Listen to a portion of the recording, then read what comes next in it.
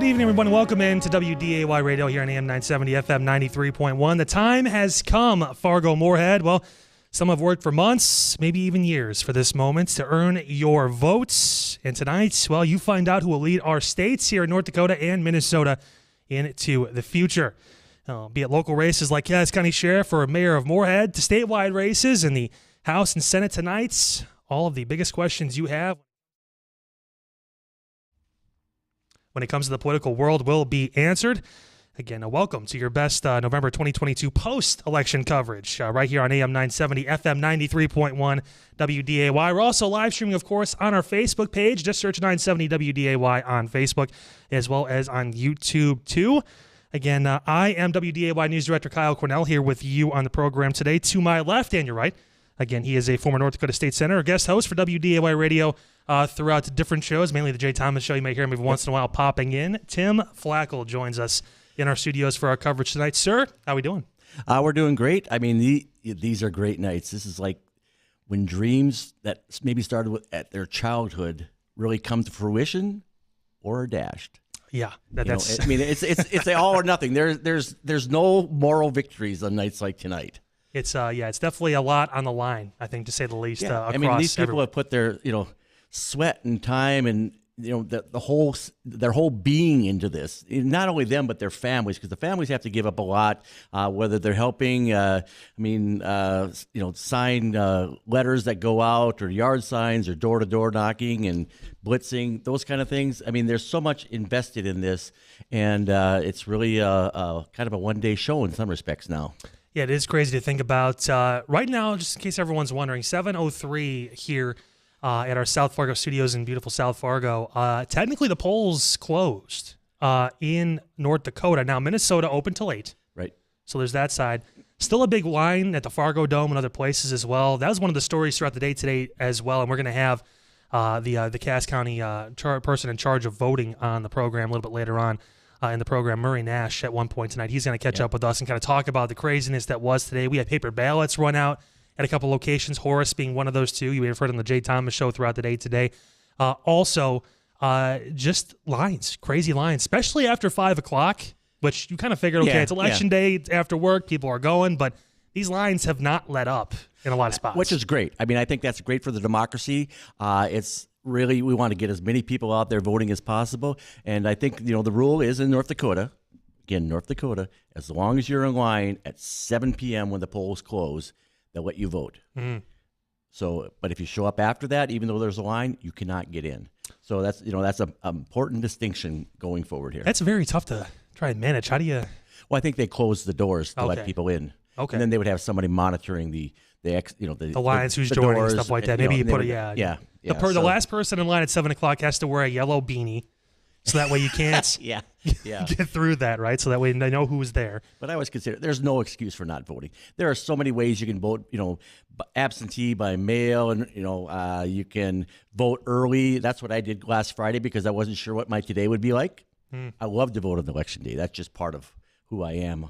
I always voted at 7:30 or 7:35 in the morning every time. Loved it. And actually, really preferred the old way when they had more precincts. Kind of in your local areas, you would see a lot of your neighbors that are truly neighbors, not just from big swaths of a county or something of that nature. So I kind of miss those days when you would see those types of things. You'd have a better sense for those smaller communities. Plus, the data's better. When you're a data guru, knowing how the different precincts vote up or down for you really can help how you adjust your strategy as far as what you need to push more. Well, me covering a couple elections out in Ohio, I can tell you it's a little crazy out there. It's a little more simple around here, which is kind of nice, especially as far as being able to break down the results for you guys. Throughout the evening, of course, we'll be able to give you guys updates statewide, local races, both in North Dakota and Minnesota. We'll also touch on some different national stories as well. And it's important to note that our reporters, Ty Schonert and Tom Tucker, are out on the scene tonight. Different campaign parties of some local candidates, some hot-button races throughout the FM Metro that really matter to you. They'll be talking to some statewide candidates, too, a little bit later on in the evening, and so will we throughout the night as we kind of work through this entire process. Tim, I'm going to ask you, maybe is there a race here in North Dakota on this side of the Red River that you think maybe stuck out to you, whether it was a statewide or a local race that you said, wow, this is really interesting? Well, there's going to be a few of them. I mean, whether it's county sheriff, which I think is a really interesting one, but the new district that we're out of right now, District 10, with new candidates running in that area, I think that will be interesting. You can't help but wonder, what's going to happen with the measures. I mean, I know you said local, but I think that may be a 50-50 split. Really? I think one's going to pass and one's not going to pass. Which one do you think? I think Measure 1 will probably pass, if I were to predict. I think the opposition was probably a little too late.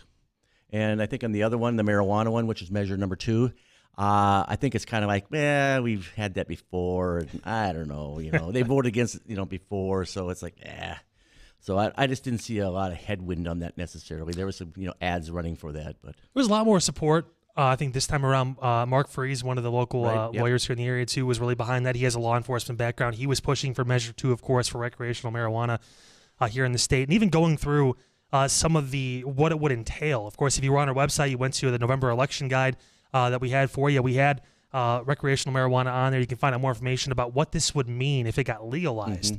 And there's a lot more set in stone this time about restrictions, even though they're technically allowing you to purchase marijuana in small quantities. It's a lot more restrictive than even what was voted on in the previous legislative session here in North Dakota. And that one, the previous one, was so poorly written. Meant they've had a couple times, and that goes to a lot of things. One of the things I want to be clear about is, it came up on Jay's show earlier today, with the fiscal impact of those measures, that is required by state law. It's in the Constitution that any measure that is on the ballot, they do a review of the fiscal impact, and it's independently done by legislative council. So legislators have no say in what that is. And the reason why they went with that fiscal impact is, an idea might be good for $5 billion, but it might be awful at $55 million.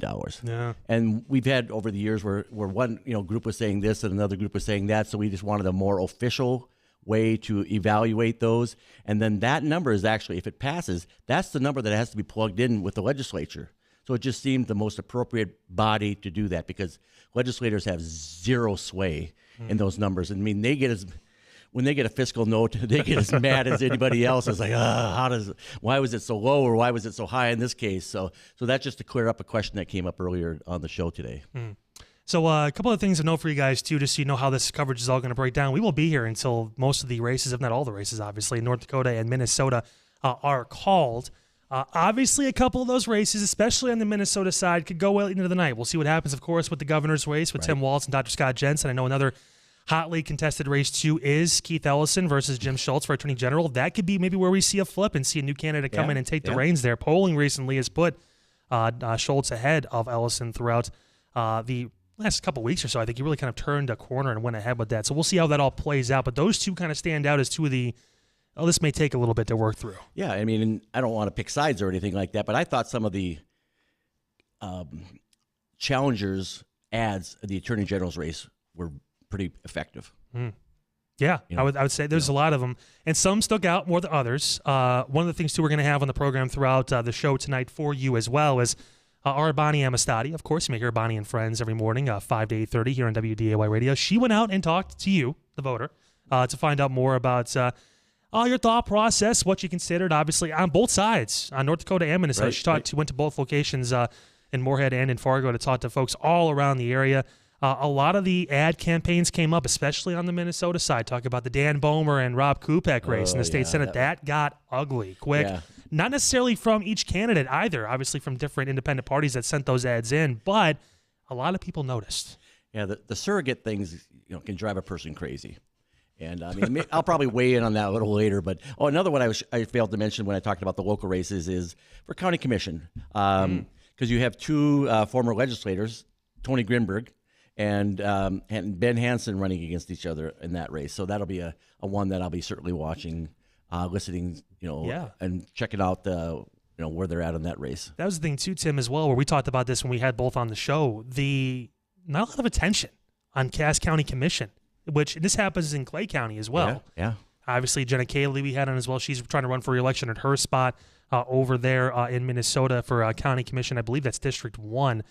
in Clay County. She's running against Paul Krabenhoft in that race, but not a lot of attention for two spots where, okay, we know Clay County is the fastest growing county outside of the cities. Here, obviously, Cass County, biggest county in the state of North Dakota.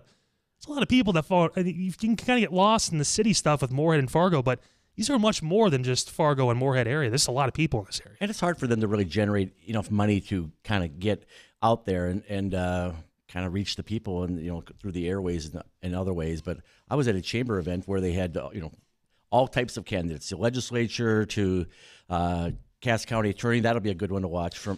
I have no idea. Nobody does. I have no idea. And I liked the concept. That one seemed very pure to me. Both of them were talking about what they would do, not about, Johnny when he was in third grade didn't pet a puppy kind of thing. That was one of those races too, Tim, where it's like 20 votes separated them in the primary back in June. You can't get much closer than that. Right. And we had, again, both on the show, we talked to 83 of the 87 candidates and issues we had on midday. Which, by the way, hats off. That is so much work that people don't realize how much work that can be. I tell you, a lot of credit goes to Ty and Tom, our two reporters who are out and about tonight. They're going to talk to some of those people. They already had conversations, but they really helped out a lot in that, trying to get a lot of those candidates in. We only had about 8 weeks or so to kind of rile everybody and wrangle everybody up, and we did a pretty good job, I think, of getting most of the candidates. But that race in particular, because of the experience from both candidates for state's attorney, the position itself, obviously we know Birch Burdick's been in that role for 30-plus years. Yep. He's now leaving at the end of this term here. I mean, it's one of the questions where I actually feel comfortable asking, does the other person have a job after this is over? Because they actually respect each other. They both like what they've done with their work. This is one of the more pure type races you're ever going to see, I think. Yeah, I mean, and for a job where you have to be pretty tough. Yeah. It's really nice because, I mean, they could have went nuclear really fast based upon the job description. Right. But they chose not to. And maybe that's a parting hats off to Birch Burdick because he hired people that not only did their job but respected the people that they worked with. And so maybe that's one of those, thanks, Birch, for, hiring two really good people that can fill this job. Another guy that had to earn some respect, and he definitely did over his 30-plus years in that position as well. Reminder, too, folks, later on this hour, of course, we're going to catch up with our Tom Tucker. He is currently at the campaign party for Cass County Sheriff Jesse Johnner. We'll have him on here shortly, wrapping up with our friends over on the flag. Later on to this hour, Ty Schonert going to be at the campaign party for Ken Lucier, Nikki Pollack, and Lisa Hahn, all running for the Moorhead School Board. 3 open spots, 11 candidates, the most crowded race, which if you followed our election coverage back in June, we'll take it. There's only one that's like that, so that's kind of nice. But still. And those are races that can get really edgy really fast, too. Oh, yeah. Yeah, so we're going to have them on a little bit later on as well to talk about their campaign. Also this hour, 7:45, North Dakota ACLU Advocacy Manager Cody Schuler going to join the program. We're going to talk to him about voting in the state today here in North Dakota, see if there was any issues. We saw some things come down the wire when it comes to voting and some different issues at the ballot box, so we'll kind of dive into those later on this hour, too. And I know they, along with another group, I just got an email yesterday, have their own hotline to report, odd things going on, discrepancies, something that doesn't smell right. Yeah, Cody's got the 411 on what's going on here in the state, so we're definitely happy to have him on later on in the program here, too. I know next hour as well, 8 o'clock hour for us. It'll be 9 o'clock hour for her out on the East Coast. But Leslie Snyder going to join us, too, national correspondent and covering races across the country. Happy to join us next hour, too, to kind of break down maybe some of those races over in Florida, Georgia, Pennsylvania, Arizona having some issues, too, with some voting going on. So we'll dive into all that. So looking forward to really all that coverage. And thank you so much, Tim, for helping us out with Lisa, or Leslie joining the show, rather. So. Yep, happy to be here. She's great. I mean, she's some of the jobs she's had and the role she's played. I mean, Leslie she's like my celebrity crush. I'll make sure we tell her that when we go on the air, like right away with her. Oh, yeah. It's going to be great. Again, waiting for our Tom Tucker to wrap up over on the flag, and he's going to catch up with us here in a moment with Cass County Sheriff Jesse Johnner at his campaign party. He is out and about tonight, so we'll have that conversation on the way.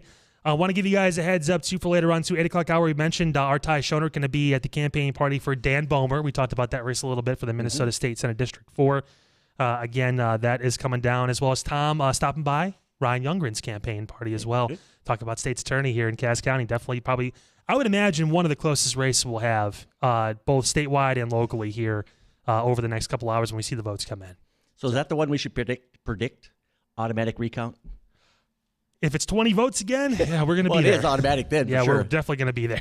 I don't know, man. That's tough. I think that a lot of people just kind of assume because Ryan is the criminal guy, he's the figurehead really of the department now, and he kind of goes out and talks more, that he had the edge. But June proved. I mean, Kim Hegvik has a lot of following right now. Yeah, she has a big network. Oof. It's huge. And yeah. That's the one race where I'm like, man, I don't know. Even just off the air, I couldn't tell you what was going to happen. Coin toss. It's tough. It's really tough. And of course, later on, too, in the 9 o'clock hour, the other side of that Dan Bomer race, Rob Kupek.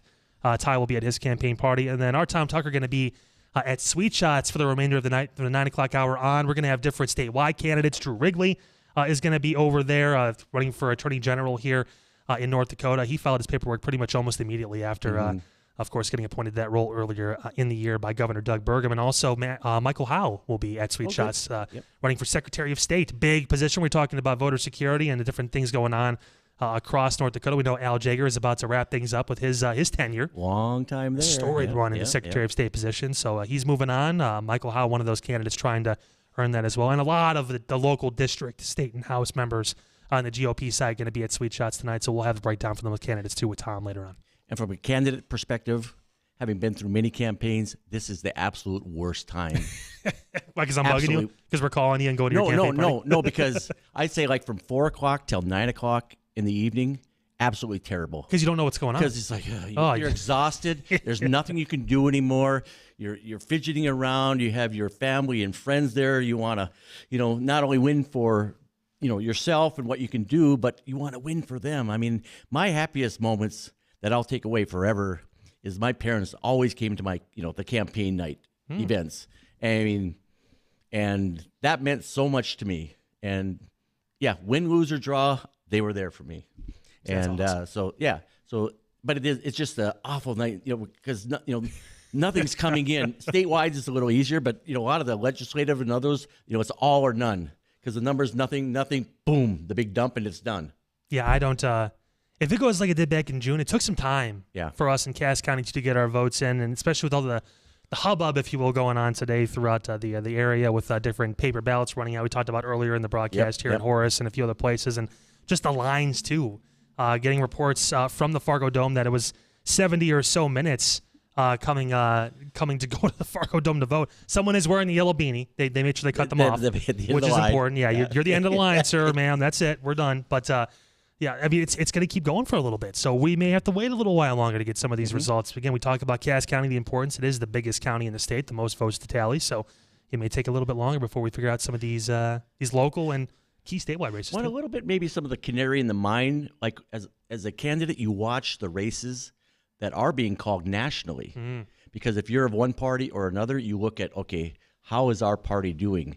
Are we winning races we didn't thought we'd win? Are we closer in races we thought weren't going to be that close? Are we, losing? Where are we at? And the whole, the talk of the night will be the Biden effect here.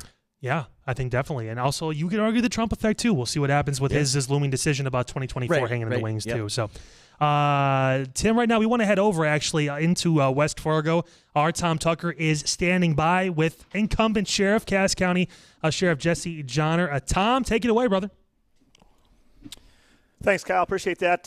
Nice to hear your voice. Yes, we are live here in West Fargo at the VFW, and standing with me now is Cass County incumbent Sheriff Jesse Johnner, seeking re-election after first being elected in 2019. Sheriff Johnner, thanks so much for joining me tonight for the conversation and the update. I appreciate it. Yep, thanks, Tom. As you mentioned to me, you declared way back in January. It's been a long several months. What's going through your head, your heart, and your mind at this point here on election night? Sure. Well, it has been. I announced back in right around January 5th. So, by the time we get around to November, it's been 10 months of campaigning. And so it has been a long time. But during that time, that's given me a lot of opportunities to meet with our citizens, interact with them, attend a bunch of community events. And through that, I've really been able to get a sense on what our citizens are looking for from their sheriff's office, and then also getting some feedback on what they feel we've been doing really, really good up to this point, and maybe some things that we can improve on. So that's really been the goal of our campaign, and then also just getting our message out on what we want to concentrate on going forward, which is going to be public safety, making sure that we have a high level of visibility for our citizens, and then working collaboratively with our other agencies to kind of curb some of the crime activity that we're seeing right now.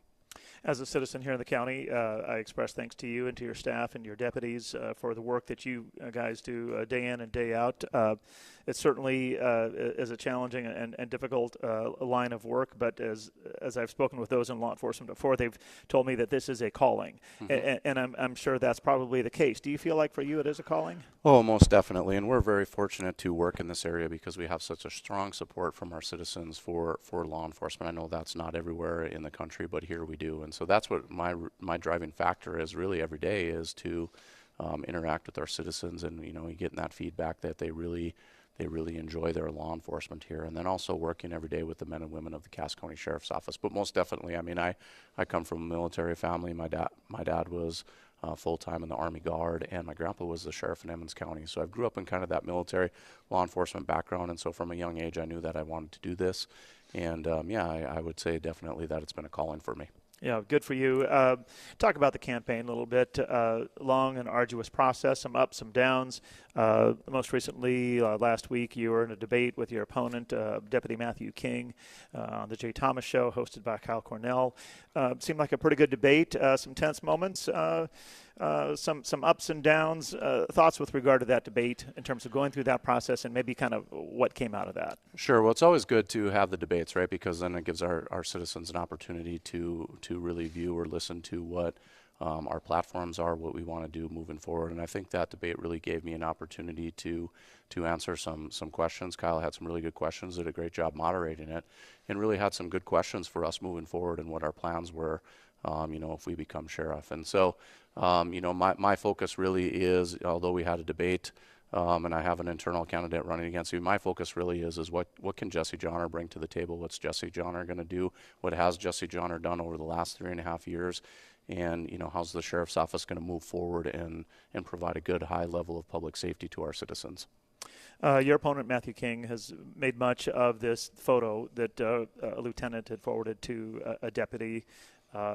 Your thoughts with regard to that kind of the whole incident and kind of maybe where that issue is today and whether or not that might be looked into a little bit further? Sure. So that incident happened a year ago. I can certainly respect people having questions about any internal investigations that we have on any of our employees. Certainly that was an unfortunate circumstance. I had a lieutenant who sent a photo to someone else, an inappropriate photo, and certainly, we want to make sure that we can maintain a high level of professionalism, integrity, and trust from our citizens. And so an investigation was done on that. Like I said, it was done a year ago. Lieutenant Ray received his discipline, and there's just some individuals inside the organization that thought maybe he should have had a higher level of discipline. But for me, and looking at the totality of the circumstances, that it was a policy violation, and that Lieutenant Ray has been a good employee, has never been in trouble before, and just kind of looking at the whole overall scope of everything, I think that I stand by our investigation. I think that we have a very good internal investigation process. It gives us an opportunity to do an investigation, to give people an opportunity to do any sort of appeals through that process, have predetermination hearings. But ultimately, at the end, there was a policy violation committed. There's discipline handed out, and we're really looking to move forward and get better as we move forward. In the campaign, you talked about some of your objectives, including, as you put it, community and departmental relationships, transparency and education, public safety, and emergency preparedness. Any thoughts on any one of those? Yeah, and I think we've been doing that. So this is just a building on it over the next 4 years. I mean, I think that we have been providing a high level of public safety to our citizens. We've been looking at different ways, always being forward thinking on how we can meet the challenges as our crimes are changing and they become more challenging. I've been working very diligently with our business district and preparing them on active shooter response. I've been doing that continually over the last 3.5 years. This last summer, we did a lot of training with our rural first responders. We did active shooter training out at our schools, so we partnered with our schools, our rural first responders, and brought that emergency preparedness to the table there. I think we've been fully transparent, and I would leave that up to you guys. I mean, I think I've been really available to all media anytime that they've called and asked me anything. I haven't been shy. I've never shied away from visiting with media, even if it's been been some tough questions, and really the goal of that, again, is to build that trust and partnerships with our community. So I think that we've done a really good job over the 3.5 years, or the past 3.5 years working on those things, and we're just going to continue to build on those going forward. You have been very accessible to us here in the media, so I know that I, as a journalist, certainly appreciate that, and thank you for that. And I would think that many others in the media would assert the same. I'm speaking with Cass County Sheriff Jesse Johnner, first elected in 2019, the incumbent now seeking re-election for another 4-year term. You talk about over the past 4 years, you've talked about the ups and downs, some challenging times, including working through a flood, times of civil unrest, pandemic, and challenges with regard to recruiting and retention of law enforcement. Thoughts on any of that? Yeah, much like you and I visited about just a few minutes ago, all of those things are challenging incidents that our agencies had, what I would say, the opportunity to work through, right? I always say that through adversity brings opportunity, and there's definitely adversity as we work through all of those situations that you just described, Tom. But, in doing that, it makes our agency stronger, it makes our agency better, because when you work through those tough situations, other things are easier. And so challenging our staff to get better, to put plans together, to work through those situations is always going to bring us to a higher level. So although they were challenging, and sometimes there's some sleepless nights, right? It makes us better and more resilient as an agency. In closing, looking back over the past nearly 4 years, what is a highlight from you, and if re-elected, what will be the priority for you? I think some of the things that we've really accomplished over the last 4 years, I'll maybe go with that, is we added body cameras to the sheriff's office. We've added a new booking area that just got completed over the last couple of weeks. We've been working on that over the past couple of years, and that's really going to be a benefit as far as intoxication management, mental health type situations that are coming into the jail, and it's going to get officers back on the street quicker. Currently, I'm collaborating with our commissioners and our county administrator on adding another pod to the jail. I think those are really big projects right now. I think that we need to get those completed to provide a high level of public safety to our community, and so I think that those are some really big accomplishments for our agency. And then, we are struggling with some recruitment and some retention, but I think that we have a really good plan going forward to turn the corner on that. And so we're just going to continue to work on that and try to get better through those situations. Kyle Cornell, quickly back in studio, sir. Do you have a question for Sheriff Johnner? I just want to thank the sheriff for stopping by with us here tonight. I know it's a busy night, a lot of hard work for all this. Appreciate him for stopping by in the debate, too. And Jesse, any final thoughts for the folks here in Cass County as you wrap up your conversation with us and move on to see the results of this hopefully soon? Yeah, I really want to thank our citizens, our businesses, for the support that they've provided the Cass County Sheriff's Office and me as their sheriff over the last 3.5 years. Like I mentioned earlier, it's easy to work in this community because of the support we have, and we've definitely been shown that. And I'm just really appreciative of that, and I'm looking forward to building on what we've done over the past 3.5 years. I want to continue to serve as Cass County's sheriff. I want to continue to serve our citizens. I still think that I have a lot to offer to this community, and we want to keep it a safe community, and I'm really vested in that because I grew up here. I graduated from high school here. I went to college here, and I want to make sure that we can continue to keep this community a safe place to raise families. And so I'm really just looking for everyone's support as we move forward over the next 4 years. Kyle Cornell, thanks for the question. Cass County Sheriff Jesse Johnner, thanks so much for taking time for us tonight to give us a little bit of an update and share your thoughts. And we wish you nothing but the best and moving forward here tonight. And again, thanks for your service to all of us here in Cass County. Yeah, thanks, Tom. Thanks, Kyle. Kyle, back to you. Gentlemen, thank you so much. 7:30 here on WDAY Radio, of course, streaming live on our Facebook and YouTube pages, as well as online, WDAYRadioNow.com. Quick break. When we come back, we're going to catch up with our Ty Schonert. He is out and about right now covering the Moorhead School Board race. We'll have candidates live on the air next here on WDAY Radio. Stay with us. Hey Flag listeners, Spencer Brand here from Media Shack LLC. Do you want to get started on your project today? All your business branding needs, including but not limited to signs, embroidery, screen printing, custom apparel, banners, vehicle decals, wide format printing, and much more. And we do it all in-house. If you can dream it, we can do it. Contact us today Media Shack Fargo at 701-612-9363 and ask for Carson, or online at MediaShackFargo.com. Van Dam Chiropractic is dedicated to helping you achieve your health goals and improving your quality of life. Dr. Van Dam provides the most comprehensive chiropractic and acupuncture care. Whether it's recovering from a sports injury, work-related injury, car accident, or just getting relief from chronic pain, Dr. Scott Van Dam will get you back on the road to good health. They look forward to serving you at Van Dam Chiropractic. Call them at 532-5320 or visit them online at vandamchiropractic.com. It's about tradition, values, and family ties. Bucklet Chevrolet's tradition of giving back to our community remains a priority.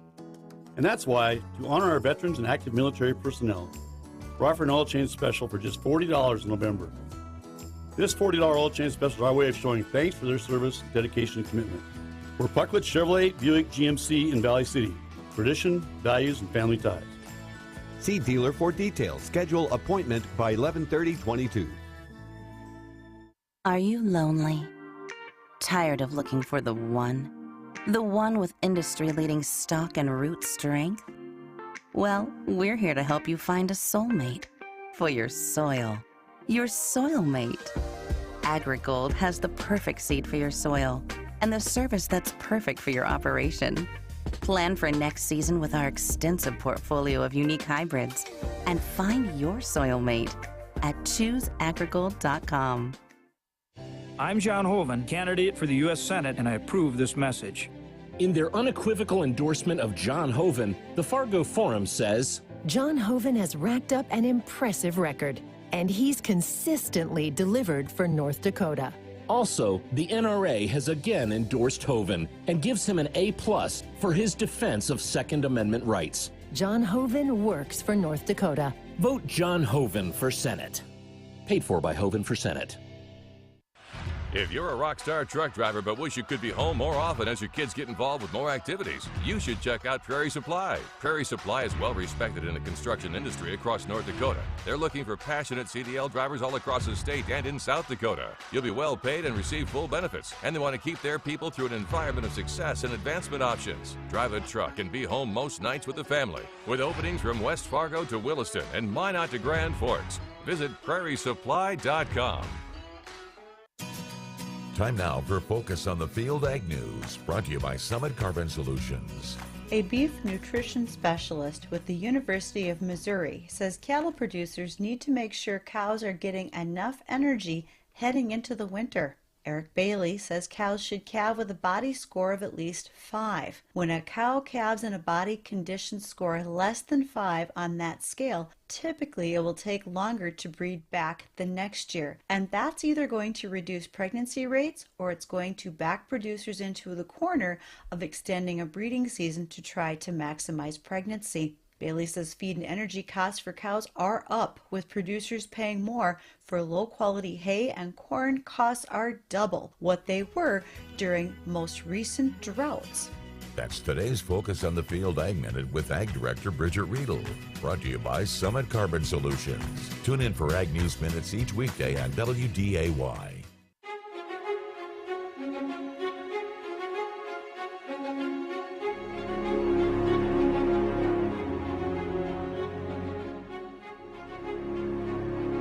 Welcome in back, folks. Your best November 2022 post-election coverage right here on AM 970 FM 93.1 WDAY Radio. Again, News Director Kyle Cornell here with WDAY Radio, joined, of course, by my co-host for your coverage for this evening, Tim Flakoll. To this point, still working through some of the local races. Obviously, not a lot going to come down here in the early portions of the night. More about just checking in with some candidates as they go throughout their night, Tim, too. But in the meantime, looking at some of the national stuff, seeing interesting right now, about a split when it comes to Senate seats. 36-36 seems to be the number right now for U.S. Senate seats currently. In the U.S. House, obviously, we're very, very early in the ball game with all the House seats up as well. But we'll keep you guys up to date on those throughout the evening. Tim, any thoughts before we send it over to our next guest? My slate is clear. No, I want to bring up something about that Jesse talked about. That's really important if I got a minute or two. Sure. It is so important that candidates go door to door. Not only go door to door, but go door to door to every house when I would go door to door, I didn't care if it had my opponent's sign on there or whatever, because when I told them, I know you have my opponent's sign, but if I win, and I think I can win, I represent you too. And that's really important when you do that. And then the other thing is a little more jaded here, because sometimes when you ask people, what would you learn when you went door to door, they tend to often say the things that matter to them most, not necessarily the ones that always came to the top, but certainly some things that were always at the top for many years is like tax and property tax relief and some of those things. But the door-to-door is a great incubator of new ideas and really to find the pulse of where people are at.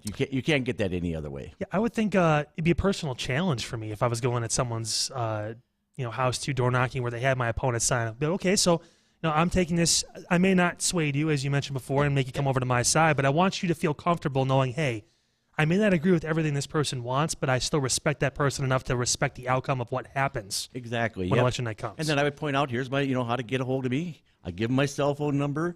And I mean, I just wanted to make sure that they felt that if I would win, that they had somebody who was there, that they could talk to with their best interests in mind.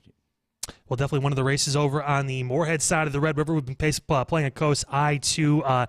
Our Ty Schonert catching up with a trio of Moorhead School Board candidates. 11 total candidates for 3 open spots on the school board. Are you getting June flashbacks from the Fargo School Board race? I am just a little bit. But nevertheless, we're going to head over to Legends in Moorhead with our Ty Schonert on the scene right now. Ty, what's going on, brother? Not a whole lot, Kyle. Just thank you very much for joining me on WDAY RadioNow.com. And also, sitting across from me right now is Ken Lucier, part of the KNL trio. How you doing?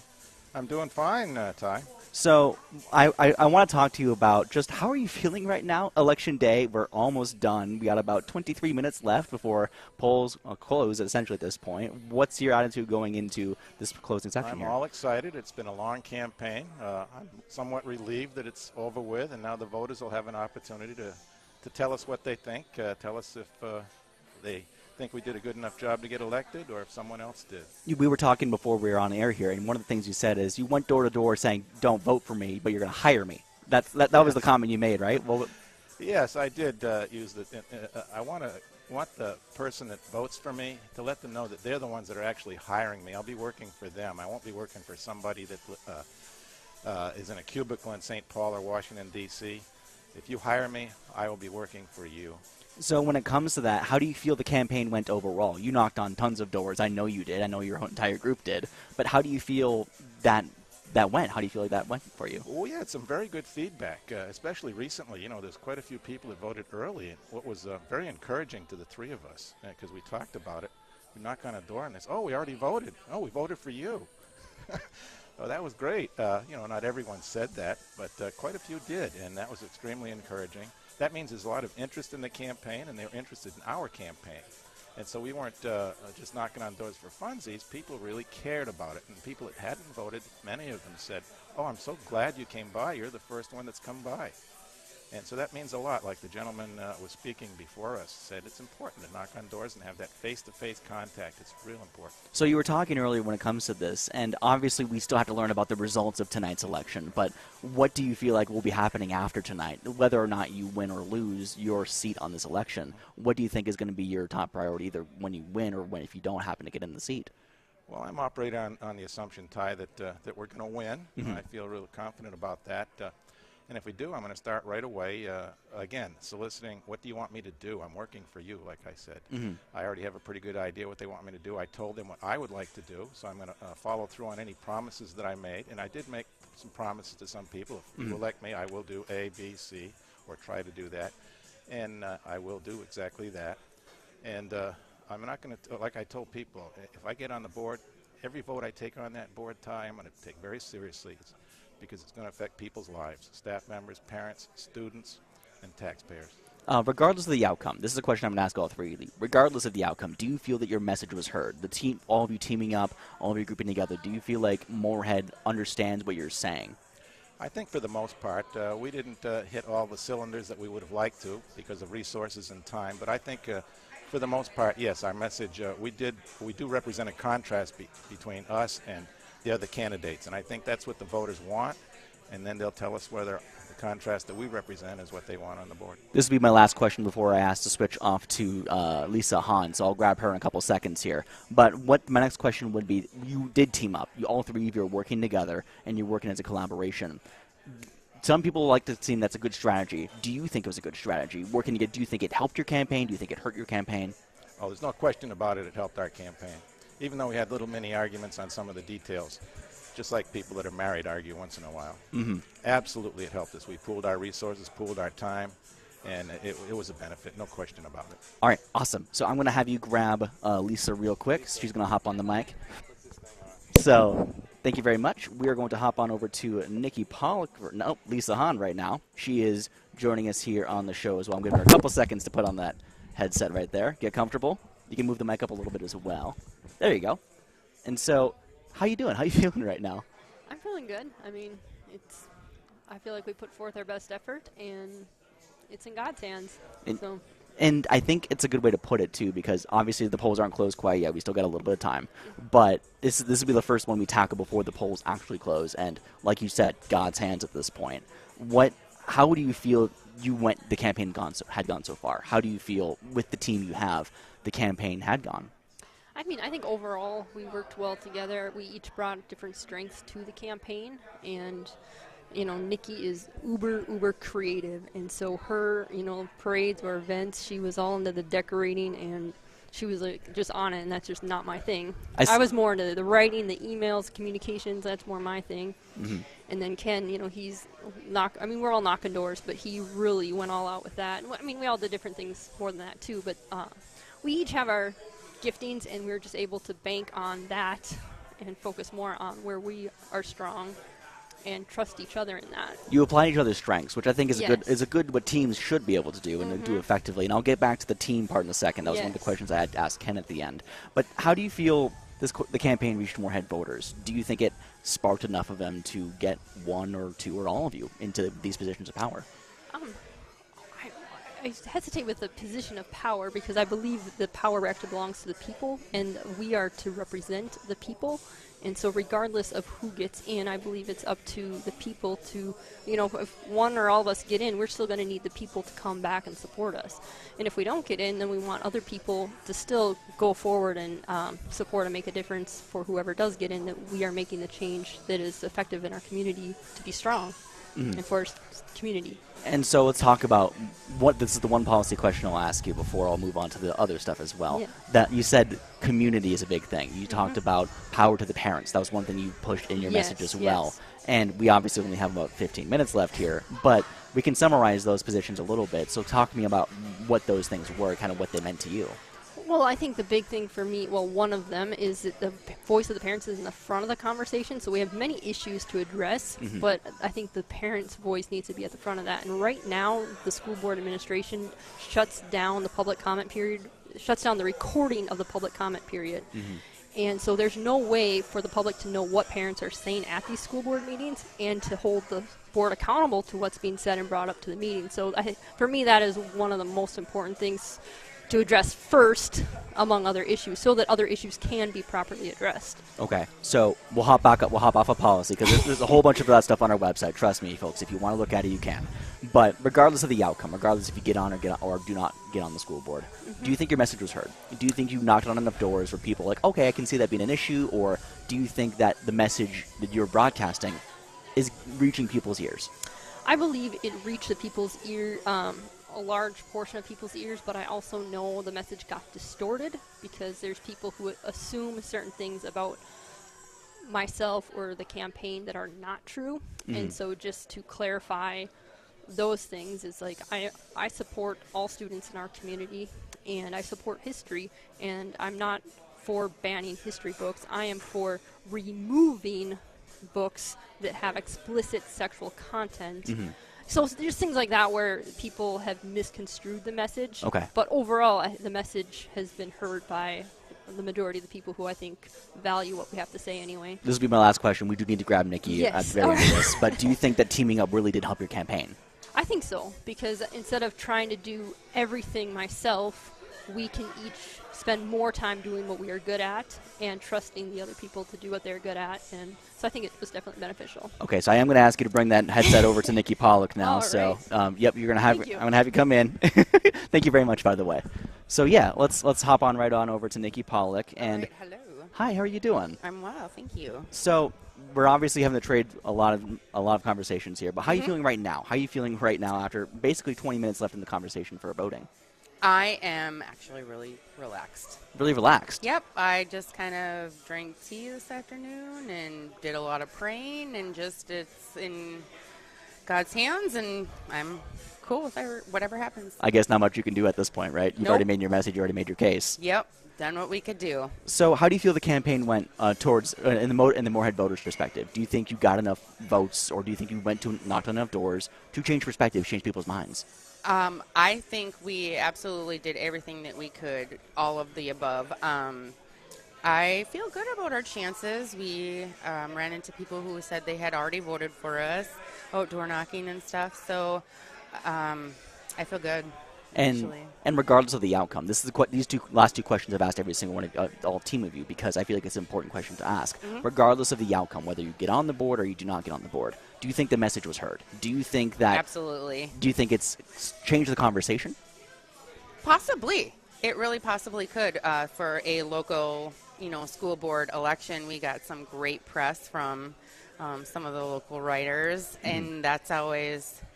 When I say great, I kind of am being sarcastic, but I just wanted to make sure you caught that, because I think that helps. There's no such thing as bad press, so I really think that helps get our message out as well. And then my last question for you is, do you feel like teaming up together, all three of you working together, helped or hurt your campaign? Do you think it was a beneficial force, or did it hurt you guys? It was 100% beneficial. Okay. All three of us we're so different in that we just kind of, we just mesh, and my faults and weaknesses are their strengths, and vice versa. So yeah, it was absolutely beneficial. Awesome. Thank you very much for speaking with me. Yes, we're gonna no hop problem. we're gonna hop back in a second when we talk to the flag, but we're gonna hop back to the WDAY news studio with Kyle Cornell and Tim Flakoll. Yeah. Ty, thanks so much. Appreciate you stopping by with all the candidates. Ken Lucier, Nikki Pollock, and Lisa Hahn, of course, all running for the Moorhead School Board. 7:48 here on Your Best, November 2022 post-election coverage. Well, at least for most of the North Dakota side, Minnesota still wrapping these up. You got 12 more minutes to vote over there. And obviously, long lines here in North Dakota, especially in Cass County, all throughout Fargo. And to talk a little bit, Tim, about how things have gone today when it comes to voting, and to give his thoughts on that, we have on the news line right now North Dakota ACLU Advocacy Manager Cody Schuler. He joins us now on the program. Cody, how we doing? I'm doing well, thanks. Oh, thanks so much for giving us some of your time, bud. Really appreciate making a few minutes for us here on WDAY Radio tonight. So let's talk about it, man. We've seen a couple stories come down the wire about maybe some issues at the ballot box across North Dakota. What have you seen today? What have you guys heard? Well, here in Cass County specifically, we had joined with the North Dakota Voices Network as well as the League of Women Voters of the Red River Valley to have election observation. And so during early voting, but also today, we had folks observing at the polls. And I myself, actually, while I wasn't directly observing, I was out checking on the observers and made my rounds to every single polling location today. And I can say that we saw long lines. We saw things moving, pretty good all day long.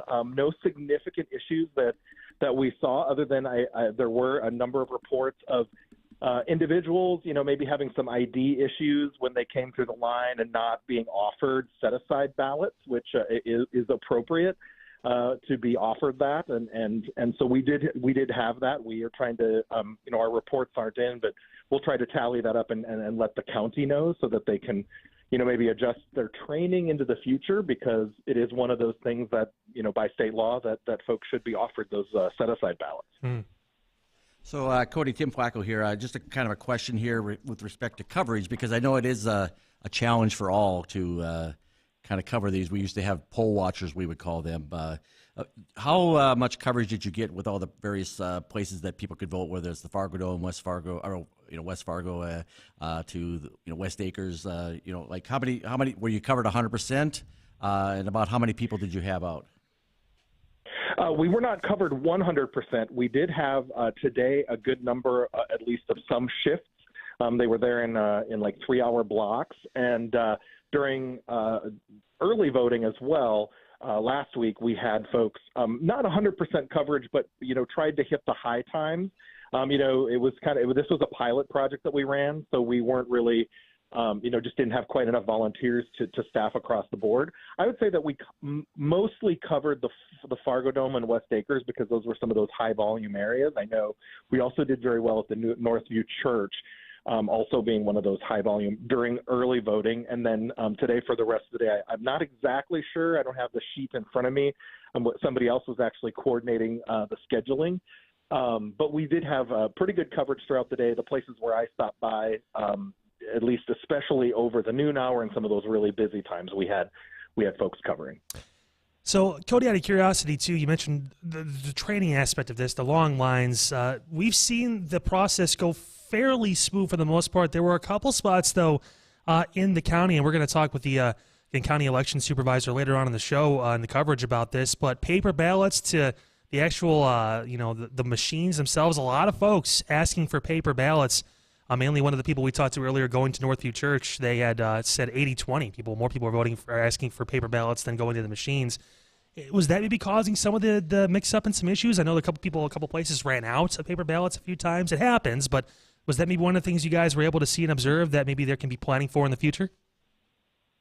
I would say that from what I observed, I think that I didn't see necessarily, a discrepancy or there was no way for me to see as an observer that more people were voting one way or the other.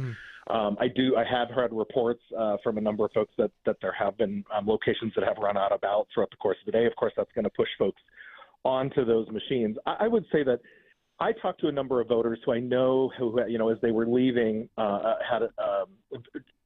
able to have some nice conversation with folks of other experience of voting on the machines. And I think that, they call it express vote. That's the name of the brand of the machine, and that's how the signs were located. And so I think there were some folks who were maybe a little confused or maybe a little bit wary about that. I know back when I voted in the primary in June, I was offered the machine, and I was like, I don't know about that. I'm going to stick with paper. This time, though, I did go and vote with the machine when I voted last week during early voting, and it's so easy to use. But I think if somebody called it a touchpad or maybe, it is some sort of maybe a different name or terminology for it, and to reassure people that it prints out a paper ballot. I think some people think it's electronic, that they're not going to have the same experience, or that it's some sort of, something floating in air or going on the internet. None of our voting machines are connected to the internet at any point in time, and it does print out a paper ballot, which you're able to see and feed in the machine just like the other paper ballots. And so it's really just a ballot marking machine. And so I think maybe some of the terminology and the way that we talk about it at the polling locations could be a way that might maybe take away a little bit of some of that anxiety that some folks might have about using it. We got time running out here. And a quick question. Is there a setback recommendation where you don't let your workers, we'll call them, poll watchers, get more than so close to something that's actively going on? I mean, is there a recommendation because you're not hovering over somebody that's voting, or what's the recommendation there, feet-wise? Yes, state law does not allow election observers to interfere with the election workers or voters. And the only time that we would, or that an election observer would talk to a voter would be, or even get close to a voter, would be if there was an issue where they would offer their services to clarify someone's rights. If somebody walks away from a poll, for instance, today I visited with a gentleman who was turned away because of an ID issue. I was able to visit with him and inform him of what his rights was, and then he was able to go back to the clerk and say, I need to have a set-aside ballot, and I'll come back later with my proper identification. And so he didn't know his rights. And so, otherwise, no, we, each inspector sets up a location for the observers. It is off to the side. It does not interact with people. And like I said, the only time, any of our observers talk to folks is maybe somebody who was turned away from the polls, and we would then, be able to go approach them as they were leaving in appropriate fashion. And also state law says it is actually by penalty to disobey an election worker. And so election workers, the inspectors, et cetera, also give guidance, to those observers. All right. So, speaking right now with North Dakota ACLU Advocacy Manager Cody Schuler here on WDAY Radio, of course, your best November 2022 election coverage. Cody, thanks so much for making time for us today, sir. Really appreciate it, and we will talk again soon. You bet. Anytime. Thanks, Kyle. Thanks, Cody. Right now, 7:55, we had a chance to get another person involved in our election coverage. Our own Bonnie Amistadi was out earlier today catching up with you. That's right, the voter, talking about the issues that matter to you most. Definitely out and about through North Dakota and Minnesota, Fargo and Moorhead. Let's hear from Bonnie and you now. And what brought you out to the polls today, ma'am? Well, I too think it's really important to use my vote to select the people that I want to serve me. The term limit measure and marijuana, any feelings one way or another on those? Obviously, you've cast your ballot one way or another. Anything you care to comment on? Yes, I am for term limits. You know, I'm not exactly positive 8 years is really enough, long enough necessarily, but I think a change in leadership every now and then really does bring fresh ideas to the legislature, and I think it would be good for our state. Any races or either of the measures, what stood out most to you, or just kind of everything was important to you and you wanted to cast your ballot? Everything was important, yes, and I tried to study and find out, what candidates were saying that they approved of and were going to do, and the sheriff's race too, for one, I did consider all the contention and made a choice based on part of that too. Not only locally, statewide, but nationwide. What do you see as the biggest concerns for our country right now? Well, I am pro-life, and I'm hoping that we have a culture of life in our country soon. And but the economy is also a high priority. It's really, the inflation is just getting pretty out of control. But what brought you out today to vote? It's an important election. Things are really kind of crazy in the world right now, and want to do my part to try to make things better. So you are casting ballots for change, it sounds like. Yes. What do you think are our biggest concerns here, not only in North Dakota, but in the United States as well? The Supreme Court decision to overturn Roe v. Wade is something I'm very passionate about and would like that to change. Climate change, term limits, all of those things. Just things haven't been working in Washington for a while, and we need to elect people who are going to bring change. Sure. What about the sheriff's race? Did that one catch your attention at all? I know it was a little kind of contentious with stuff being thrown around. It was. I tried my best to stay informed of that and just, paying attention to, dirty politics and weird kind of things, and kept that in mind, absolutely, as I was voting. And what did you think about the marijuana measure? I personally voted no. I can see benefits, pros and cons for both of it, but ultimately chose no. What brought you out today, sir? Are you one of those guys that votes at every election? I vote every election, yes. Were there any races or candidates or issues in particular that really had your attention? Measure 1 and Measure 2, absolutely. What are your thoughts on those? I'm yes for both of them. I think term limits just makes sense and allows for people who are working for their representation and for the people, as opposed to special interest in career-long politicians. And then I also am a big proponent. I actually work in the medical cannabis industry, so I'm a big proponent for more access for everyone and affordable access with as long as it's done the right way. Any particular races that you really had your eye on? You wanted to see change, you didn't want to see change in? I mean, obviously our representative is a pretty big election there. I think not too much significant change, I guess, but everyone has their own opinions and their own people who they want to choose to vote for. So I guess that's the beauty of it all. Is this is why we all get together, and I would like to see politicians who are more willing to debate as opposed to just argue. Exactly. And what do you view as our biggest issues, not only statewide but nationwide? I would say the way there's so much divisiveness and polarity on so many issues, when really most of us are all in this together.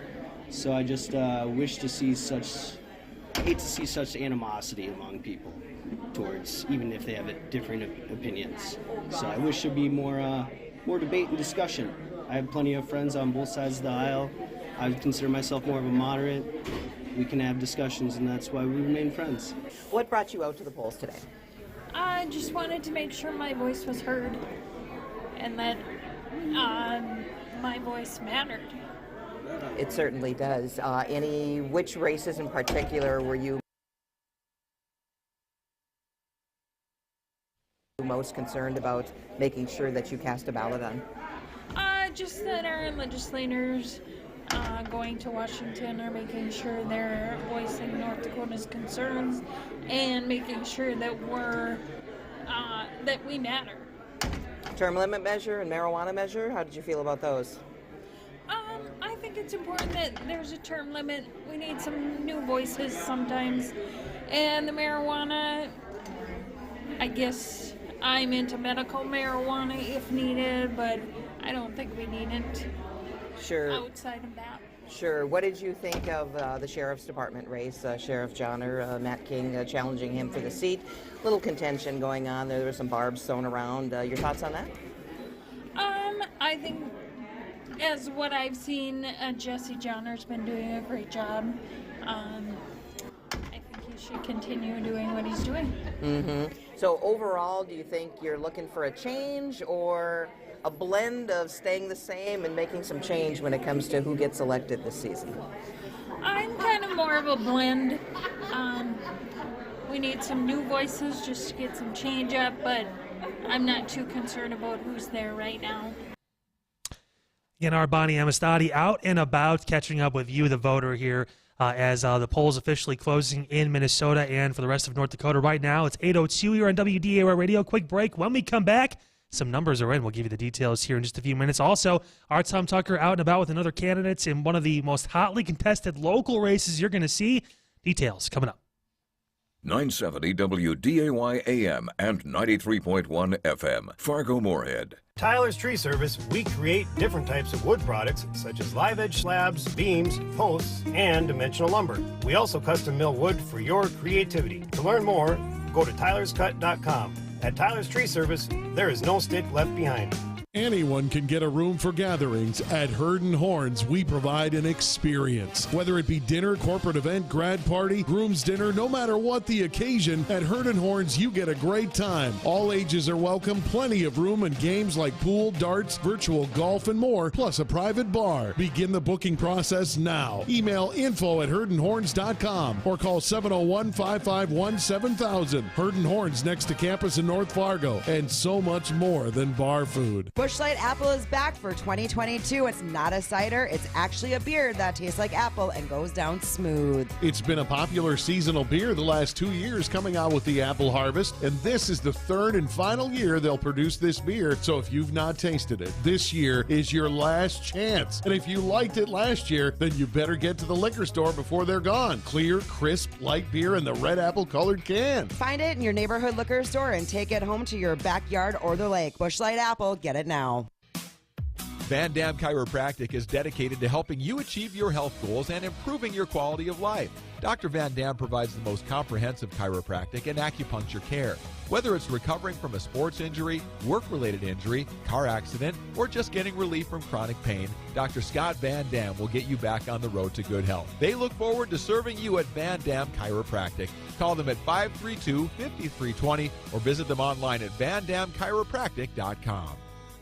Anyone can get a room for gatherings. At Herd & Horns, we provide an experience. Whether it be dinner, corporate event, grad party, groom's dinner, no matter what the occasion, at Herd & Horns, you get a great time. All ages are welcome, plenty of room and games like pool, darts, virtual golf, and more, plus a private bar. Begin the booking process now. Email info@herdandhorns.com or call 701-551-7000. Herd & Horns next to campus in North Fargo, and so much more than bar food. Would you enjoy having 3 hot meals a day? Someone did your dishes, laundry, and helped manage your health concerns. For over 125 years, the Veterans Home has been providing quality care for veterans and their spouses. You were there for us. Now let us be there for you. Call us at 701-683-6500 or visit ndvh.nd.gov. This ad is sponsored by the North Dakota Cares Coalition and aired in cooperation with the North Dakota Broadcasters Association and this station. When it's time to build outside the box.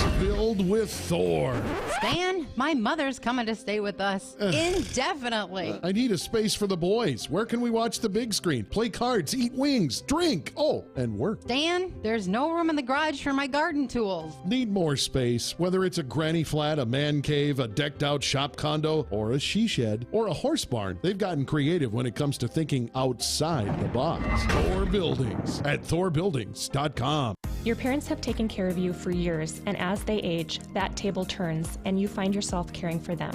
Where can you turn for answers? Let Senior Helpers be your trusted advisor. We make it possible for aging adults to continue to live at home safely and independently. Providing personalized care specific to every client, Senior Helpers provides flexible hourly care ranging from simple errands and housekeeping to 24-hour live-in care. Living at home is possible with help from Senior Helpers. Find out more online at seniorhelpers.com.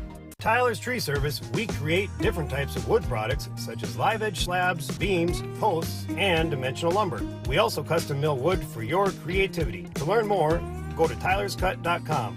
At Tyler's Tree Service, there is no stick left behind.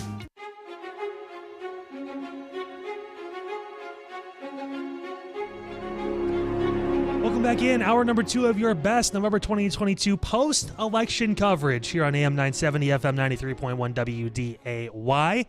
News Director Kyle Cornell joined by my co-host Tim Flakoll here live in our South Fargo studios. Some numbers coming in, folks, right now. 3.1% of the voters have voted here in the state of North Dakota. Have some early results for you on the North Dakota side. Currently, Senator John Hoeven leading challengers Katrina Christensen and Rick Becker.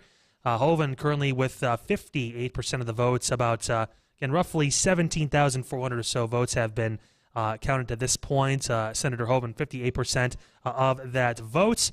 Also, 26% voting for Katrina Christensen is main challenger there, and Dr. Rick Becker with 15%. Kelly Armstrong leading Cara Mund in that race. 63% of the vote currently in favor of Representative Armstrong. In the meantime, Secretary of State Michael Howe leading the race right now, 62% of the vote. Again, still very early in this process, folks, so we'll keep an eye on these races for you. North Dakota Attorney General Drew Wrigley leading the way, 70% of the votes to this point. Ag Commissioner Doug Goring leading his race as well, 74%. And Public Service Commissioner Julie Fedorchak running for re-election.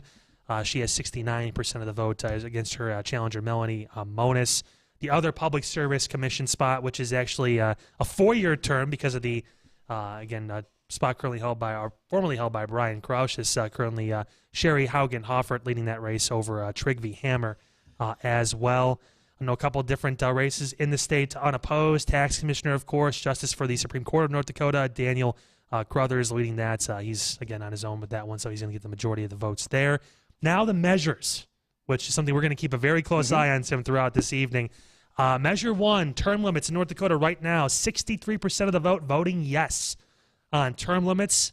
Almost the polar opposite for recreational marijuana in Measure 2, 60% voting no to this point. Still early. Only 17,000 votes in right now across the state, according to the Secretary of State's website. 6.7% of precincts reporting, so still lots of time for this to change, but right now those are the results.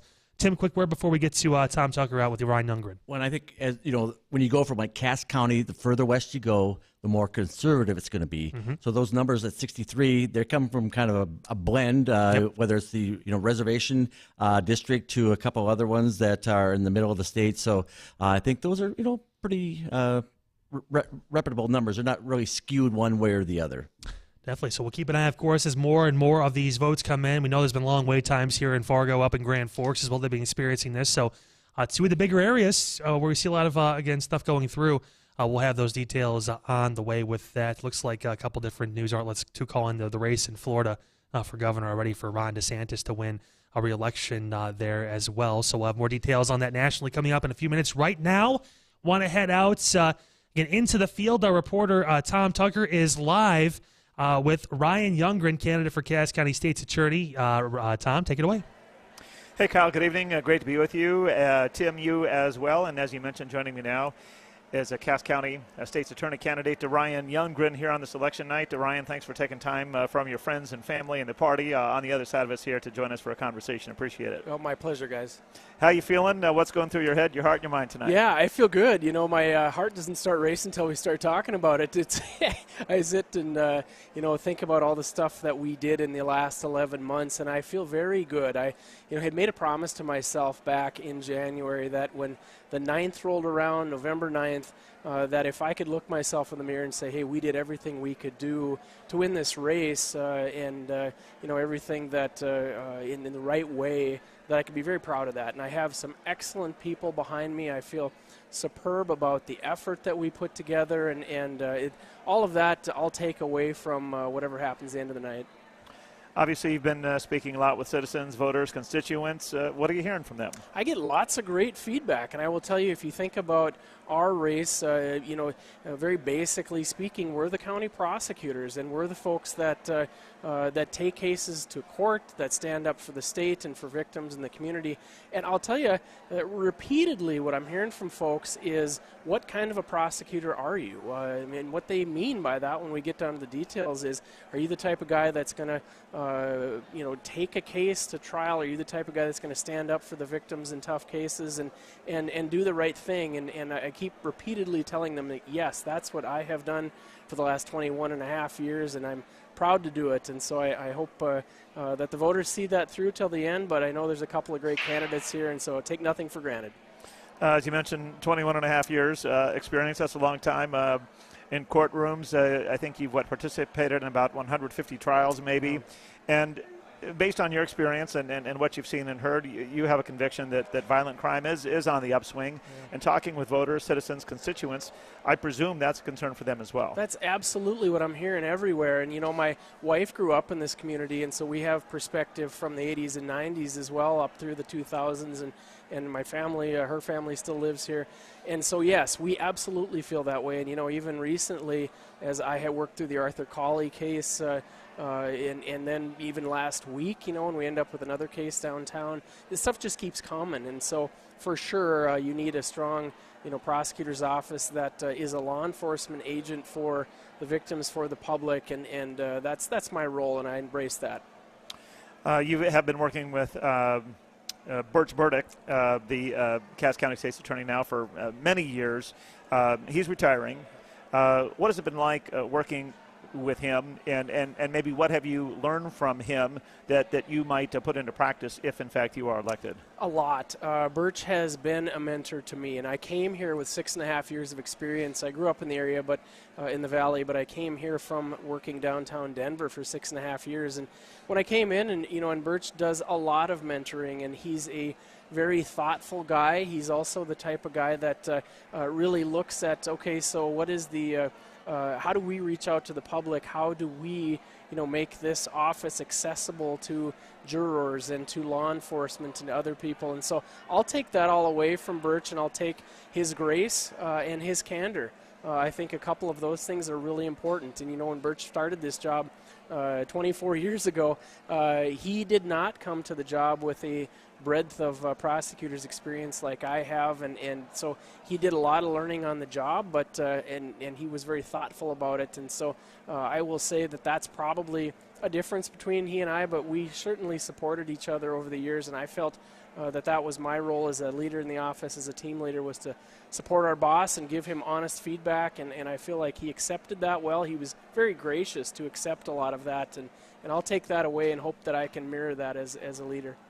I'm speaking with Ryan Youngren, Assistant Cass County State's Attorney, running now for Cass County State's Attorney. Kyle, I'll give you an opportunity for a question here in just a moment.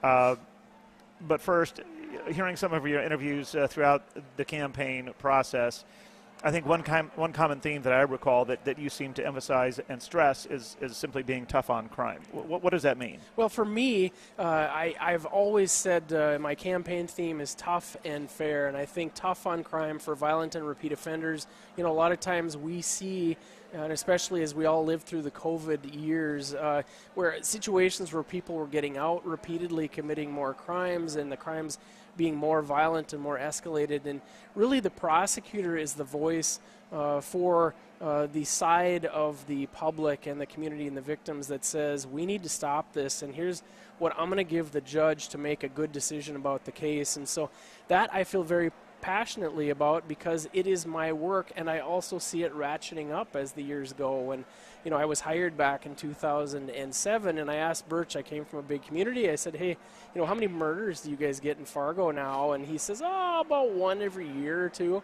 Well, in 2020 we had 9, and so you go through those numbers and you're like, wow, this really is changing, you know, in the downtown community and the greater Fargo-Moorhead community, and even touches Cass County. And I'm, you know, want to be that voice for the public so that they can call on us and say, he's standing up for us, and that's the role I want to play.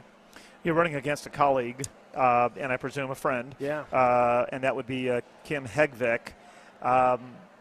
What might it be like if you win and become her boss, or maybe if she wins and becomes your boss? Yeah, and it'll have to be something we work through, and I think probably share perspectives. I wrote her tonight before we came. You know, I'm one of those guys, with all that trial experience I've got, I'm the guy that goes up afterwards almost like I was a hockey coach and player too, and I'll go up and go through the handshake line. And so I wrote her and I said, you ran a great campaign. It was a very strong campaign, and I appreciate that, and kind of over a text message shook hands, and so I think we will both sit down and talk with each other after that and see what it looks like moving forward. And you know, we've both been talking about visions that are different for the office, that emphasize different parts of, I think, what we both probably recognize as essential to an office is addressing violent crime, and then also dealing with the mental health and the addiction side of things.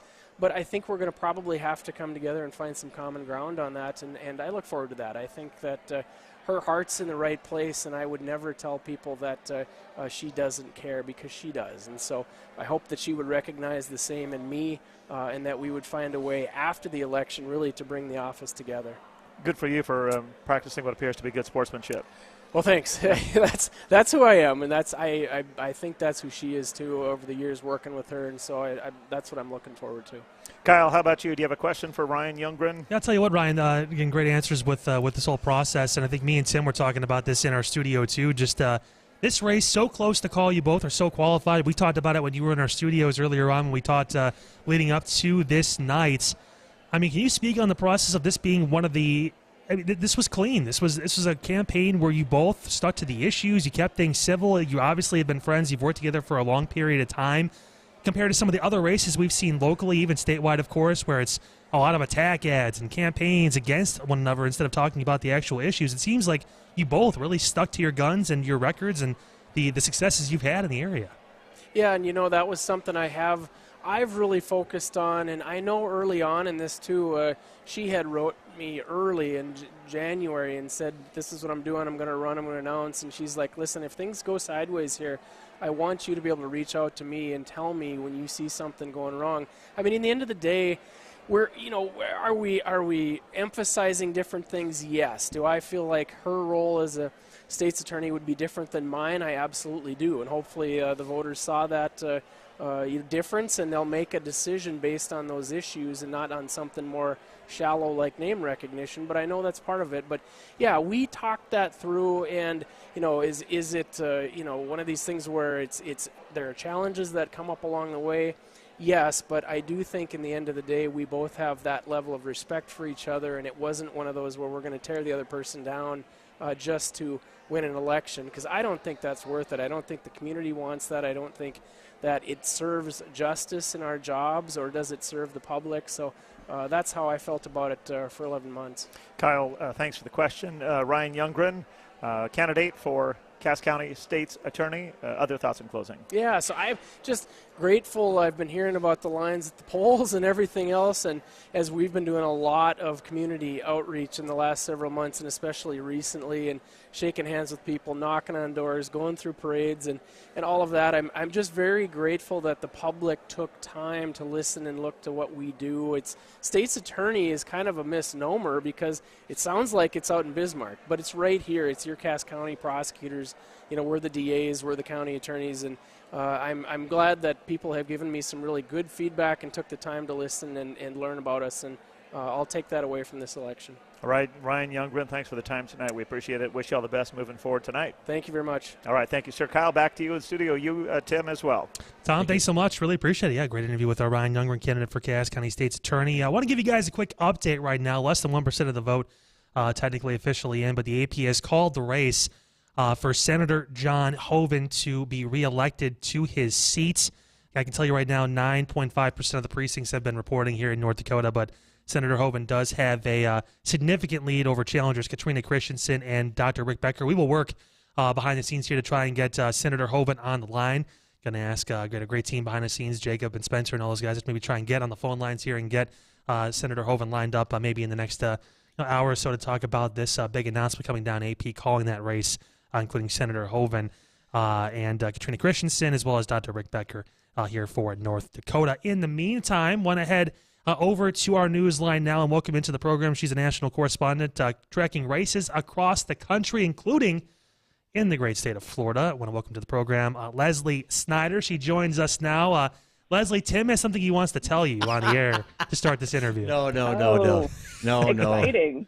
Oh, you got to do it now. I set you up. Well, yeah. then, yeah. Come on. Because her mom's probably listening. No, her sister. That's fine. I don't know. And my sister, too. So there you go. Great. No, earlier okay. I described you as you're like my celebrity crush, which I'm sure is like scary for you. So. Oh, man. No, I'm shot for the rest of the night. Yeah. It's been a long day for you guys. I know that. So thank you very much for doing all you're doing. It's an important year. So it's everything. All your information is really valuable for everybody. Thank you. So what are we hearing in the, I think it sounds like the governor's race has been called in Florida, pretty substantial margin. So let's start with Florida, the governor's race and the U.S. Senate race quickly here. Absolutely. So the very special thing, one of many special things about Florida is that they actually count the mail-in voter ballots and also the absentee ballots as they come in. So you don't have to wait until after Election Day and the polls close for poll workers to start counting. So we get that running count. So for my goal for Governor DeSantis, and I'm sure his goal as well, is to make sure he had a landslide vote over Charlie Crist. And he, right now, with still 15% of precincts yet to be called in, he's got 59% of the vote, which is great because the last time he ran for office, he was up about 0.5%. So we're really happy, especially when you're looking at counties like Dade County and Hillsborough County, which is Tampa, where Charlie Crist had his Congress seat. Yeah, and a big name really guy he ran against. Absolutely. So that's been really wonderful. I'm so happy for him for his really huge win here, and also Marco Rubio, who has pretty much run neck and neck with Governor DeSantis's rates at like 57 to 58% with still precincts to report. So congratulations for Marco Rubio and also Governor DeSantis. Huge wins, landslide races. Really happy to see that. And also with the House races, you're looking at how you're going to look to control Congress for the House side, and 3 seats flipped in Florida for the Republican side. So that's really great. Leslie, how does this affect Governor DeSantis' prospects for 2024 for the presidency? I know his name has been one of the big ones floated around. I know you've got connections inside kind of his camp as far as what he may or may not be thinking of doing. I know former President Trump said to have a rally about a week from now to talk about his prospects too and all this, and he wanted to wait till the dust, quote unquote, settles from the midterm elections here before he announced his intentions. But I imagine winning handily for Governor DeSantis, does that kind of give him some confidence to say, you know what, I think I do have some momentum. I can maybe take this run in 24 for the presidency? That's a really good question. And obviously I can't answer for the governor. But to be honest with you, when you're looking at winning by 0.5% the last election cycle for governor, and then, getting to 59%, possibly 60% of the vote for Florida this election cycle, that's huge. So that would give anybody else a little bit of room to pause, possibly. Anybody that would possibly want to go into 2024 against Governor DeSantis if he decides to run. So that's really, a phenomenal difference from the last time he ran for governor and his reelection campaign. So, I don't know what former President Trump would be announcing next week, But, when he announces at the polls that he voted for DeSantis, I think that's a pretty nice endorsement. Yeah.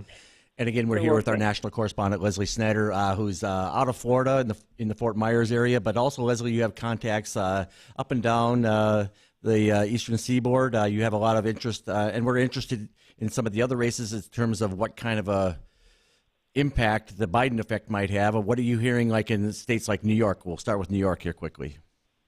Well, New York is a very different state, obviously, because they don't do, they don't do the counts until the polls close. So you're not going to hear those. So when my mother, like you always like to reference my mother, my sister, and they want to know what's going to happen in Washington State and what's going to happen in New York State, we can't really predict that because we don't have the look into what voters are actually voting. You can only look at exit polls, but so those take a little time. I mean, some counties in New York State, we have quite a few counties, 62. Yeah. So when you're looking at that, some of the projections, they'll come out automatically, and others will just linger for like a day or so. And Washington State is very similar to that. So when you're looking at these Senate races or a gubernatorial race in New York, those are the ones that are really going to be the nail biter, but I wouldn't stay up for it. Some of the precincts just don't report. Some of the counties don't report as efficiently as the counties in Florida. That being said, I mean, one of the races I was really looking at for the gubernatorial race is Maine's race. When you're looking at former Governor LePage actually challenging Governor Mills, that is a huge race. Obviously, the Arizona governor race is a huge one. These are just outstanding to watch. Sununu in New Hampshire, he's expected and projected to win in New Hampshire. Sarah Huckabee Sanders, one of my favorites, somebody I supported, obviously won Arkansas, which is great.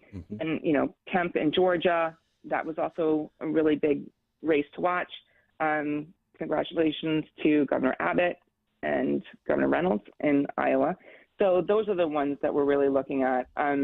And then when you're looking at the Senate races, Ohio, Pennsylvania, I'd be very surprised if they don't go on the GOP side as well. Yeah, we have early that Fetterman is ahead, but we also know that remind people to, it all depends upon where the votes are coming from at this point. So exactly, and that's what we saw in Florida. I mean, with Dade County and Hillsborough County, that was always the sticking point. Also, Palm Beach County for the gubernatorial races and Senate races for Florida. We look at those as well in other states. Some report a little bit earlier, some don't. So when those precincts and those counties report in these very, very big races in these big states, that's really, really look for. One of the things, too, I want to give you a quick update for the Minnesota side of things in the gubernatorial race. We're starting to get numbers already coming in from the state of Minnesota. Kind of a bit of a surprise here. Dr. Scott Jensen and Matt Burke, only 8 of 87 counties reporting, only 23 total precincts out of over 4,000. So very, very early, 0.5% of the precincts reporting in the state. But very early lead for Dr. Scott Jensen and Matt Burke, up several hundred votes as we begin this process. 76% currently of the vote for those two against Governor Tim Walz and Peggy Flanagan. Another one of those races, honestly, it's kind of local to us, but on the national stage too, Leslie, we talk about candidates possibly for president in 24. I've heard the name Walz pop up once in a while. Minnesota, of course, gets some notoriety with that. Have you heard anything on that side as far as him and his prospects and how close this race could be?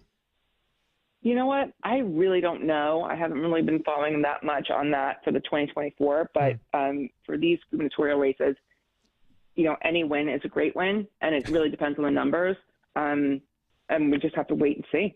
Yeah, but definitely. I'm really hopeful, and I think it's really going to be a super exciting night. And for the New York race, for gubernatorial, my friend Lee Zeldin, I've known him since, he ran for Congress. He was a state senator.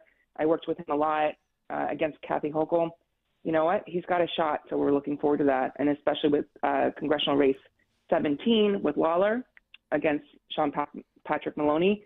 That's a congressional race to watch. I mean, when you're looking at, the Democratic, fundraising arm with Sean Patrick Maloney and then having Lawler actually, exceeding him on some of those numbers tonight, it's a big deal. So, and then the last thing I'll have to mention is, Guam elected its first representative to Congress in 30 years that's a Republican. Yeah. So, when you're looking at bellwethers, and that was kind of yesterday, I think that's really something. I saw that guy, Leon, was just like, wow, awesome. And then, Leslie, not to put words in your mouth, but the Georgia Senate race, don't stay up. It's not going to get over tonight or maybe for weeks to come. Is that right? Because you have to have a simple majority to win that one. Is that kind of the conventional wisdom? Does that seem right? That was the gritty race between Herschel Walker and the incumbent senator there. Exactly, and also you have to make sure that the third party races get canceled out. So if it goes to runoff, we'll have to see about that. Okay. And that's the other thing. And the same thing with Alaska. They have runoff races, so you have to wait for those too. And I wouldn't stay up, but I'm hopeful for that. Yeah, we're up against the clock a little bit, but I have one more question, Leslie, because when you were on the air last time with the show, you talked about the challenges of voting after the hurricane. Did that kind of help take? I mean, did that kind of take care of itself in Florida after the hurricane, or is there still people that really had to scramble to try to figure out what to do for voting? The Secretary of State really did a really great job, especially in the counties affected, especially with Governor DeSantis. What happened was in Lee County, in the county that I live in, they consolidated 97 voting precincts to 12. Getting that information out took an army of people, on the elected, appointed official side, and also just as us as people that work for campaigns. So that was extraordinary. So I, made sure that everyone really tried to get out and go out, vote early, mail in their ballots, do whatever they can. I had friends in France doing that. I had, friends in Montana doing that. And it was just really super exciting to see the enthusiasm.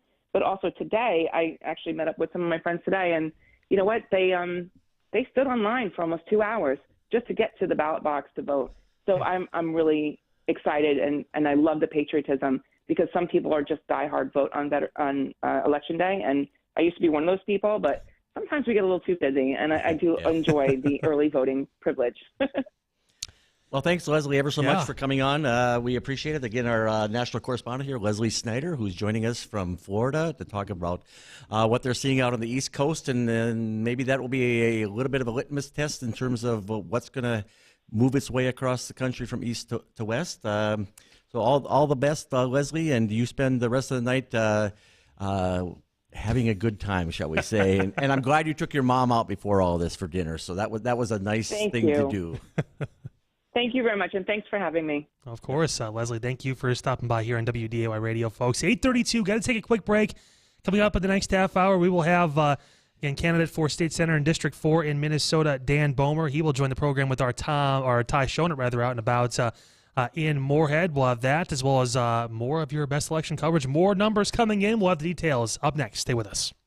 Hey, Chris Berg here. Radio personalities like myself, we spend a ton of time and energy during the day, obviously in front of the computer. We're looking for news stories for you, talking to callers. So when the day is finally over, I get to go home and crawl into my Comfort King excited, because I know I'm going to get a great night's sleep. At Comfort King Mattress Factory, they build a mattress just for you. That's what they do. Comfort King has the only lifetime comfort guarantee. So buy local and shop Comfort King Mattress Factory. Hi, my name is Justina, and I am a junior at Fargo North. I moved here with my parents at an early age, and I plan to study business in college. The reason that I'm so hopeful about my future is Legacy Children's Foundation. I want to thank the amazing donors who are complete strangers to me. I'm amazed by the generosity. Because of them, Legacy youth receive resources and positive relationships to become educated leaders. Find out more at legacychildrensfoundation.com.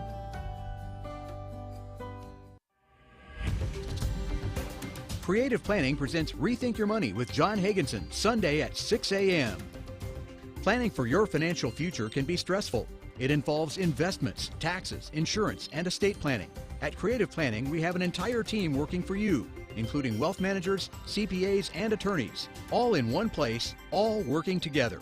Let Creative Planning show you a richer way to wealth. Visit creativeplanning.com. That's creativeplanning.com.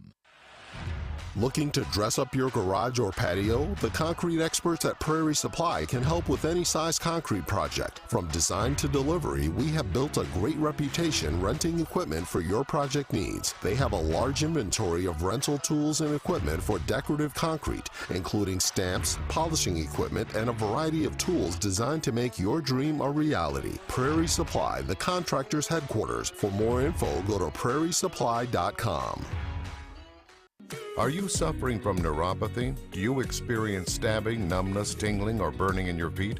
Are you tired of sleepless nights and avoiding life due to pain? If you've been diagnosed with neuropathy or have pain or numbness in your feet, call us right now before it's too late at 701-929-7505. Again, 701-929-7505. Neuropathy is a very serious and progressive disease where your nerves start to break down. It can lead to balance problems, complete loss of independence, and in some cases, amputation. Our program addresses the underlying causes and doesn't simply mask your symptoms with medication. In fact, many patients start to feel relief from their symptoms within weeks. There's no surgery and no use of prescription drugs. Pick up the phone and call now at 701-929-7505 or find out if you're a candidate for our neuropathy program that has changed thousands of lives. Call us today at 701-929-7505. Fall means cooler weather, football, and Oktoberfest beer on tap from Sam Adams and Fargo Brewing at Three Lines Pub. Try the new flavors of mac and cheese bites. Get a coconut shrimp basket on special for a limited time, and fam favorites like Irish egg rolls, Reuben bites, or bangers and mash. First responders, military personnel, and seniors all save 15% at Three Lines. Friday nights, enjoy 2 meals and 2 glasses of wine for just $30 combined. Friends, food, and fun at Three Lines Pub on 13th Avenue South in West Fargo.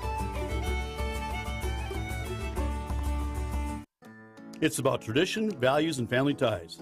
Bucklet Chevrolet's tradition of giving back to our community remains a priority.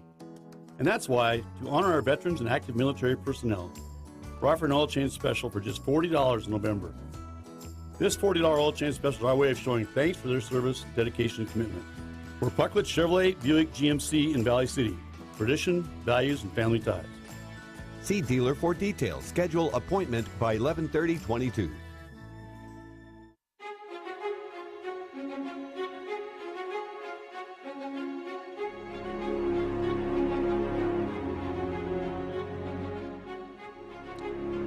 It is 8:37 here on WDAY Radio. Thanks so much for stopping by. Happy to have you with us on your best November 2022 post-election coverage here on AM 970, FM 93.1, WDAY Radio. Of course, streaming live on our Facebook page, too, as well as our YouTube channel and the website built for you, WDAYradionow.com. Again, News Director Kyle Cornell here with my co-host for the evening, Tim Flakoll, former state senator and regular fill-in host for the Jay Thomas Show, different programs here on our airwaves. We mentioned a little bit earlier this hour, Tim, despite not a lot of votes being cast and taken in, AP already calling the race. Senator Hoeven is being declared the winner here in the Senate race involving, of course, Democrat Katrina Christensen and Independent Dr. Rick Becker.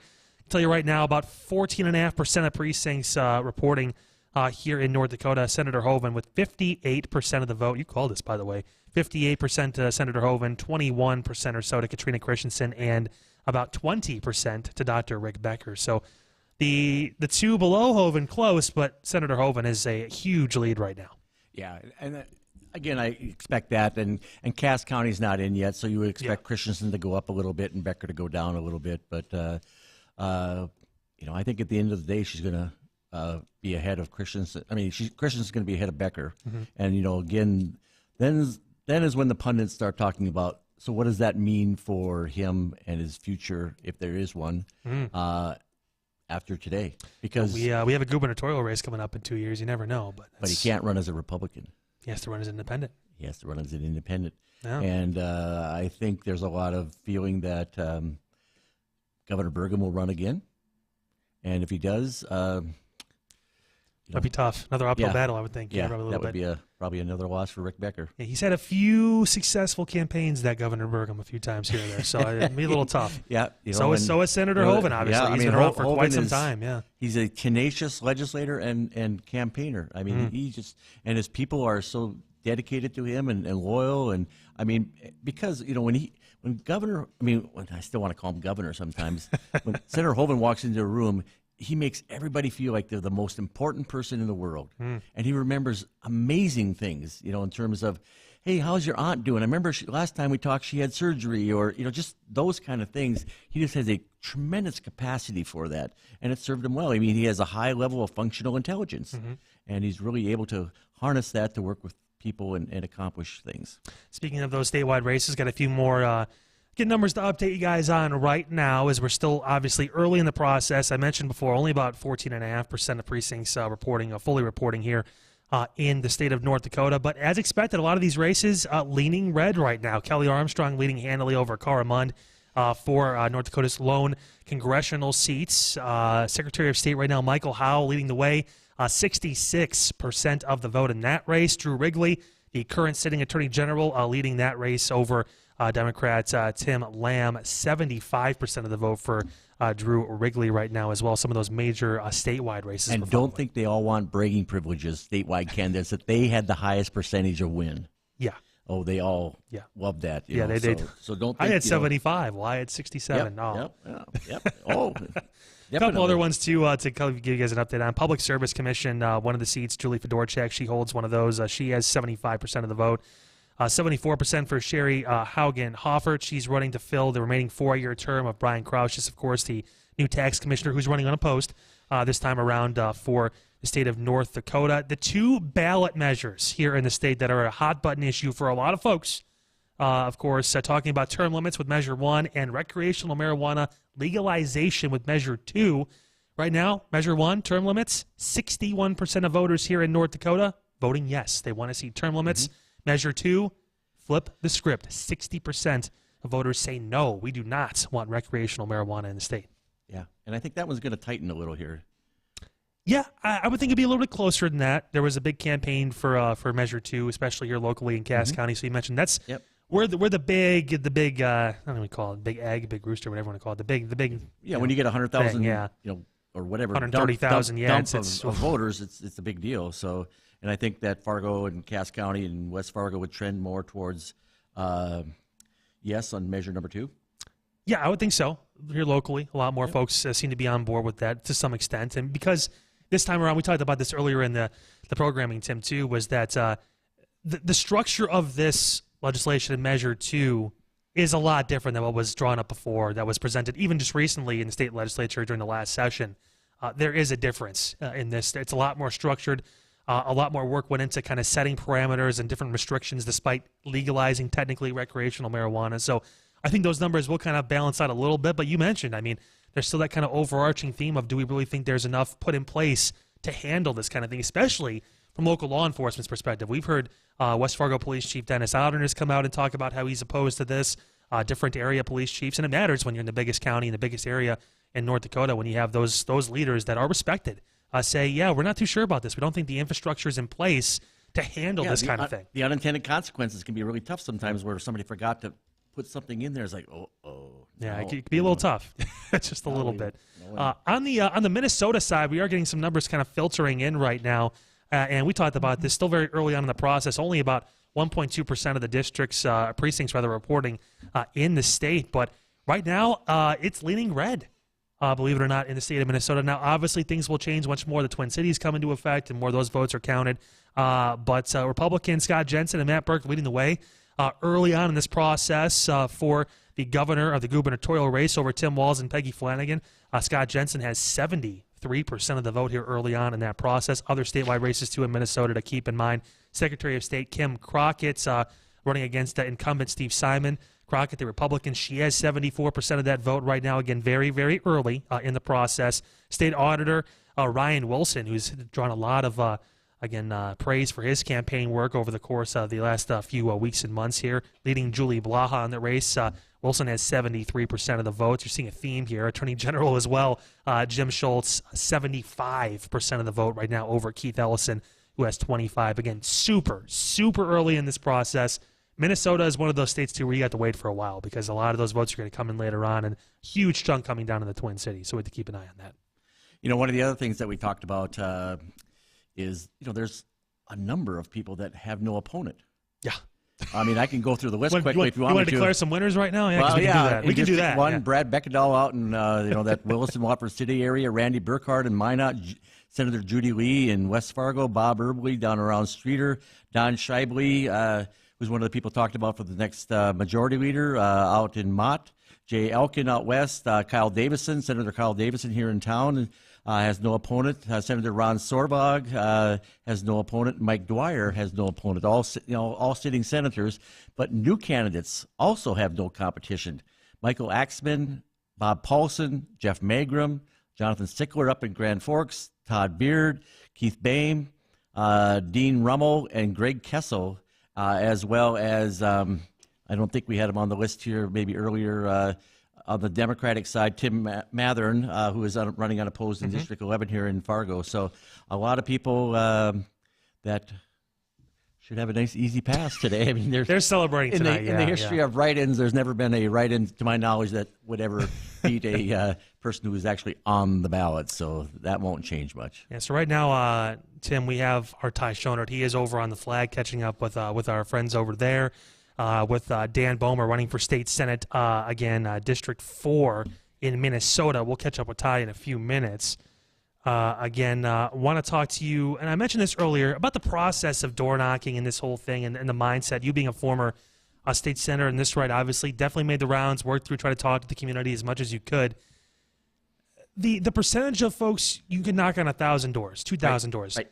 How many people actually answered the door when you went? Did it matter? I'm assuming what day you went, what time you went mattered. But, I mean, if you can give me a percentage kind of ballpark of how many people actually said, hey, how's it going? They answered the door for you.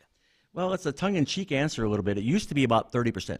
Okay. And it really didn't matter. I could go over my lunch break at noon, and it would be there. Or evenings, the things you would not ever, ever, ever, ever do.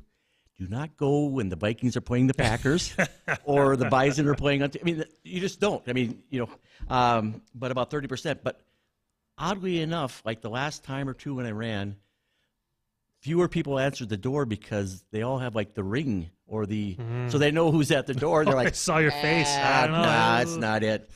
So no, it's so. I mean, a lot less these days, and it's a little frustrating. But sometimes they just want to know you made the effort. So you write them a little note and say, hey, sorry I missed you. Here's my phone number or email if you have any questions. Yeah, I think the other part of that too, as you mentioned, only 30% if you're lucky to get that kind of number. I mean, do you get dejected doing that? Because you mentioned going to so many houses and all the work. And I had some candidates say, yeah, we went to knock on 300 doors today. We only got like 4 people to answer, and only 3 were voting for us or 2 were voting for us. And it was hard to work through that. I mean, keeping the morale in yourself up when you're doing all that work and only getting minimal results. I know every vote counts. Believe me, it does. But that's got to be a little bit tough on the morale for yourself, the ego for yourself, trying to go and garner support and kind of get more people notified about what's going on.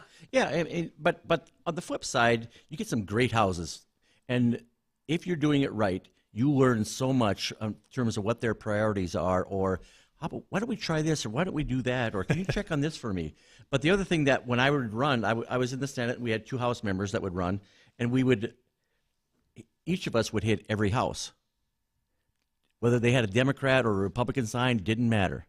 And by that, it really upped the chance that we would get them home at one of those times. So we'd space it out so that we weren't there like 2 days afterward, and they're like, thanks a lot. I just talked to Tim, 2 days ago. So what's the problem? But yeah, I mean, it's and like I told you, I think we were off air then, but even if they had my opponent's yard sign up there, I still went to the house because I always felt I wanted to let them know that if I win, and I'm won, 18 years in the Senate, that I was their senator, and I wanted them to feel comfortable that they could call me or talk to me, and we would also find out things like, yeah, the sign's there because my husband's a duck hunting buddy with the guy who was in charge of the sign. They didn't even necessarily know the other candidates. So it's just some of those. You can never decide for them is kind of the rule of thumb that I had when you do that. Or you get some people where you give them your brochure and they look at the brochure, they look at you, and then they look out at the yard sign and like, what are you, crazy here? I'm voting for. I got to sign for the other person out there. And then you just try to talk issues with them and just kind of make them smile or break it down or say, hey, now you got something for the bottom of your bird feeder or something like that. Just something to kind of help break the ice. And you would talk about things that connect you more. Right. And that's what's really important is to say, on 4% or 5% we may disagree, but we may agree 94, 96% of the time on other things. So let's not lose sight of that because of the one little issue here or there. Definitely. Tim, we're going to head over. We have our reporter out on the field right now, Ty Schonert. He is currently live in Moorhead, catching up with a candidate for State Senate in District 4, Dan Bomer, right now live on WDAY Radio. Ty, what's going on? Not a whole lot, Kyle. We're speaking at Midtown Tavern right now outside of the Republican Watch Party, it looks like. And I'm speaking currently with Dan Bomer. He's looking to be the senator for Minnesota State Senate, District 4. How are you feeling right now, sir? I'm feeling pretty good. We ran a honest, issue-focused campaign. That's what we focused on the entire time. Our message didn't change. We didn't morph into something that we're not. I don't do that. I'm what you see is what I get. And so I focused on the issues that have been identified as important to me back last spring, and that's what we talked about. We talked about inflation. We talked about the economy. We talked about taxes and regulations. We talked about education. We talked about public safety. So what do you think was that strong message? That's the strongest message you think resonated the most with the voters across this district? Every house is a little bit different, but I guess if you're going to break it down into the one common thing that was you've seen more often than not, it was the economic issues. People are really, really concerned with the increased cost of living. And what are we going to do about that? And when I talk about cost of living, I'm not just talking about cost of goods, because everything that the state, what we can do in the state legislature to impact our cost of living is our taxes, our regulatory environment. We impose these regulatory requirements on businesses that increase their cost of doing business, and then that reflect on what we as citizens need to pay. And so we need to address those issues that's driving up the cost of businesses, and we can do that. Taxes. Just a few short years ago, our governor was pushing very hard for a very significant gas tax increase. And Minnesota already has a high gas tax, and much higher than our neighboring state to the east. And those are disparities, increase the cost of living and working in Minnesota compared to our neighboring states. And those are the types of things that we need to address. We had a $9 billion surplus, and so we need permanent tax relief, because we can't go, we have a surplus and then we try to figure out how to give it back and then and back and forth. We need to take less money out of people's pockets up front, because you and I know how to spend our money better than the government does. So that $9 billion surplus is always a fun topic to talk about, because people either have something they want to do with it or they don't want to touch it. And it's always nice knowing what people think about it. And you said basically just give it back to the people, right? That's your explanation. My thing, and I've said this since last spring, is that we need to do it. We need to sensibly manage that money, and just cutting people a check is maybe not the most sensible thing to do it, because then you have the administrative costs, and so you're spending a lot of money trying to give back money. We do need to put the money back to those people that paid it in, whether it's through businesses or individuals that paid in too much, resulting in the surplus. And so we need to figure out that balance, and how are we going to get it back, whether it's a tax credit or whatnot. But we shouldn't be using that opportunity to figure out how to spend it. And that's my thing. Just because we have extra money, we shouldn't be trying to figure out how to spend it. We need to look at, well, how did we end up with so much extra? And we need to put the money back to where it belongs. Shifting the focus away from policy, it's a lovely discussion. But we have discussed policy on WDAY Radio now, so if you want to hear that interview, you are allowed to do so, audience as well. But on to the campaign, because that's always an important topic. It's always a fun topic to discuss. The last 5 days or so, leading up to today, basically, how have you felt from the last 5 days or so going to now, and do you feel like at the end of the day you ran, like you said earlier, you feel like you ran a strong campaign that was on the issues and didn't mudsling? What do you feel like that'll be true tomorrow, a month from now? Absolutely. We worked as hard as we could, and every single day we were out there, whether the weather was nice or whether weather was not so nice. We've been very fortunate to have we've had some great days, and we haven't had very many bad days. But over the course of the summer and into the fall, I myself I've hit probably about 7,000 doors. Just today, I went out this morning, and in between texting people to encourage them to get out the vote, and door knocking, I think I did about 117 doors today and about 250 text messages. That's one thing I always respect for people who run and actually go out and door knock and do these things. It's so much work. It's absolutely so much work to go to these places and do these things. And it is. I always respect people candidates who, even if they don't get a large percentage to vote, it's still an absolutely intense job to do. Put yourself in the public eye and see all the things that could happen, really, and get your ideas criticized and all these things. Do you think, now this is a question I asked when we were on the flag as well, do you think that Minnesota's going to turn red with this? The leadership anyway. State House, State Senate, all these places. I do. I have a good feeling about where we're at in the state and the issues that we ran, because I think across the board, the elections that I monitored, the campaigns that I monitored, people, again, tended to focus on the issues and talk about what's important and what we're going to do, and not get into the personality contests or character assassinations. I think what we need to do is we need to move away from that. And I think everybody, that's what the public wants too.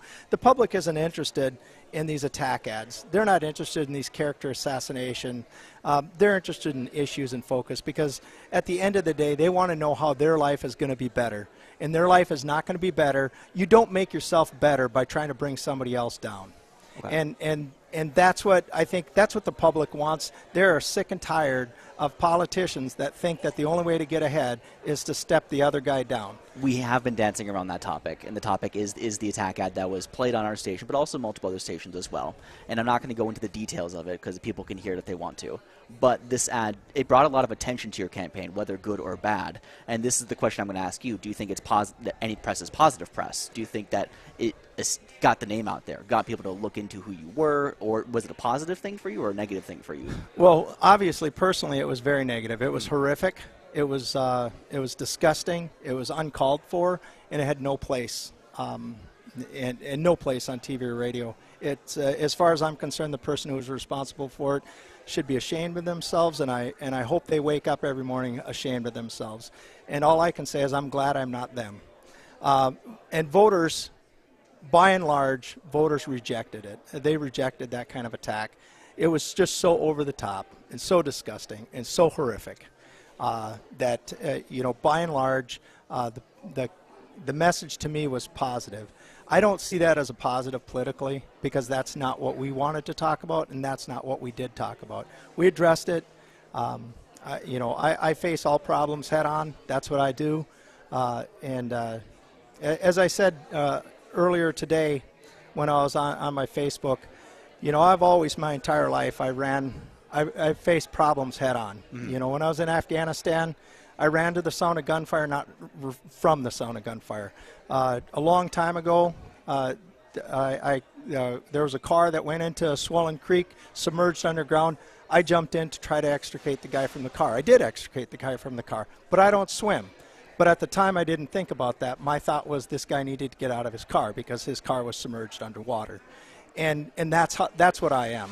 That's who I am, and that's who I'll always be. I'm not going to run and hide from things, and I will call a spade a spade. When something like this is horrific, I will tell it's horrific. If somebody would have done that to my opponent, I would have been the first one to defend him in it. And so it's shameful that that's not what happened here. But regardless, we focused on the issues. We talked about what's important.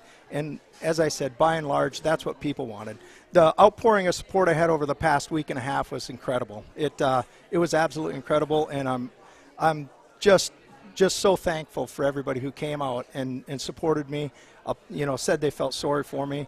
And so I think it did. It probably did bring me votes, but I want votes because of the issues. Mm-hmm. And so no, not all publicity is good publicity. I don't need it. Nobody needs it. We should focus on the issues. I want to thank you for your time, because unfortunately we are out of time for this conversation. All right. But I appreciate you joining me here and talking to us about your campaign and about the election you've had so far. And best of luck to you. Outstanding. Thank you very much. All right. Take care. We're going to head back to the WDAY studios, where Kyle Cornell and Tim Flakoll are standing by.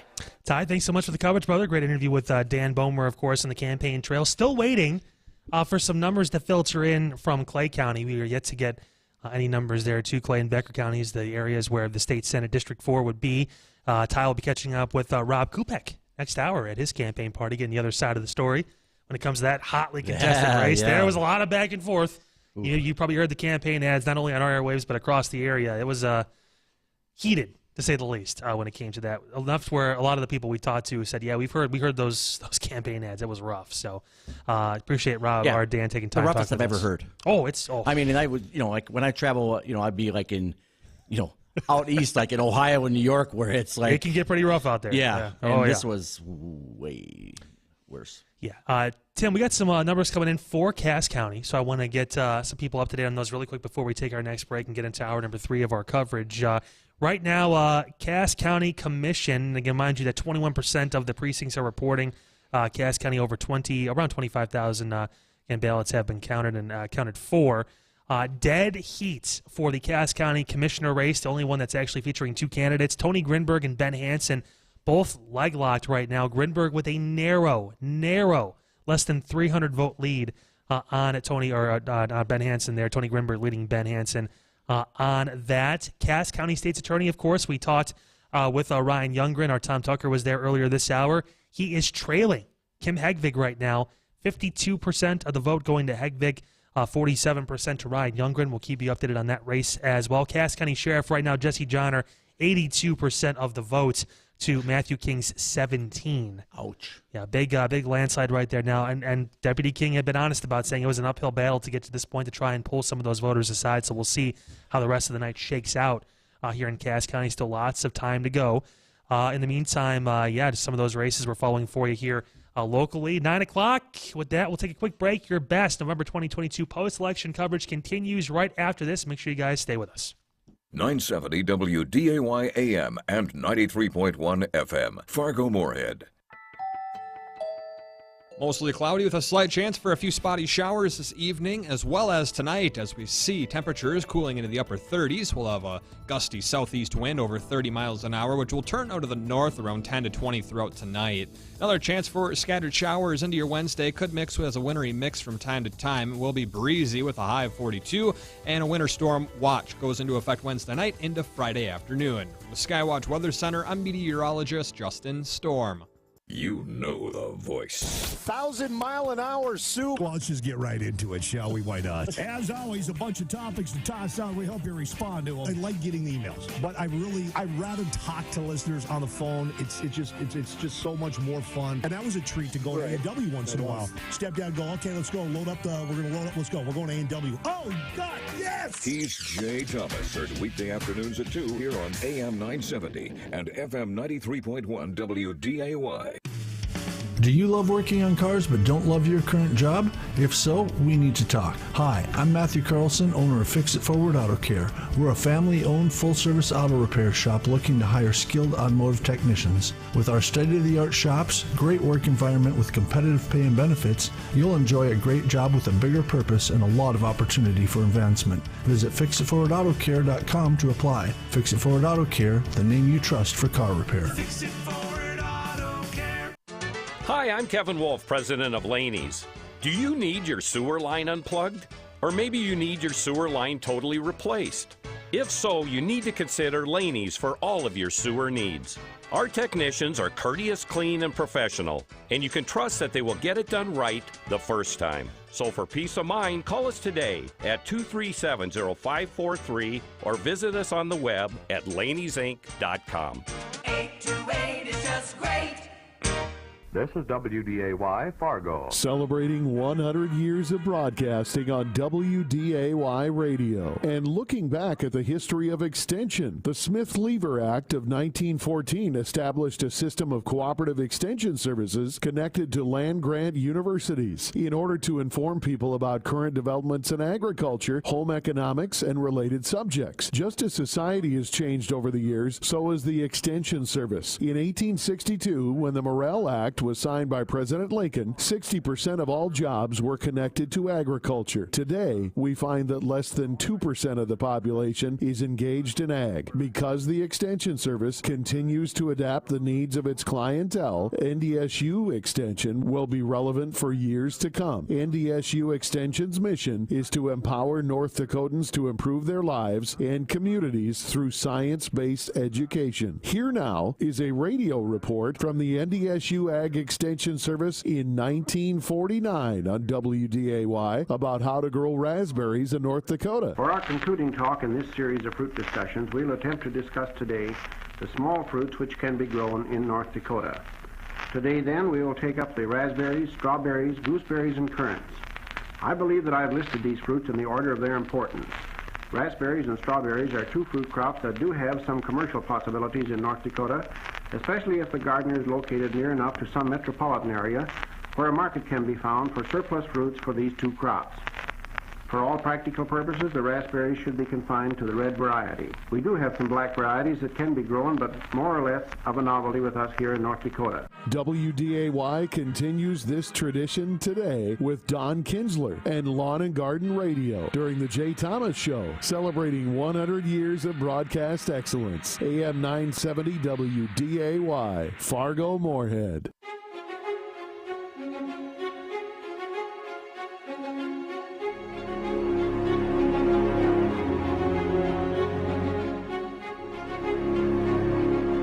Welcome back in, folks. Hour number 3 of your best November 2022 post-election coverage. News Director Kyle Cornell here with WDAY Radio, joined, of course, by my co-host for this evening, Tim Flakoll. Getting some more results in here, Tim, throughout the state of North Dakota. What do we know? Minnesota coming down, too, but we'll start with us over here. Another race getting called early on in the process. Apparently, Kelly Armstrong for the congressional seat, the lone congressional seat here in the state, being called the victor over Cara Mund right now. About 98,000 or so votes have been counted for that race. Kelly with a 61% merger on that, over 38% for Cara Mund in that race. So Kelly Armstrong being declared the winner by multiple news outlets. Of course, we'll keep you guys posted on that. Also looking to possibly hear from Senator John Hoeven, who was declared the winner in his campaign right now as that stands, with, again, about roughly 99,000 votes or so cast and counted for. As well as the state, 25% of the precincts reporting here in North Dakota. John Hoeven with 56% of the votes. Katrina Christensen, his Democratic opponent, at 26% of the vote. And Dr. Rick Becker sitting at about 17%. So kind of falling where you kind of said, Tim, as far as those numbers and those percentages, but obviously still some time and still some more voters to calculate, if you will. Their votes, everyone counts, waiting to get all those votes in. But early on, seeing that number, again, as we kind of expected, in North Dakota to this point, obviously a lot of the Republicans taking big leads early on in these races, kind of holding true to this point. Secretary of State Michael Howe still with that the big handled lead, over double the votes of the next challenger, Jeffrey Powell, the Democratic nominee for that. 62% of the vote for Michael Howe and Secretary of State. Drew Wrigley, 70% of the vote currently for Attorney General, for him to take the reins for the next 4 years in that position. Ag Commissioner Doug Goring, 74% of the vote. Public Service Commissioner Julie Fedorchak, 70%. Other 4-year unexpired term for Public Service Commission, Sherry Haugen Hoffert, 69% of that vote as well.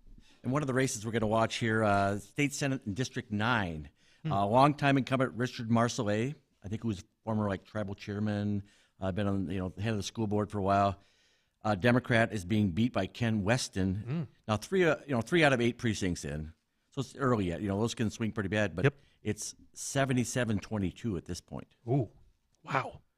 So that could be a big flip there. That could be, that could be a big surprise. I don't think anyone would have put that one in the win column or the loss column, depending upon which side you're looking at for them. So we'll see, though. Those could change dramatically. Almost as big as the candidates are the measures that are on the ballot for North Dakota this time around. Measure 1 and 2, term limits and recreational marijuana in that order. Right now, mentioned about 25% or so of North Dakota, the precincts responding.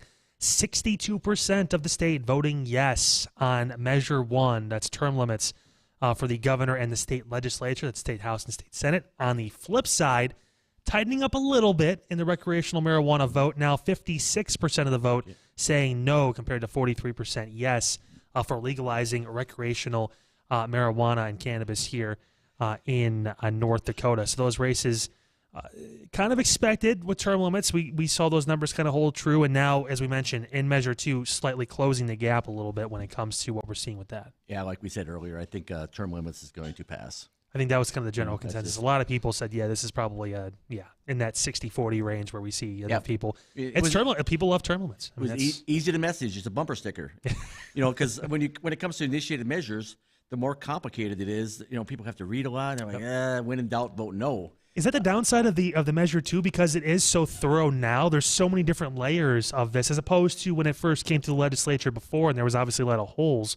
Now it seems like they've went through and structured this very well, but it's a lot to take in and kind of go through. You hear legalized recreational marijuana, you just assume it's just going to be free range and free willy and free do whatever you want. To name a couple I think movies people there, just look at legalizing it, and they don't think past that. Yeah, right. So I think it's like term limits and legalizing marijuana. That's kind of the two bumper stickers, and I think there's a little ballot fatigue with legalizing marijuana. It's like, oh, here it is again, So, and I don't think they were really able to message to really distinguish, like you said, between what it's been in the past and what this one is. We have some results coming in now from Clay County as well in this area, Clay and Becker counties, talking about some of those state Senate and House races in Minnesota on that side of the Red River. Right now, seeing the results coming in, 52% of the vote for Dan Bomer over Rob Kupek. We'll have Rob on a little bit later on this hour with our Ty Schonert out and about. Bomer, again, 52 to 47% in that race. About 30% of precincts in the contest reporting there, so about 21 of 68. So we're about almost a third of the way through in that race. Again, hotly contested. We talked about it. Expected to be fairly close. It'll be close all the way. I don't think. I mean, it's not. Nobody's going to get more than 55, I would guess. It's going to be very, very close. Looking for the state house in District 4A. That's parts, again, well, it's actually pretty much most of Moorhead, I would assume, in Clay County for the most part there. Incumbent Heather Keeler leading 59, almost 60% of the vote to 40% for Lynn. Halmrast, of course, Heather Keeler, the Democratic incumbent there. Yep. Lynn running as the Republican in that race. In District 4B, which is a little bit different this time around when it comes to some candidates working through the redistricting process. Marquardt's kind of old district in a way. Very much. Yeah. Jim Joy, the Republican, now 64% of the vote in that district compared to 35% for John Hest. Could see a possible flip. Yeah. Now 36% of the precincts reporting 20 out of 55 in that state representative race as well. So maybe we're seeing changing the guard a little bit in the area representation for Clay and Becker counties. Yeah, and Paul Marquardt is really a big name, and he meant a lot to this community, and what he knew about taxes was really amazing. Right. But with redistricting, that thing drifted towards Republicans, as I understand. Right. So I think it seemed like that was kind of the consensus. It's going to be harder for the Democrats to do that as they have in the past. A couple more races to update you on. Clay County Commission, District 1, incumbent Jenna Cayley trailing Paul Krabenhoft. Krabenhoft with 53% of the vote to Cayley's 46%. Now there is 41% of the precincts reporting in that for Clay County, so we'll keep an eye on that race. Again, Cayley, the incumbent, she could be possibly unseated there, so we'll definitely keep our eyes peeled on that. Looking up now into the... And he was a hustler. I saw him at so many things. He was really working it. He was at a lot of things that, so that makes a difference sometimes. So let's talk more at school board, too, because there's 3 spots up for grabs. Incumbents, Keith Vogt leading the way, 13.6% of the vote. Now, it's top 3 vote getters, I believe, do get the nod in Moorhead schools. So Vogt right now leading the way with that. Second currently right now is Kent Wolford, actually the very first candidate we talked to. Here on WDAY Radio and WDAY Midday during this entire process. We started with the school board because there was 11 candidates, wanted to kind of get them in and talk with them early. He has 12.7% of the vote. If you're wondering who's in third place right now in that race, David Marquardt, right now with 11.3%. Closing in close, the only other person with double-digit percentage points is Laura Lee Bergen. She has 10.7%, so not too far behind. But right now, the only incumbent running for re-election in the Moorhead School Board, Keith Vogt, is leading the race there. So definitely curious to see how that all plays out. You talk about as many candidates as there is and only 3 spots. Definitely a lot of things can go a lot of different ways with that one. Keeping an eye, of course, on that. And we'll have some more updates, too, on the city council races in Moorhead, as well as the mayoral race, too, working our way through those numbers as well. Any surprises at this point across the board you see, Tim, you would that point out and kind of stand out to you? well, that one state Senate race, which is, still early yet. Mm-hmm. The measures, no. Yeah. At this point, you just felt that Measure 1 would pass for a variety of reasons. I guess it's easy to message, and the governor Burgum really pushed that as one of his initiatives when he first ran. Mm-hmm. So that'll be interesting how that works out. And we have some wait and sees. We don't know yet. I mean, there's some that are too early to say. Well, there's an upset because one precinct out of 5. Don't panic and don't get excited either way. No, it's definitely going to be a process, throughout all this. So keeping an eye, of course, on everything that's going on now locally for you. The mayoral race for the city of Moorhead. This is another thing we're going to have Mayor Shelley Carlson on a little bit later on in the program to talk about her campaign. Technically her first official mayoral campaign, right? Because she was kind of appointed when Jonathan Judd got moved into a judicial role. She's taking on Kevin Shores. Right now, 85% of the vote going to Shelley Carlson, very early in the process there. Only 1 of 13 precincts have been reported so far in Clay County in that race, but Mayor Carlson dominating that race. Yeah, that's going to be, that was a known landslide. Yeah, I think looking at the other ones here too right now, Council Member Ward 1, still waiting for some votes in on that, still kind of up in the air right now. But Ward 2, we have a lot of the votes in, believe it or not. Around 500 or so votes in for that race. Currently, Heather Niesmeyer, the incumbent, leading Eileen Johnson, 63% of the vote for Heather Niesmeyer in that race. Still waiting on Ward 3 as well, Dr. Rick Melby and Deb White, the incumbent there. Okay. Yep. Chuck Henderson, of course, running unopposed. We'll have him later on in the program as well in Ward 4. Different perspective, talking to one of those candidates that, hey, I didn't have competition. How do you get ready for tonight? Obviously, you're going to get reelected, but now you could possibly have a couple new people working with you. Mm-hmm. So the prospects of that becoming final and having to decide and work with different people in this kind of role that affects so many people in the city of Moorhead. Yeah. Well, the other thing with whether it's Mayor Carlson's race or some of these other races, I won't be specific, but sometimes you get like a protest vote where they go, I know so and so is going to win, but I liked what they did on these 5 things, but I didn't like what they did on this one. I'm going to do a protest vote. Just so they don't think they're too good, just so they don't look for continuous improvement. But you see that. I mean, I know. I remember back in the election when George Bush Sr. was running. Ross Perot was in the race. You knew, and you knew that Bush was going to win North Dakota. I mean, I had friends that voted for Ross Perot just to do it because they were kind of mad, on a couple things that President Bush had done. So it was like, yeah, he's going to win still without me.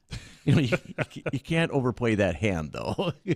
It's crazy to think about with this whole process too, especially on the local level, how many races and it's close. And a couple of these ones we kind of thought were going to be close. You mentioned we're going to have our Ty Schonert. He is currently at Rob Kupek's campaign party in Dilworth. We'll catch up with Ty coming up here momentarily with that. Of course, we know too that the county races in Cass County are tight. One of those being not only county commissioner in District 2 with Tony Grimberg and Ben Hansen still separated by just a little over 300 votes, but the state's attorney here in Cass County right now, Kim Hagvig and Ryan Youngren in that race. We talked with Ryan earlier on in the program. We'll work to get Kim on at some point later on in the show too, because right now she has a 52% to 47% lead in that race, looking for a number about roughly 900 more votes in favor of Kim Hagvig. Now, this is important because this was the closest race I think I've ever seen in a primary that really, again, it was kind of a telltale sign of maybe what to expect come this time around because the county races get settled here in November.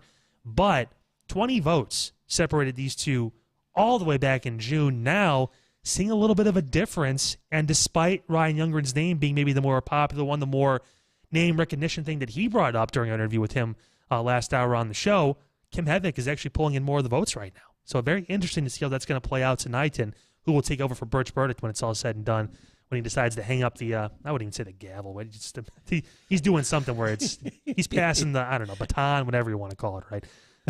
I'm not a lawyer. I can't tell I'm not going to help you on that one. I'll let you sink on that one, But it's definitely a lot to handle with all this going on. Well, and hopefully we'll start getting in some city stuff too. Yeah, West Fargo or some of those that will start trickling in. It looks like proposed charter amendment to West Fargo, partial vote again, 53.7% yes. Yes. At this point. at this point. Yeah, and there's two different amendments on there. But they're both yes. The other one's about 54%. So this involves the city sales tax that would be for public safety. It's been kind of coined the public safety sales tax over in West Fargo because it would pay for it would pay for part of the expansion, obviously, with the new West Fargo Fire Department headquarters, as well as possibly a new location for the police department. Some added bonus in there too, with workers and everything as well. We've had a chance to catch up with, again, Police Chief Dennis Otterness a couple times throughout this process, and even West Fargo Fire Chief Dan Fuller. They've both been very adamant about how important this could be for the city. A lot of folks getting on board with that, but still some time. Only 53-46 and 54-45 in these votes for yes for these amendments. So we'll see how this all plays out and what it could mean for West Fargo and public safety moving forward. And, this happens, but the yes votes in the two measures, 23-56 and 23-67, so only about 12 votes difference.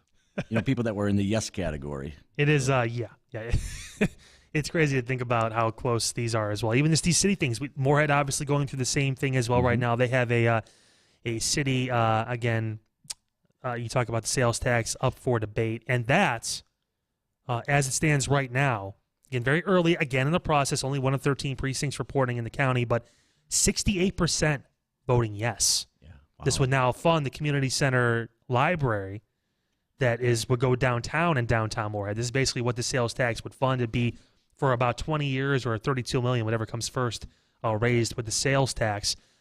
This is a big deal for downtown Moorhead. We talk about the revitalization of their city and the efforts being put in, working with Roars, trying to redesign downtown Moorhead to kind of keep pace with downtown Fargo right across the Red River. Big deal for the citizens and residents in Moorhead to see this possibly go through. And right now, a lot of them saying we want it. Yeah, I think they feel it's their one, a chance to catch up and do something really unique. That gives them kind of a sense of place, a sense of a downtown a gathering center. So, and I don't know how much it's going to matter in that kind of a vote. Whether it's, what precinct it's in. So, I mean, like when you look at a 68% number, that's an attention grabber no matter what, if it's only one precinct, because, those things don't drift too much necessarily. With that, we're going to head over to our, coverage again with our Ty Schonert. He is out and about now in Dilworth, catching up with Minnesota State Senate's District 4 candidates. Rob Kupek, early numbers have Dan Bomer ahead by a slim margin in that race, expected to be tight. Ty, take it away. Thank you very much, Kyle. We're speaking with Rob Kupek right now. He's a Minnesota State Senate candidate for District 4. How are you doing today, sir? Good. We're just, I don't know, been so busy right up into the end, I haven't even had time to process what's going on. I was going to say, this is a pretty full room right now, number one. But number two, it's just, there's a lot of people here and supporting you. How does it feel to have this support in the room for you right now? It feels really good, and especially, I think these last few closing weeks of this campaign, there's really been a groundswell of support, and we have knocked a lot of doors here in the last couple of weeks. If you had to guess, say, throw a number out for me, how many doors do you think you knocked on? Total, I believe, for the whole campaign is about 20,000 doors. That always surprises me, and I've said this to every candidate tonight, but I'm going to say it again, everybody. It's no matter how many races no matter who you are in the race, knocking on doors, putting your name out there, it's a really rewarding experience, I imagine, being a part of that experience, number one. But number two, it's just a thing you have to do. It's a lot of work to get your name recognized in the community like that. It is, but it's also, the other important element of that is, there's a lot of issues that we talk about all the time, but there are a lot of very personal issues to people that you do not know about until you go out and you meet them on their doorstep, and then they tell you very personal issues that they think need attention, and they're not always the issues that make a lot of headlines in the news. I'm happy to discuss a couple of those. What do you think was, well, these are obviously two different topics, but the first one is what do you think got the most people to go to the ballot box this year? But the second was, what's the one topic you think didn't get as much attention, but you think is still important? I go back to, I was up in northern Clay County, and it was a family, and their daughter needs a hearing aid. She's 18. Mm-hmm. She cannot function, basically, without a hearing aid. And the thing about kids, right, you can stay on your parents' insurance until you're 26. That does not apply to hearing aids. Oh. And so at 18, she is about to lose her insurance for hearing aids. Hearing aids are also very expensive, and we're all at, What do you mean you don't? The insurance doesn't? No, it doesn't. It doesn't kick in. So I think that's one of those things we need to look at. And then that led to this whole discussion with a group down in Fergus Falls that works with people who are hearing impaired and things like cochlear implants, right? When they come out with a new model, they don't cover that. The old model then is you're on your own. That's so. And it's implanted in your ear, and it's not like your cell phone, which that's annoying to begin with. Mm-hmm. But the fact that these people, you're going to have to go out and you're going to have to buy a whole new model if you want to stay, serviced. That's a big expense. And so obviously that's the niche issue, but it's still really important to people in the area. But like, what do you think is that one issue that brought the most people to the ballot box this year? Boy, what it is exactly, that it's going to be hard to say. I don't know. It was certainly after the Dobbs decision in the summer. I don't think I was even prepared for how many women were going to talk about reproductive justice out on the doorstep. I was not prepared for that. So that's obviously, I think, on the Democratic side, one of the big issues that drove a lot of people out. But mostly, I've been talking about education, reducing costs, and reducing especially costs for health care. And those are always kind of solid issues that I think resonate with people. What do you think was the strongest message for your campaign? What was the top of the ticket item for you? I always led with education, I think. And even people want their kids to have a good, solid education. But when the state funding drops, then you see things like your property taxes go up. And especially out in rural areas, farmers, that's a big hit on them when they have to pay so many dollars per acre.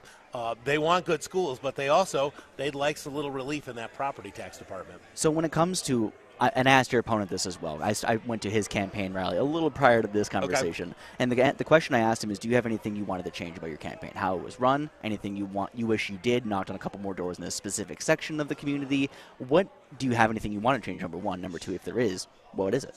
You always. I haven't had a lot of time to go back and Monday morning quarterback the campaign. There are some things obviously as a first-time candidate where I was like, well, I probably should have done that earlier on and started with those things.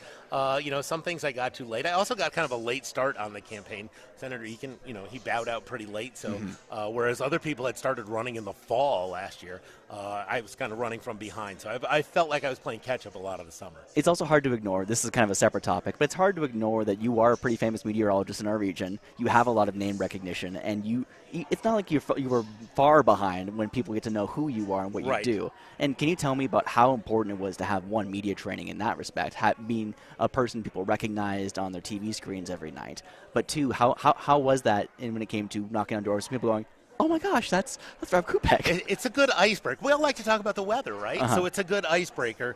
It's kind of funny, too. If they didn't know I was running for Senate, they're very curious. I will tell you, this is the funniest door-knocking story. I was in an apartment in South Moorhead, and of course the doors are kind of thin, so you can hear the other side of the door. Right. And right as I'm about to knock on the door, this guy started yelling.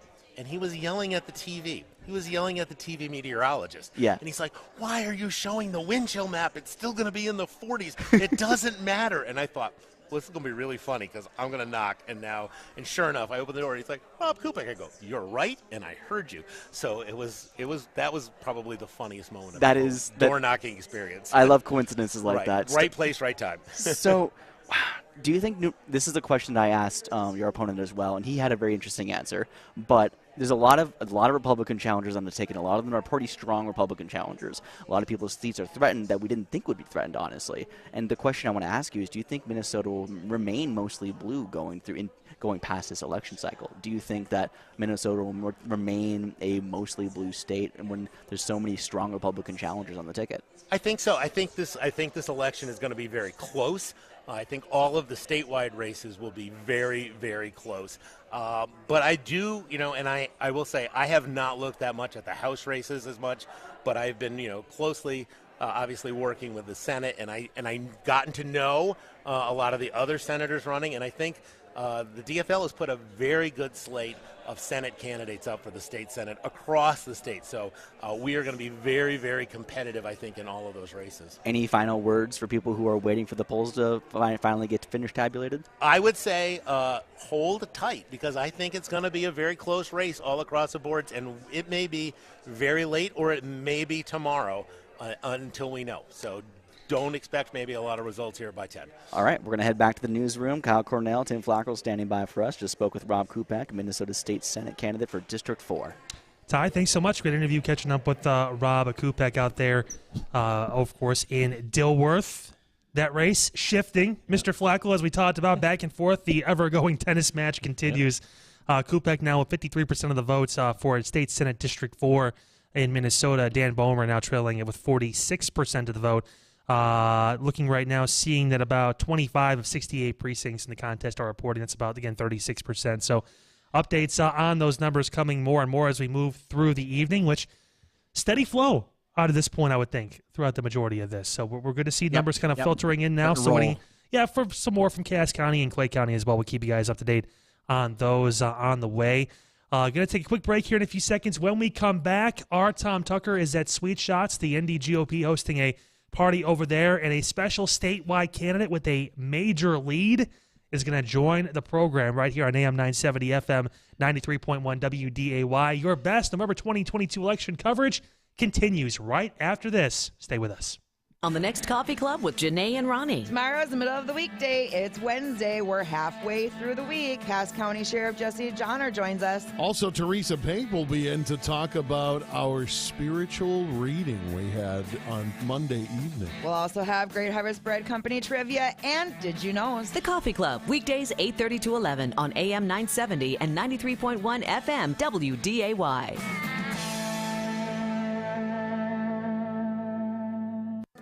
It's about tradition, values, and family ties. Bucklet Chevrolet's tradition of giving back to our community remains a priority. And that's why, to honor our veterans and active military personnel, we're offering an oil change special for just $40 in November. This $40 oil change special is our way of showing thanks for their service, dedication, and commitment. We're Bucklet Chevrolet Buick GMC in Valley City. Tradition, values, and family ties. See dealer for details. Schedule appointment by 11/30/22. This is Ag Issues with Neil Roberts. Welcome to another edition of Ag Issues. Our guest this week is NDSU plant pathologist Sam Markell. And Sam, let's talk soybeans. August is a crucial time to scout, I understand. And let's start with the eastern part of the state and into Minnesota. Yeah, August is that crucial time where if you had some infection early in the season that maybe you didn't see, those diseases will start to pop in mid-August. It's getting warmer, it's getting a little drier, and the pathogens have a little bit more time to do their thing. So in the eastern part of the state, the things I'm thinking of are sudden death syndrome, brown stem rot, and then charcoal rot. Charcoal rot is a disease that likes it hot and dry, and we saw a lot of that in the last couple of years. That survives in the soil like the rest of these, and all of them will start to pop in August. All right, good stuff, Sam. Hey, we'll take a look at the western part of the state and into Montana when we come back. Birdsall Grain and Seed, a farmer seed company servicing all of your agronomy needs. Birdsall's offers certified seed and wants to remind you to book early for next spring to guarantee availability at top varieties. Birdsall's can also cover your fall burndown needs from chemical to custom application. Also offered is dry fertilizer, anhydrous, seed cleaning, as well as custom application of dry fertilizer. Stop in or call Birdsall Grain and Seed today at 701-453-3300. Birdsall Grain and Seed, a farmer seed company, 4 miles west of Berthold, just off Highway 2. The COVID-19 vaccine is the best way to protect yourself, your loved ones, and your community. Unsure of where to go to receive your COVID-19 vaccine or booster? It's as simple as going to vaccine.gov and selecting your zip code to locate the nearest vaccination clinic. The best way to get back to life as you knew it is to get your COVID-19 vaccination and booster. For more information, visit ndcpd.org/vaccine confidence. That's ndcpd.org/vaccine confidence. Talking soybeans with NDSU's Sam Markell today on Ag Issues. And Sam, tell us about scouting in western North Dakota and into Montana. Yeah, soybeans out in this part of the country, out west in the central part, they're almost like a honeymoon phase right now. They're kind of a newer crop. They haven't been grown soybean on soybean for many years. So a lot of the diseases that we see maybe in the east, we don't really worry about too much. So I was out doing the field day tour at NDSU a couple weeks ago, and the biggest thing that I saw was bacterial blight on the leaves of soybeans. And that, unlike bacterial leaf streak in wheat, bacterial leaf blight in soybeans is really not an issue at all. The biggest thing is it just dings up the leaves a little bit, but it's not going to cause any yield loss. The one thing that I might consider doing in particular is towards the end of the season, you might want to think about a soil test for soybean cyst nematode. Soybean cyst nematode's a big problem out east, and it's slowly moving west. So depending on where you're at, you might want to think about sampling for that around the time of harvest. Good stuff, Sam. Thanks for that. That will bring this report to a close. Until next time, I'm Neil Roberts. You've been listening to Ag Issues, brought to you in part by the North Dakota Center for Persons with Disabilities, by Birdsall Grain and Seed, a farmer's seed company, and by Bremer Bank, your ag banking leader.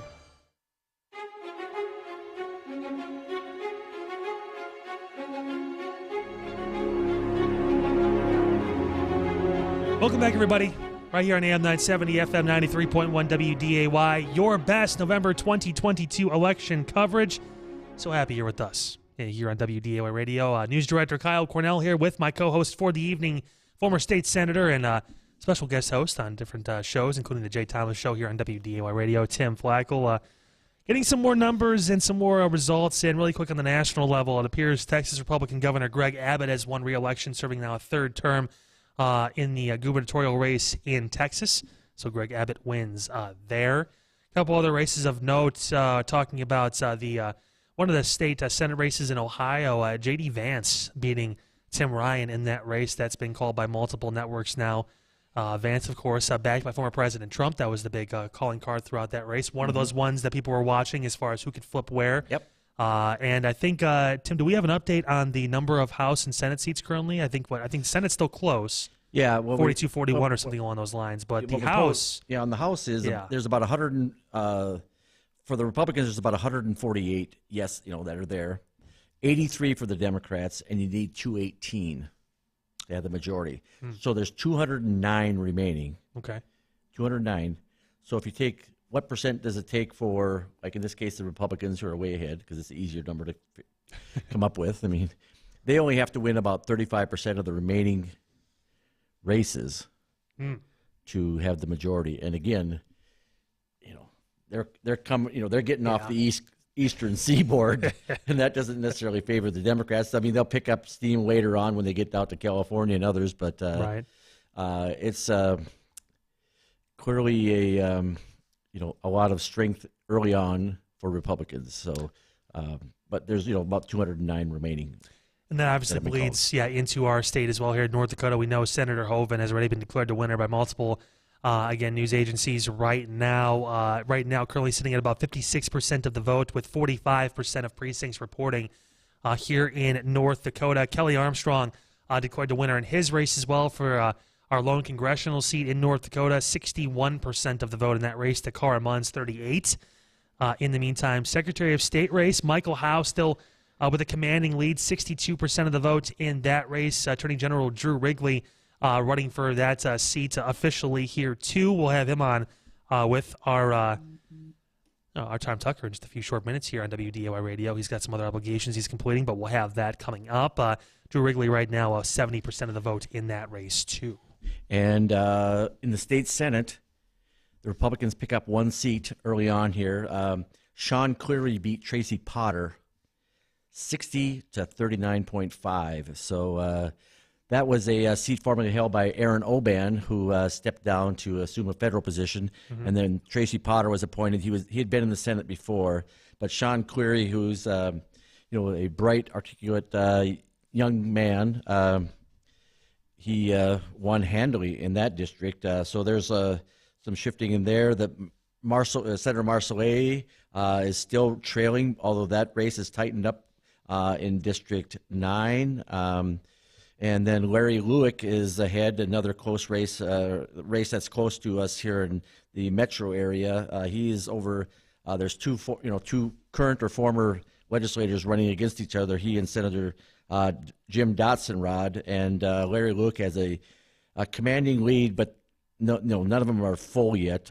He's about 63% over former Senator Jim Dotson-Rod, in a district that changed quite a bit in terms of space. And in one of the really close ones here in Fargo, District 27 in South Fargo, Kristen Rohrs, who's state senator right now, has 1,088 votes compared to Sonia Kane, who has 1,003 votes. So 85 vote margin there. So that one's going to be a nail biter all the way for. Oh yeah. And that also is her first time, Senator Rohr's her first time up for re-election, and a lot of people always talk, that's the toughest race. So we'll see what happens in there. And then Kyle Davison, who will be mad at me if he's still winning because he's running unopposed. So I got to mention that. I think we can call that race. And then another close race up in Grand Forks. And this district is flipped back and forth. Jeff Barta, Republican, is leading current Senator Jonelle Bakke by about 53 to 46. And Bakke had that seat earlier, lost to Lonnie Lafine, gained that seat back from Lonnie Lafine, and now she's trailing halfway through the evening. So that's where kind of they sit right now. Yeah, Tim, we're actually going to, I believe Senator Hoeven right now is having a press conference with the NDGOP out where he's currently stationed in Bismarck, talking about his declared victory in the state. We're going to take a listen right now and go to that feed. We fight for those things. United as Republicans.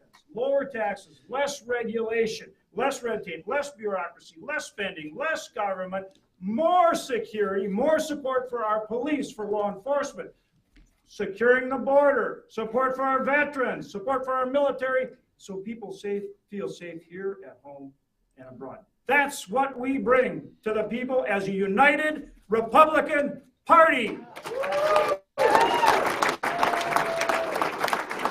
that's what we will continue to bring to the people of North Dakota and this country as a united Republican Party. God bless all of you. And Senator Hoeven, giving an update there. We can fade out of that, Jacob, but thanks so much for taking a bit of that. Talking about the victory, again, it has been called in the here in the state by multiple news networks. Of course, still waiting for the official results to come down from the Secretary of State's office, but Senator Hoeven with a commanding lead right now over his challengers, Katrina Christensen and Dr. Rick Becker. 55% of the vote for Senator Hoeven compared to 25% from Katrina Christensen and 18% from Rick Becker. That's almost on the money of what you predicted, by the way. I just want to point that out. And it's got a,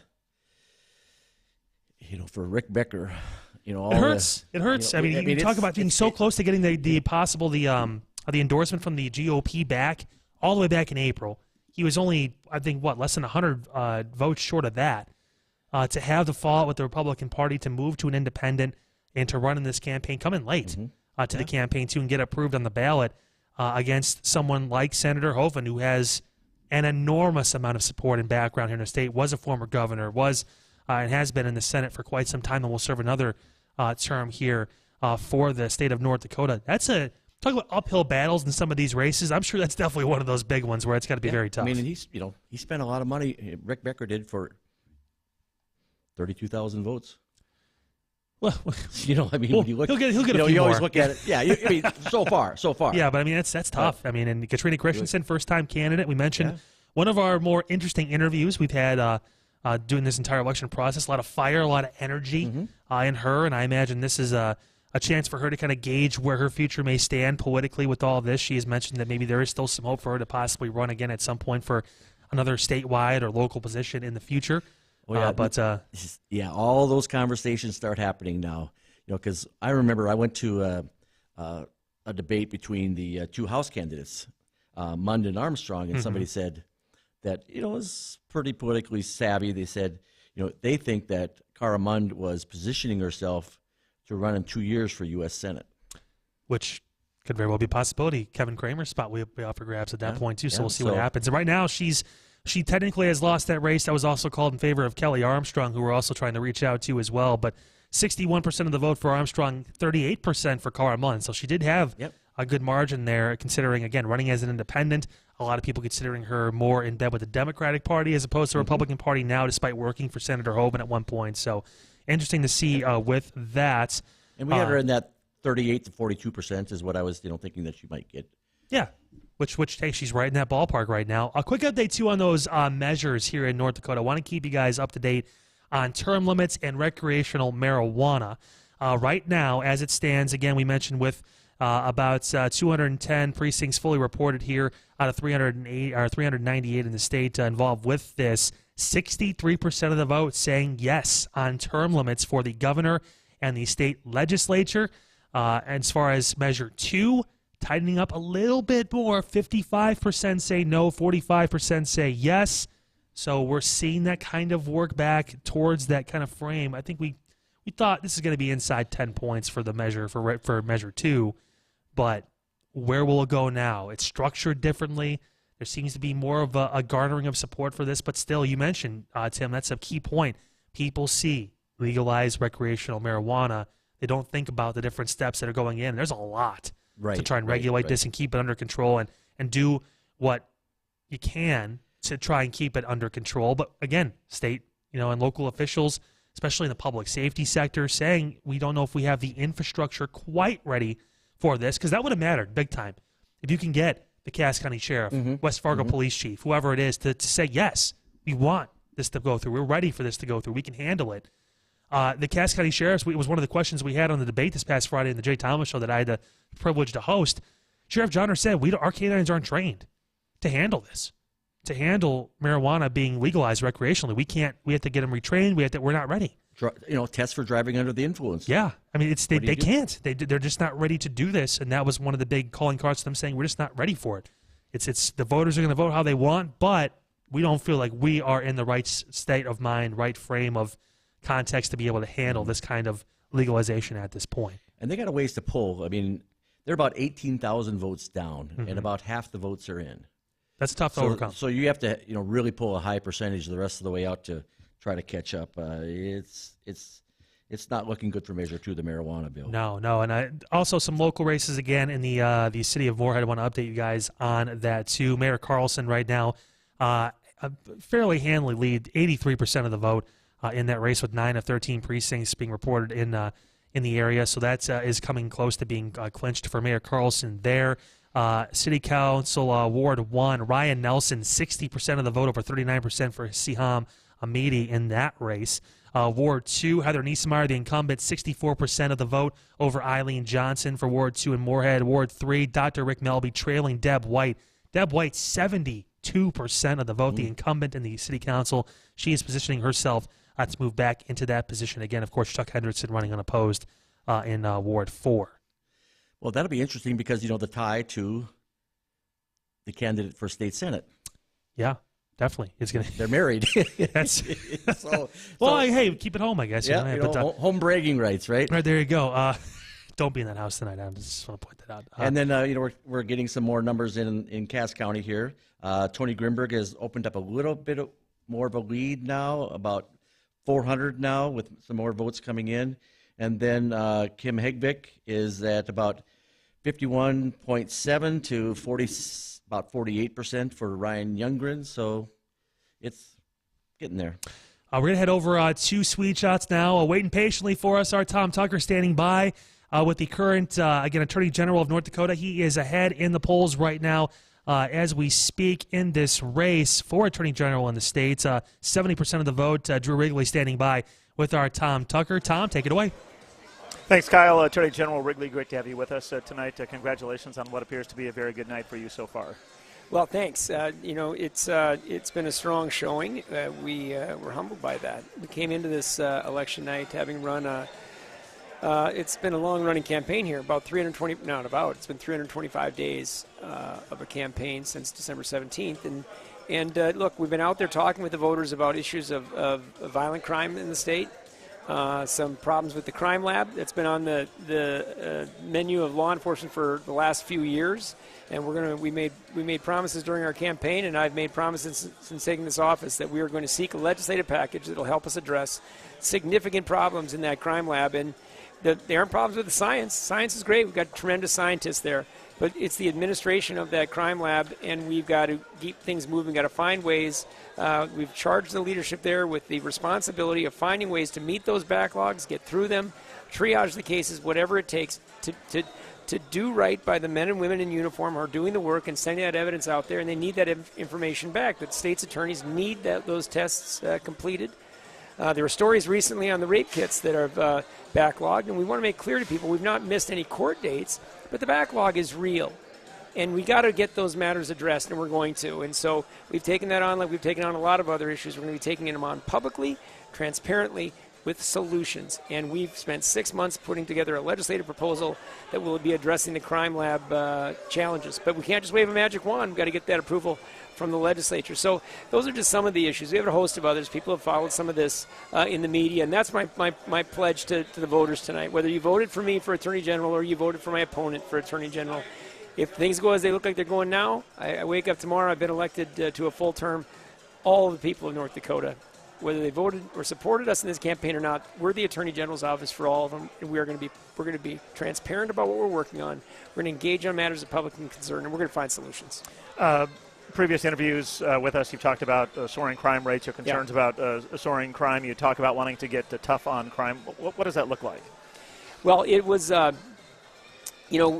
recognize all you have to do is tune into the news and you see what's happening out there. But, my work as a U.S. attorney as well, we're aware of the uptick in violent crime and other crime in the state. And then now, just about 2 months ago, I released the crime statistics for 2021, where we see an 11% increase in violent crimes and robberies in the state of North Dakota. And that's up over, I can't remember the exact number, I think it was 6 or 7% the year before. That's a trend that we can't allow to continue. That's a trend that is starting to erode our quality of life and peace of mind here in our state, and you hear it wherever you go. It can be addressed. This is a digestible problem, but it's going to take sentencing reform, and we're proposing some in this upcoming legislative session.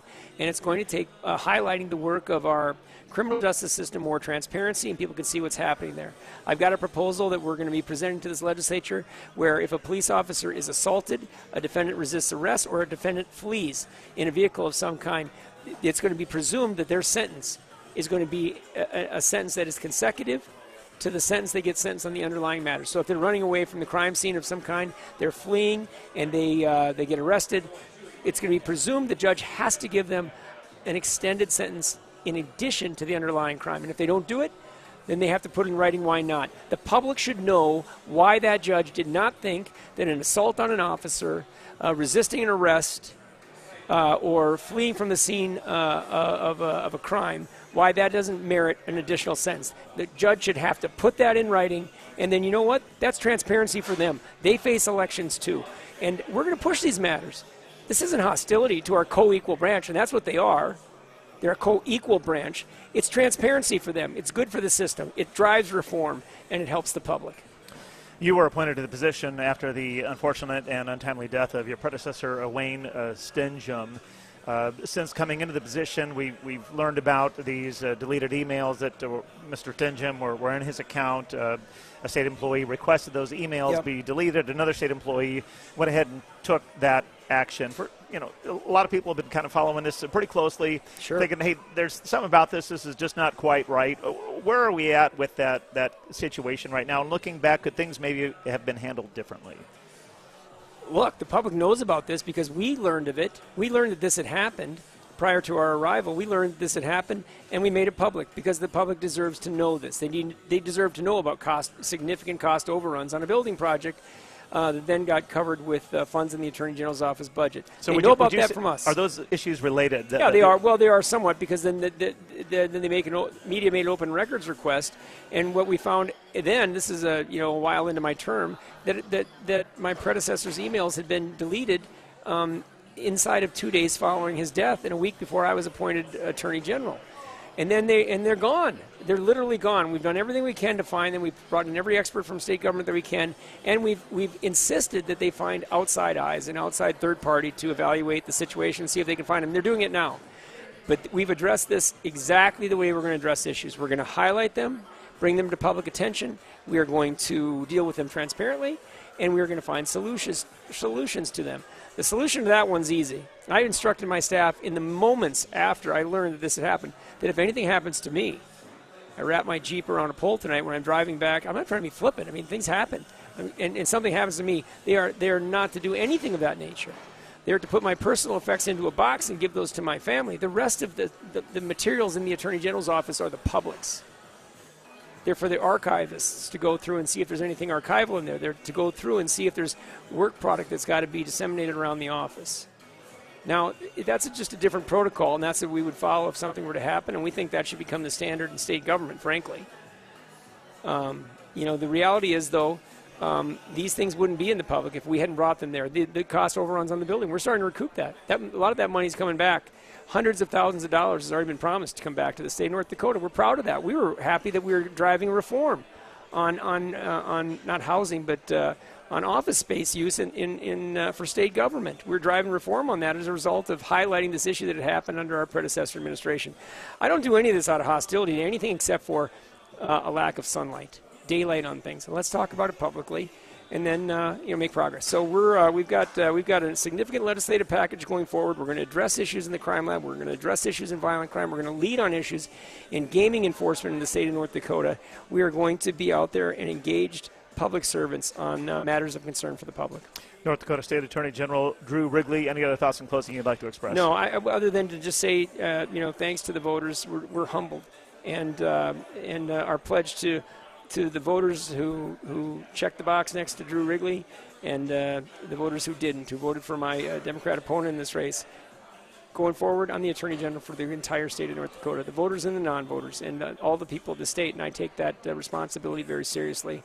And it's an honor. So thanks to everybody, my opponent who jumped into this race to run, threw his hat in the ring. That's a difficult choice for the men and women who run for office. And so my hat's off to people who ran for statewide offices, county offices, the state legislature, all of them. It's a commitment for them and the people around them who care about them. And so sincerely, my best to all the candidates, and safe trails up ahead. Attorney General Wrigley, thanks so much for the time tonight. Thank you for your service to the people here in the great state of North Dakota, and we wish you safe travels tonight back to Bismarck. Yeah, thanks so much. All right, thank you, sir. Thank you.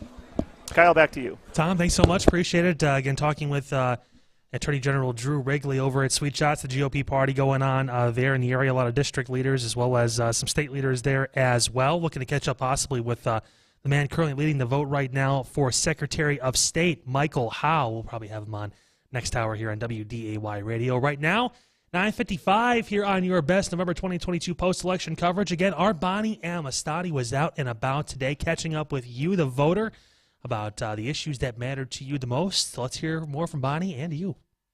All right, sir, you don't have to tell me your name. What brought you to the polls? Well, I'm a veteran. And the best way you can support veterans and honor all veterans who've ever served anywhere is to vote.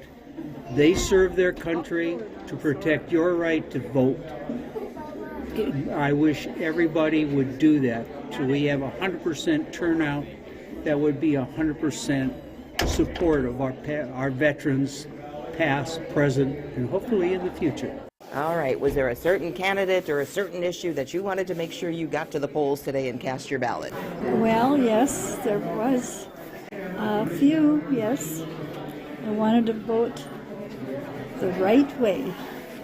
I wanted to make sure that Republicans got in. And you wanted to make sure your voice was heard, and the best way to do it is to show up at the polls and cast your ballot. Vote. Please come in and vote. Yeah. What did you think of the term limits, the marijuana and the term limit measure? The ballots, I should say, ballot measures. I'm glad I could vote on that. On the term limit one? Yes. Did the marijuana one strike you one way or another? Yes, it did.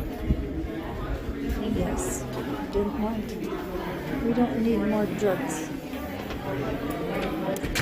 Biggest issues you think facing North Dakota and the U.S. as well? We need to stop the drugs. Stop the drugs? Yes, we need to stop it where it starts.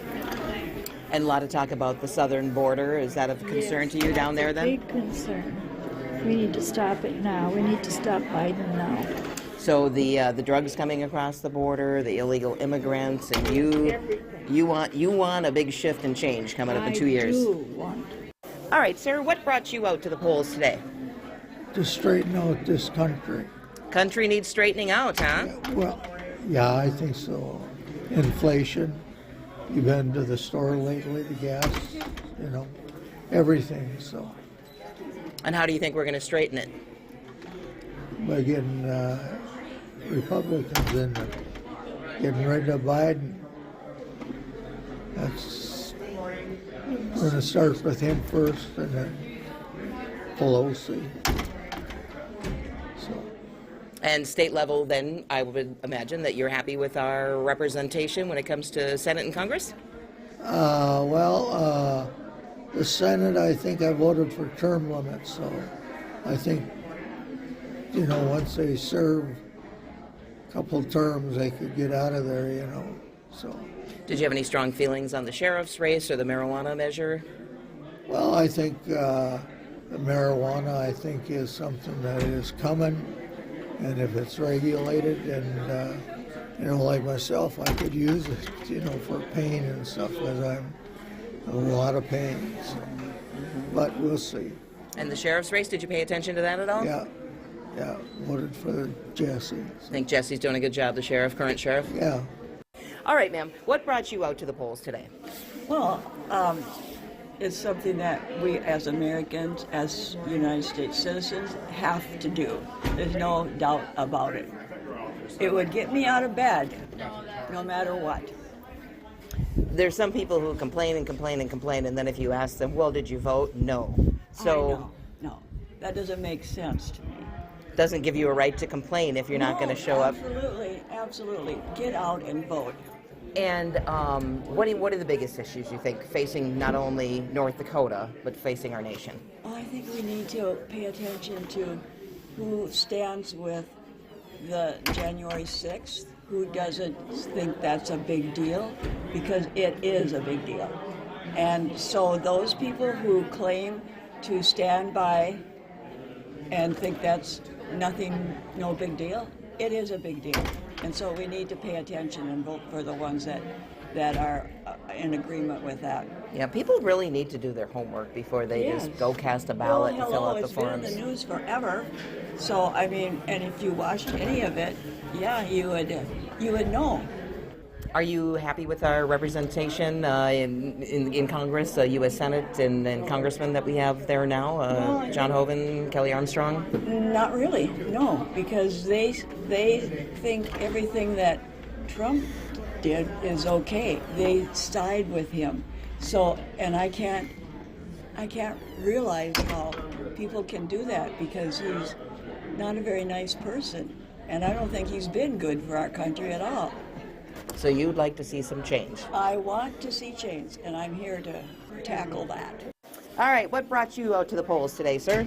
I vote in every election. Mm-hmm. Anything in particular this year that you wanted to make sure that you cast your ballot for that candidate or that race? Women's rights are important to me. I have daughters and granddaughters, and I felt it important that I come out and make my views known.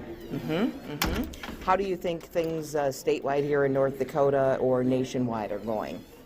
I think we're in deep trouble.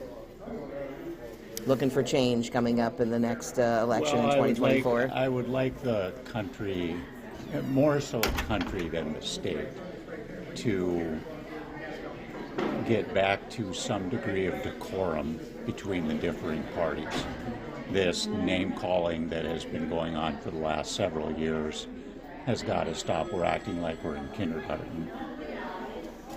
Amen. I'm with you on that. All right, and what about the ballot measures and all the marijuana and term limits? Did those grab you at all, or? There was a day that those would have probably had more importance to me than they do now, but I'm a bit concerned about number one. I think that's out of state driving that, and I think we can govern ourselves in North Dakota. And number two doesn't really matter so much to me anymore. Again, Arbani Amistadi catching up here with you, the voter, right now as we enter our, what is number 4? Already coming up on an hour 3, hour 4. I can't even tell anymore. And down the stretch we go. Yeah, we're getting closer, Tim. More results coming in. We'll have those details for you coming up. Also, this coming up hour, we're going to catch up with the Cass County Election Administrator Murray Nash, talk about issues with voting in the area. Saw some paper ballots shortages out down in Horace in a few different spots. Lines out the wazoo down at the Fargo Dome. We'll talk about that. He's been a busy man here in his first go-around in Cass County. Those details coming up. More candidates to this hour. For you, your best November 2022 election coverage continues next. 970 WDAY AM and 93.1 FM. Fargo-Moorhead. Mostly cloudy with a slight chance for a few spotty showers this evening as well as tonight as we see temperatures cooling into the upper 30s. We'll have a gusty southeast wind over 30 miles an hour, which will turn out of the north around 10 to 20 throughout tonight. Another chance for scattered showers into your Wednesday. Could mix with a wintry mix from time to time. It will be breezy with a high of 42, and a winter storm watch goes into effect Wednesday night into Friday afternoon. From the Skywatch Weather Center, I'm meteorologist Justin Storm. If you're looking for a great night's sleep, I'm going to give you 2 suggestions. First, go to Comfort King Mattress Factory. Second, support the community and go to Comfort King Mattress Factory. They'll make you the mattress that you want for your purposes. All the money that you spend will go back into the community. Isn't that what you want? It's a win-win. You ever wonder who made your bed? Well, you should. And you should wonder what's inside of it. Come to Comfort King and we'll show you the who, what, where, when, and how. When it's time to build outside the box, build with Thor.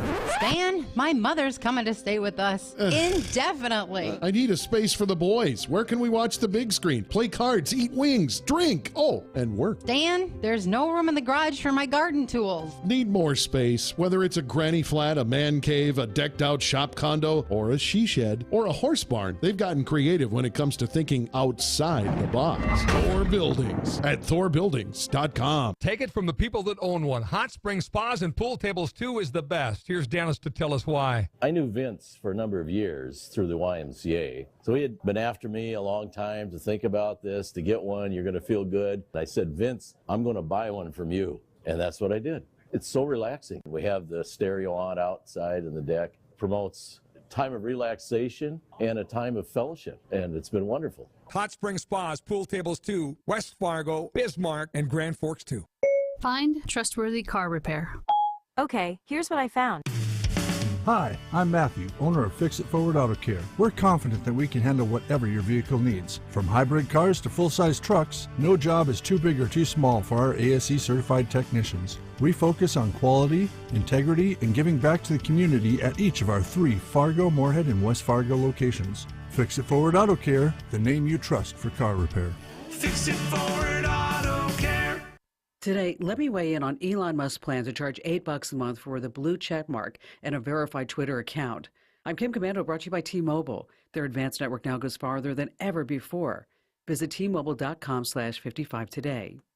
Indignant celebrities, Valerie Bertinelli, Stephen King, the disgraced Kathy Griffin, all whining about spending $8 a month for a blue check mark are simply ridiculous. Living in their make-believe bubble, they have no clue it takes money to run a company. And Twitter, founded in 2006, did not have its first profitable year until 2019, 13 straight years of losing money, and today it's still hemorrhaging.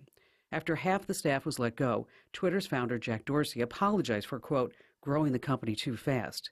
In the real world, not everyone needs a verified account. The ones screaming the loudest over $8 are the ones that are most able to pay it. Remember, nothing is truly free. Try my new daily fun tech podcast called Kim Commando today.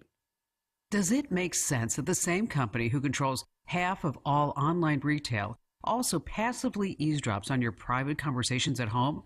What about the idea that a single company controls 90% of internet searches, runs your email service, and gets to track everything you do on your smartphone? Big tech is powerful, and they profit by exploiting your personal data. It's time to put a layer of protection between your online activity and those tech juggernauts. When you run ExpressVPN on your device, the software hides your IP address, making your activity harder to trace and sell to advertisers. ExpressVPN also encrypts all your internet data to keep you safe from hackers without slowing your connection. Just download the app on your phone or computer, tap one button, and you're protected. Go to expressvpn.com/Kim to get an extra 3 months free on a 1-year package. That's expressvpn.com/Kim to get 3 extra months for free. That address again, expressvpn.com/Kim. Back here live on WDAY Radio, your best November 2022 election coverage right here on AM 970, FM 93.1 WDAY. WDAY News Director Kyle Cornell here with you, as well as my co-host Tim Flakoll, former state senator here in North Dakota. I want to head over to the news line. He is on a tight schedule. We appreciate him jumping on with us right now to our programming. Cass County Election Administrator Murray Nash joins us live here on the show. Murray, how we doing, man?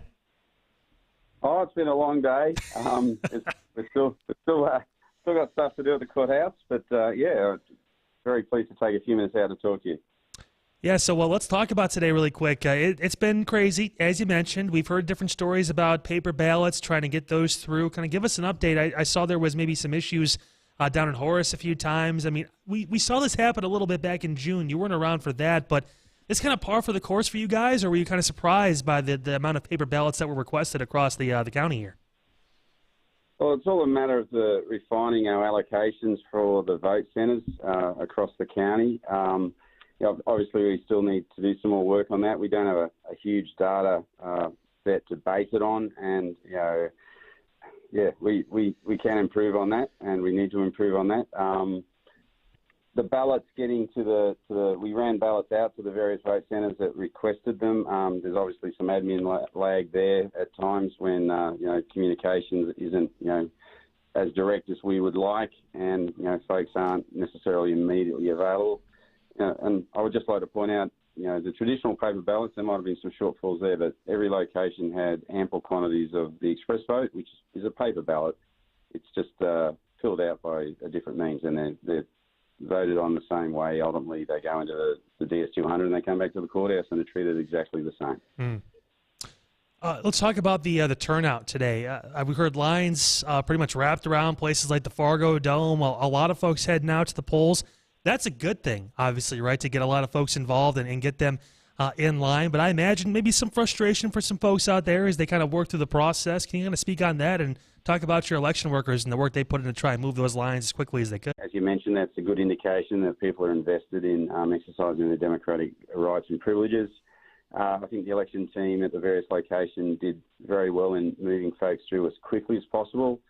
It's not always a seamless process, and they need to work through with some individuals just to make sure that the correct approach is taken and they get to exercise their vote.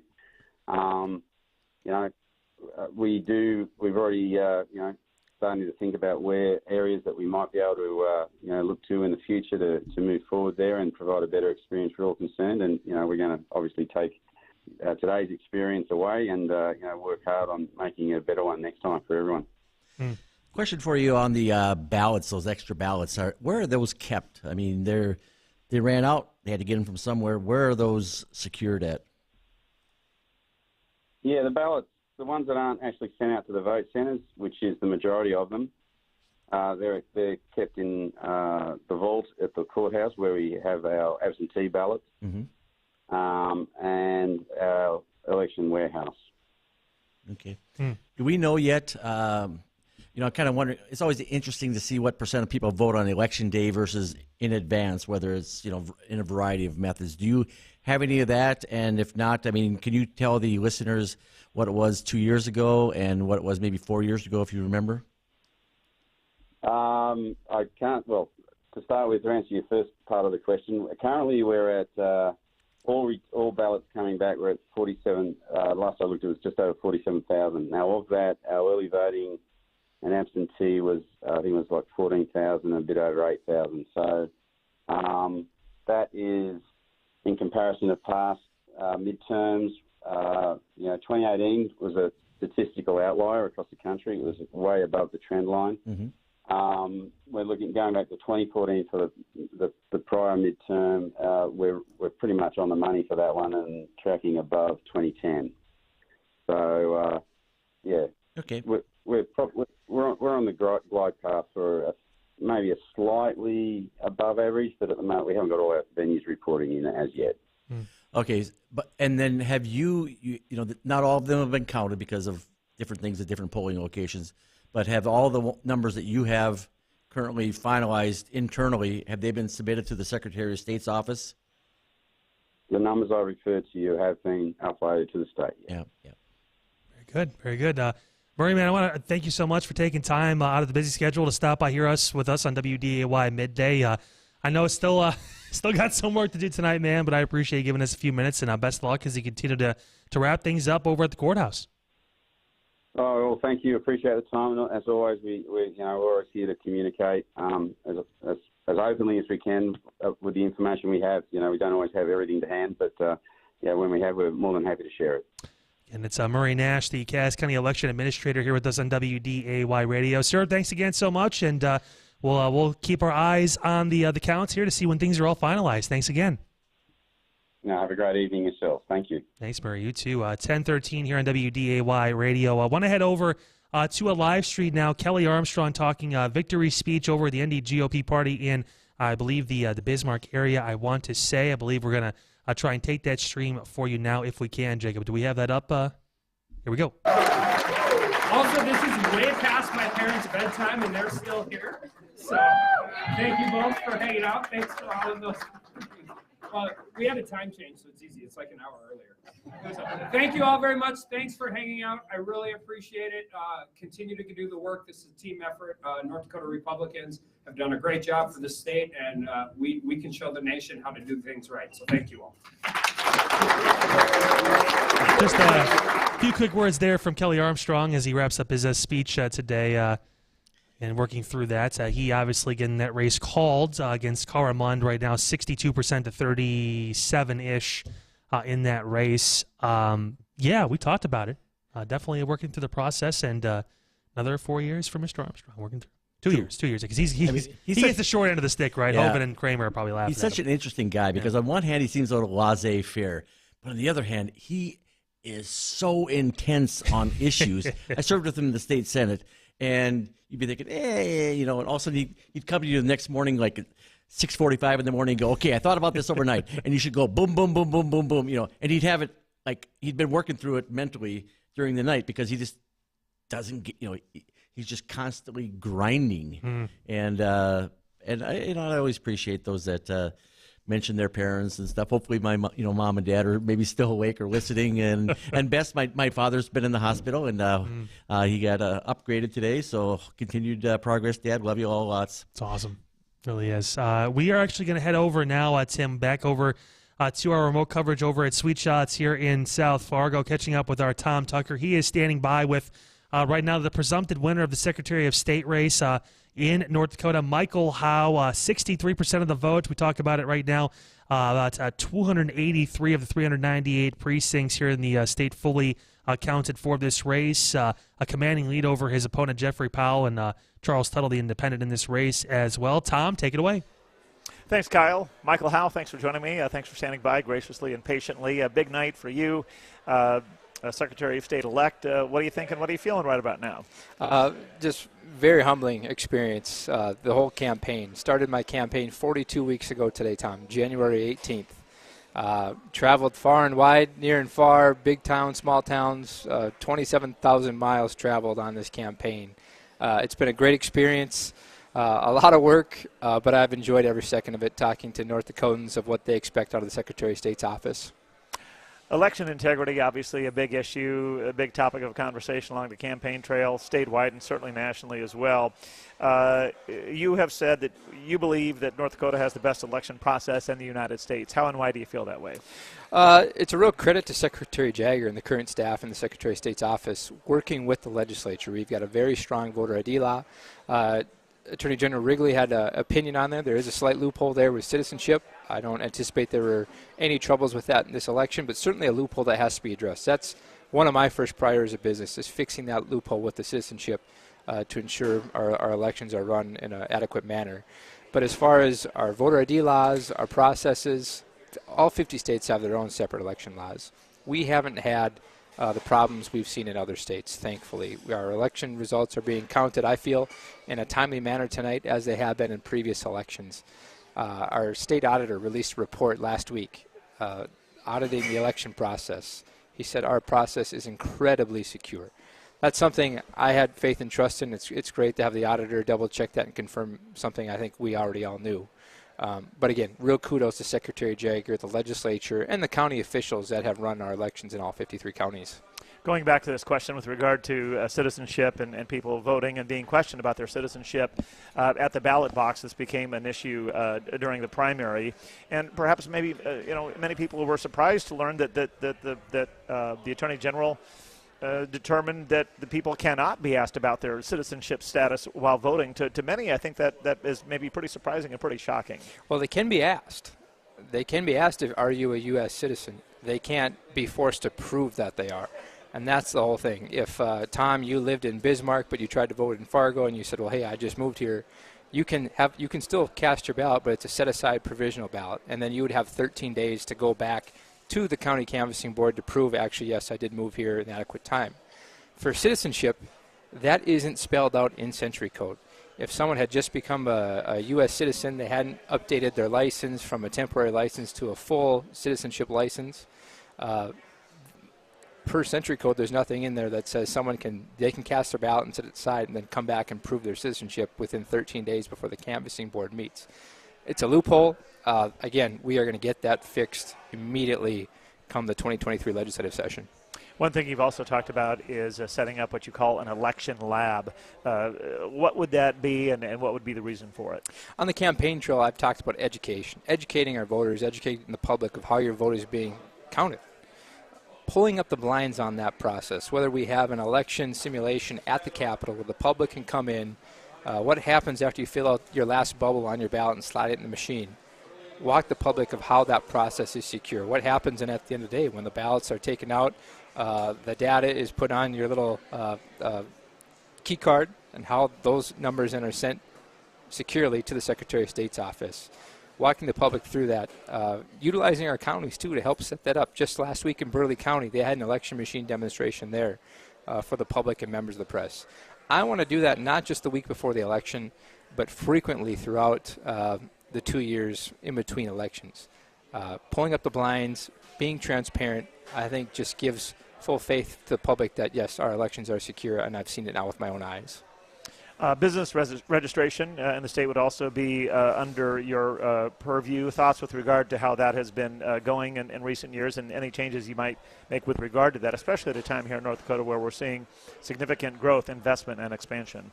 So a technology update and improving on that is also another key priority of when I take office. Improving the website to make it user-friendly, easy to navigate. Right now, it's maybe not the easiest thing to work with. How that relates to business filing and registration. At the height of the oil boom, Secretary of State's office was not prepared. Frankly, most of North Dakota government was not prepared for the influx of people coming to our state, getting high-paying jobs. Amongst them, we had companies looking to move here and start doing business. It was a 10-week turnaround time for someone to get their business filing in. What does that mean? If you don't have your business filing, you can't go to the bank, you can't get a loan. That is really the first process you need in coming to North Dakota and starting a business. That process has greatly improved. The preceding legislative session, they were able to increase their staff, have a higher budget to accommodate those higher requests. Let's do more. I think the turnaround time is now 2 weeks, 3 weeks. Let's get that within 4 days, 3 days. Whatever it is, we will try our best to make that as seamless as possible, as quick as possible. Time is money, and we all know that. And someone's taking a risk starting a business, that's very key to get things on the up and up. North Dakota Secretary of State, Mike Howe, any other thoughts in closing you'd like to express to voters tonight? I just want to thank the people of North Dakota for coming out and participating in the process. Whether you voted for me or not, whether you voted Republican or Democrat, thanks for participating in the process. That's what it's here for. You had a say in who your elected officials are. More power to you. It's great to see the increased voter turnout from a previous midterm election. So thank you for participating in the process, and thank you for the opportunity to serve you as the next Secretary of State. And Mike, thank you for your service and your time, Michael Howe. Congratulations on your victory tonight, and we wish you all the best moving forward. Is Mike still there? Yeah, Tom, before you guys sign out really quick. Yes, we're still here. Yeah, we want to ask Mike a couple questions, too. Because by all means, go ahead. Go ahead, guys. Yeah, Mr. Howe, thanks so much for making time for us here on WDAY Radio. Really appreciate it, of course, as we work through this process. I know my co-host, Tim Flakoll, has a question for you, too. I'll let him start off, and then I want to ask you one as well. So, Tim, go ahead. First, congratulations, Mike. Tim Flakoll here. Not only on the win, but you actually won by a larger victory than a very popular Al Jaeger did in his last 4 elections. So now it's about you've won the victory, now it's about winning the progress. So how will you use your legislative experience to help drive important initiatives in this upcoming session? Well, Tim, thanks for those words. Great to talk to you here on a very big night for North Dakota. Yeah, I've served the past 6 years in the North Dakota House of Representatives, the last 4 years on the House Appropriations Committee. I have relationships with the people that write the budget. Utilizing those relationships, knowing how the policy works, knowing that the legislative session, Tim, as you know very well, is a 3-period hockey game. Maybe we don't get something we don't like before crossover. The game's not over. We can work in the Senate, work in the House, whether that's a policy initiative related to the election process or business filing, or whether it's a budgetary matter of needing some more funds to help with the website. I plan on utilizing my relationships and knowing how that process works to hopefully move the Secretary of State's office forward. Michael, question for you two as well from me. You talk about that experience, obviously, in the State House as you move forward in this position for Secretary of State. You mentioned bringing something forward, plans for the upcoming session. Hey, it's coming in January. We're right around the corner with that, too. I know we're happy about tonight. We want to celebrate and be thrilled with this, man. But that's the next question a lot of folks are going to ask you. What are you bringing to the table come January in this role? You know, I've spoken with a few legislators on prospective ideas. Agencies can bring bills forward. I think that's left up to the legislative branch. So I'm working with some legislators right now on some cleanup bills. Tom and I talked about the citizenship issue. I've had 4 or 5 legislators reach out to me that day Attorney General Wrigley gave his opinion. With the budget, Secretary Jagger has worked with the executive branch in submitting their budget request. That's a budget I will start out with. But as Tim knows, once that goes through the process, I think I can put some fingerprints on there too and hopefully get what the Secretary of State office needs to be responsive to the taxpayer. And great to catch up with the new elected Secretary of State here in North Dakota, Michael Howe. Tom, great work as always. Appreciate you both. Thanks so much. Thanks, Kyle. Thank you, guys. Thanks, guys. Congratulations. Again, 10:25 here on WDAY Radio. Our Tom Tucker out again through to as we work in this whole process. Coming up in the next half hour of the show, we'll catch up with Mayor Shelley Carlson in Moorhead. Our Ty Schonert is out and about. We'll have a conversation with the mayor out there. She is handily ahead in the race for mayor right now. Just looking at where she stands, 82% of the votes. All 13 precincts are reporting in Clay County, in the area too, and where, of course, the Moorhead where she is over Kevin Shores, 82 to 16 percentage points in that race. So Shelley Carlson will serve a full term now as the mayor of Moorhead. Also going to talk about that sales tax measure that's on the ballot.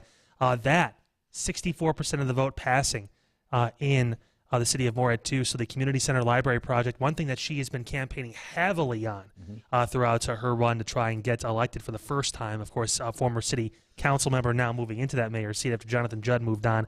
That going through as well. So kind of a win-win tonight for Mayor Carlson. So we'll catch up with her about that. And both her and Jesse John appear to be winning by so much, and I'm saying this with a wink in my eye, that I'll have to tease them that they probably should get an 8-year term. I tell you what, you win with over 80% of the vote. There's a couple of those races we're seeing. Right. Yeah. Of course, we could talk to Chuck Henderson about that too, and he'll tell you I got 98% of the vote. Now he's running unopposed. Well, that doesn't count in Ward 4, but it's definitely on the horizon with that. So we'll catch up with Shelley there.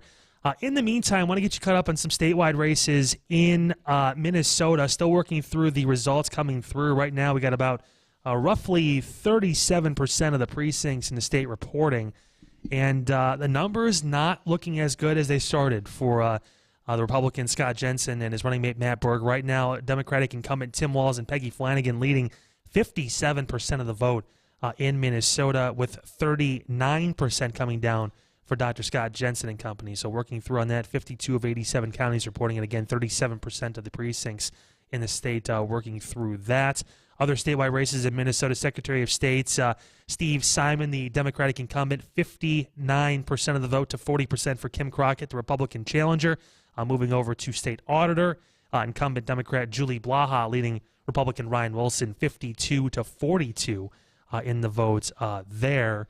And then also in the Attorney General's race, one we thought was going to be fairly tight because of the polling we had seen. Right now, still a bit of a lead for Keith Ellison, the Democratic incumbent. He has 55% of the vote to 44% for Republican Jim Schultz. So starting to see some pull away for the Democrats in Minnesota. I didn't think it was going to be by this much, but we still have time. There's still obviously not even half the precincts reporting in the state, so there's still plenty of time to see what comes through. Yeah, it comes down to where do the votes come from. Exactly. So trying to kind of track that through. Now, the AP has declared Tim Walz the winner of Minnesota. So we'll keep an eye on that. Again, still early in the process, not technically official, but when one or two media outlets throws the numbers out there, when at least when there's more than 1% of the vote counted, it's nice to be able to tell you about that. But still, again, AP saying that Governor Tim Walz has won re-election in Minnesota. We will keep our eyes on that throughout as well. So we'll keep our thoughts with that in Minnesota as more of those statewide races work their way through. Quick update on the Clay County Commission race in District 1. Very close between incumbent Jenna Cayley and Paul Krabenhoft. Right now, Krabenhoft, the challenger, with a 51% to 48% margin there in the lead, as that, again, all four of precincts reporting in the county. So it appears at the moment,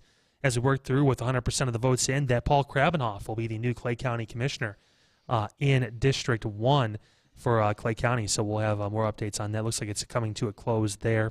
Moving in, 88% of the precincts reporting in the state Senate race. Dan Bomer, Rob Kupek, District 4 in Minnesota. Right now, Rob Kupek, 53% of the vote to 45, nearly 46% for Dan Bomer. They're separated by just a little bit over 2,000 votes in there. So as it stands now, Rob Kupek has a comfortable lead moving into the home stretch of that race. Also in District 4A in the State House in Minnesota, incumbent Heather Keeler, again with 100% of the voting precincts in, 58% of the vote. She looks like she will retain her seat in the State House. The Democratic incumbent, Republican Lynn Halmrest, 41% of the vote there.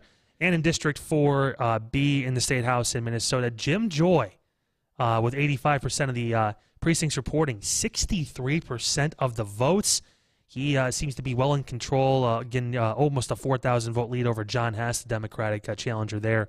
Both, of course, filling that seat that was vacated here in the process. 36% of the vote for John Hess in that race. So Jim Joy, a Republican, looks to be taking District 4B in Minnesota. Mm-hmm. So keep an eye on all those. With that, Tim, we'll take another quick break. When we come back, Moorhead Mayor Shelley Carlson, she has been reelected to that post. We'll have her live right here on WDAY Radio. Our Ty Schonert live on scene. Stick with us. Back after this. Brr, sounds like winter out there. Did you just say? Yep, they sure did, and it's coming. Hi, I'm Matthew, owner of Fix It Forward Auto Care. Winter's on the way, and it's time to get ready, including getting new all-weather tires designed specifically for our icy winter weather. Take advantage of our current rebates and availability, and our team can have you ready for winter today. Fix It Forward Auto Care, the name you trust for car repair. Fix It Forward Auto Care. Hey, Chris Berg here. Radio personalities like myself, we spend a ton of time and energy during the day, obviously in front of the computer. We're looking for news stories for you, talking to callers. So when the day is finally over, I get to go home and crawl into my Comfort King excited because I know I'm going to get a great night sleep. At Comfort King Mattress Factory, they build a mattress just for you. That's what they do. Comfort King has the only lifetime comfort guarantee. So buy local and shop Comfort King Mattress Factory. If you love helping adults with developmental disabilities and want to work in a culture with benefits nobody else can match, apply today at Red River Human Services. Enjoy a $17 per hour starting wage, health insurance benefits at 30 hours per week, quarterly wage adjustments, hourly increases after 90 days, and a possible $750 signing bonus. Apply now for this amazing position at rrhsf.org or call 701-235-0971 and see how great it is to work at Red River Human Services. It's about tradition, values, and family ties. Bucklet Chevrolet's tradition of giving back to our community remains a priority. And that's why, to honor our veterans and active military personnel, we're offering an oil change special for just $40 in November. This $40 oil change special is our way of showing thanks for their service, dedication, and commitment. We're Bucklet Chevrolet Buick GMC in Valley City. Tradition, values, and family ties. See dealer for details. Schedule appointment by 11/30/22. Attention North Dakota veterans. Did you know there is free transportation provided to veterans for medical appointments? This service is at no cost to you and available in several highly rural counties throughout the state. Contact your county veteran service officer for further information. North Dakota Veterans Affairs, proudly serving veterans from around the state with additional resources. This message is sponsored by the Department of Veteran Affairs and aired in cooperation by the North Dakota Broadcasters Association and this station. Hey, it's Bonnie Mustadi from Bonnie and Friends. Join us weekday mornings beginning at 5. Coming up on our next show, complete election results. The 17th annual traditional Norse Christmas event is coming up in December. We'll get details on that from Frode Tilden. Dr. Alicia Wisniewski, Prairie Winds Veterinary Center, will be in, and licensed registered dietitian Elizabeth McGee will be along to answer your health, diet, and nutrition questions. All this and more in the next Bonnie and Friends, beginning at 5 a.m. Join us.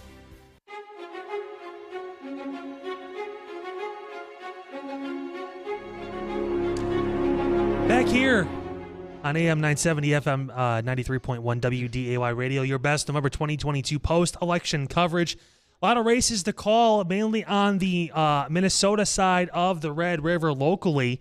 We're going to roll through the city elections here for Moorhead. Right now, Mayor, the race has been called. Shelley Carlson defeating Kevin Shore is 82%, nearly 83% of the vote for Mayor Carlson, who will now serve another term as Moorhead Mayor, her first time officially elected to that position. Remember, she moved from city council into that role after Jonathan Judd moved on. Council Ward 1 in Moorhead, Ryan Nelson defeats Siham Hamidi, again, with 60% of the vote there, 60-39 in that race. Ward 2, incumbent Heather Niesmeyer defeats Eileen Johnson, 63% of the voting for Niesmeyer there. Ward 3, Deb White, 63% of the vote. She defeats Dr. Rick Melby in that race. Of course, Chuck Henderson running unopposed in Ward 4 for the race for City Council in Moorhead. Also, the sales tax ballot measure, 64% of the city voting yes for the sales tax, which means a community center library will be funded by the sales tax. Now, 20 years or $32 million, whatever comes first to raise to help build the new city, again, library and community center downtown Moorhead. Going to get some more aid to keep up the par and up the pace with the city of Fargo and downtown Fargo. Want to head over now. Speaking of which, she is celebrating her victory tonight in the city of Moorhead, but she can call hers once again. Mayor Shelley Carlson with our Ty Schonert. Ty, take it away. Moorhead Mayor Shelley Carlson. We're sitting in Village Inn right now. I've seen you give plenty of high fives already. I think you've already drunk a glass of champagne. Yes. I'm already celebrating a little bit because it is such an exciting time. I'm so excited and humbled and proud to be able to continue to be the mayor of Moorhead for the next 4 years, and I'm thrilled, beyond thrilled, that the citizens said that, yes, we're going to be bold and we are going to build a new community center and library. Which are you happiest about? Which one do you think is, I know obviously the community center is the right answer, but like, how does it feel to be elected again?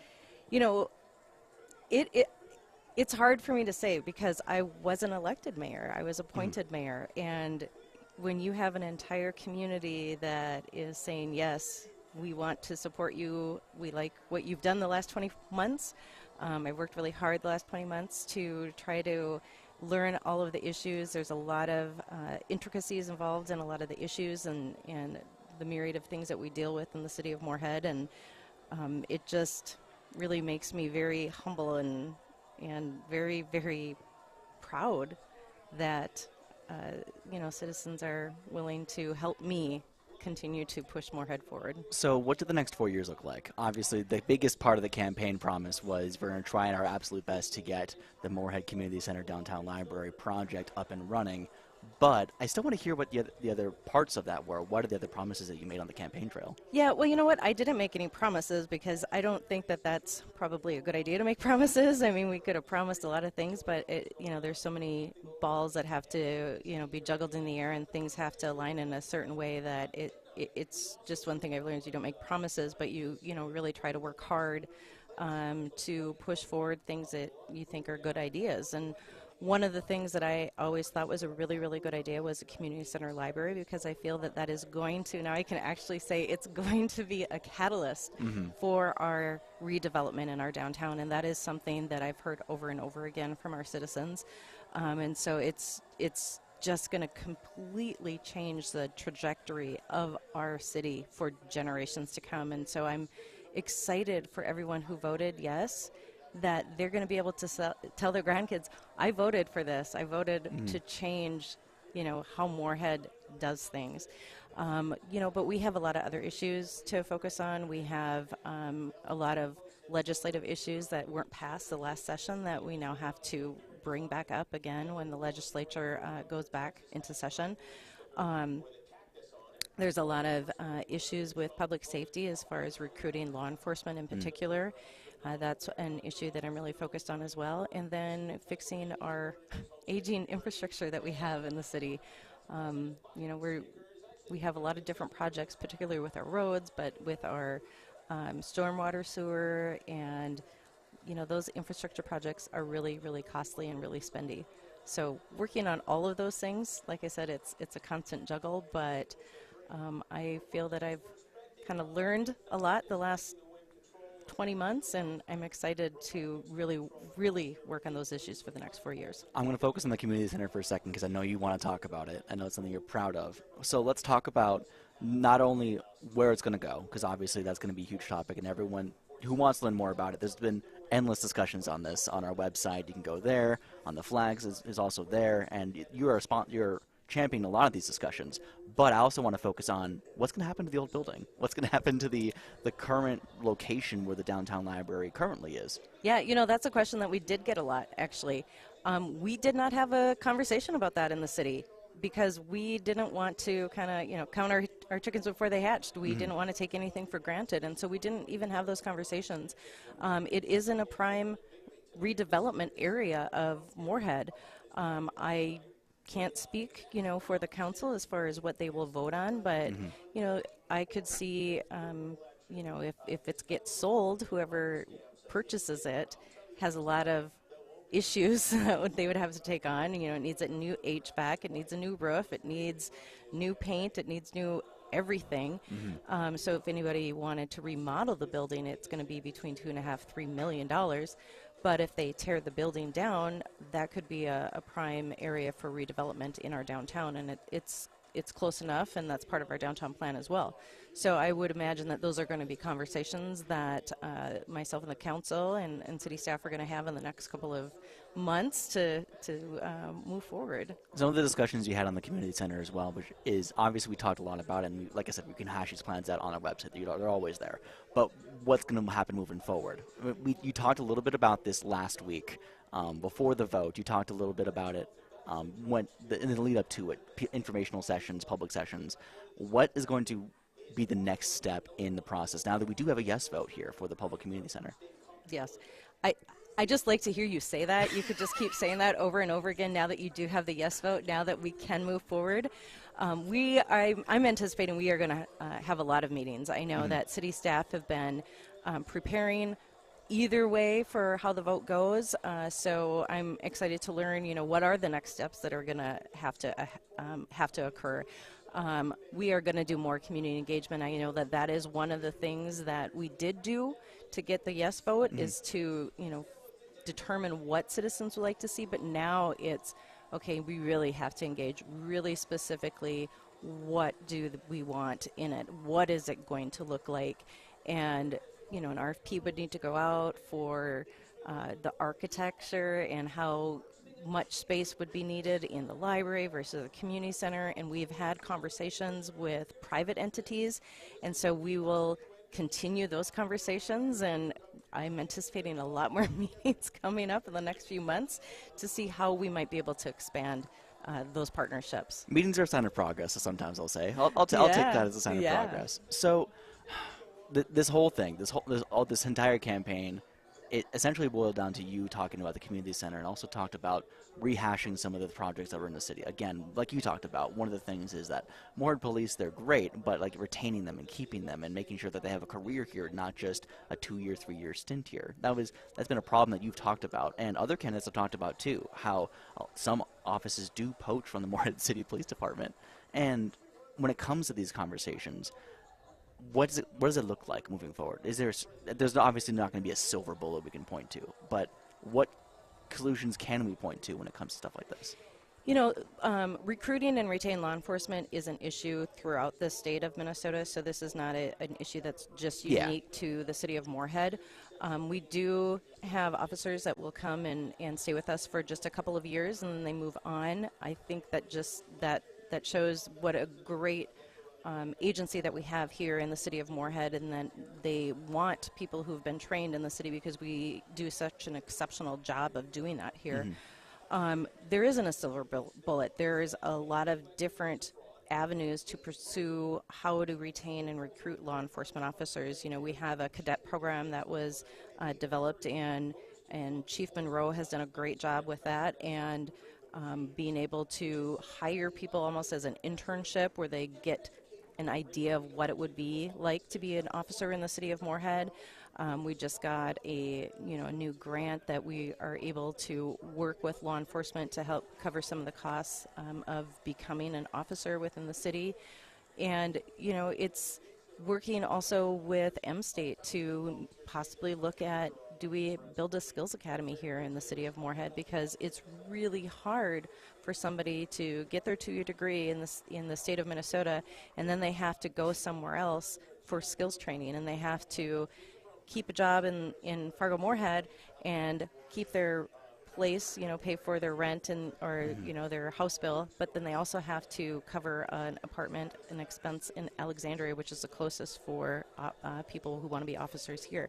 So they have to do all of these things, go to a different community, and then come back to get hired. And so trying to figure out how can we have something like that here, right in Moorhead, so that people don't have to leave and they don't have to pay for 2 places to live and things like that. Moorhead Mayor Shirley Carlson, always a pleasure to speak with you. And we're going to go back to the WDAY News Center with Kyle Cornell and Tim Flakoll, who is standing by. Ty, before you go, man, Shelley, congratulations on the win. Really appreciate you making time for us. And, you can give Ty some champagne, too. I think he's earned it a little bit. So. Okay, thank you. I offered him, but he declined. Oh, Ty, live a little. Come on, bud. Or so the story goes. I got one interview to go, Kyle, so I got to hold up together for that at least. Hey, that's perfectly fine. Ty, I appreciate the great work. Shelley, again, congratulations. Thank you so much. I appreciate it. Of course. Thank you, guys. 10:45 here on WDAY Radio. We've got some numbers for you, folks. A lot of races going final here locally, both in Cass County and Clay County, city races, county races. Tim, we're going to break these down right now. Let's start with Cass County, the commission race. Tony Grinberg, it has been confirmed, will serve as the new Cass County commissioner in District 2. He just squeaks by Ben Hansen. 50% of the vote to 49, separated by, less than 1,000 votes. I want to say closer around to the area of 500, 600 votes. Tight race, but I think a lot of people thought it would be somewhat tight. Definitely with that. Moving down the list, Cass County State's Attorney Kim Hegvig takes the win over Ryan Youngren. To talk about another close race inside around 600 to 700 votes. The difference, it was only about 20. In the primary, it stayed close to the end here, but Kim Hegvig, she will join us next hour here on WDAY Radio to talk about her win, composing her thoughts in all this. And one of the questions we're going to ask, the future of Ryan in this office. Both of them, obviously, a lot of respect for each other. Youngren talked earlier on the program today about having a conversation with Kim, win or lose, to see where they stand and who goes where, no matter who takes over for Birch Burdick when this all is said and done. So curious to see what her response is going to be with that. Cass County Sheriff Jesse Johnner will remain in the seats. He wins in a landslide over Deputy Matthew King, 79, nearly 80% of the vote to King's 19. We talked about this in the primary. 86 to 14 was the split. King did recover a little bit of that, but not anywhere near enough to overtake Jesse Johnner. He wins the race for Cass County Sheriff as well. Talking about, again, the West Fargo amendment as well for the sales tax, passing barely. This barely went through 50 to 49 in the percentages points there. Again, the memorandum on the one side passing by, less than, I want to say, 60 votes or so. So that barely squeaks by. The second part of that passing by a little over 100 votes. So it looks like that's going to go into effect, the public service sales tax out there, public safety sales tax, rather, in West Fargo moving through. I know we have some finals, I believe, too, working through the State House and State Senate races in North Dakota. Tim, you've been kind of keeping an eye on those for us here. Yeah, and some upsets. Bad day for Democrats. Tell you what, especially in the State Senate. State Senate, there were 40 Republicans, 7 Democrats. After tonight's election, they've lost 3 sitting senators on the Democrat side. Tracy Potter from Bismarck, who lost by a lot. Jeff Barta beat Jonelle Bakke in a sitting senator in Grand Forks, and that seats flipped back and forth, 53 to 47. And then the one that it's a shocker to me up in District 9, up in Turtle Mountain area, longtime incumbent Senator Richard Marcellet loses to Kent Weston, about 54% to 46%. So he loses. And locally, of note, someone who did a lot of advertising and everything was out there in a lot of different things on radio and billboards and everything. Ruth Buffalo, current Representative Ruth Buffalo, loses to Greg Steeman and Josh Christie.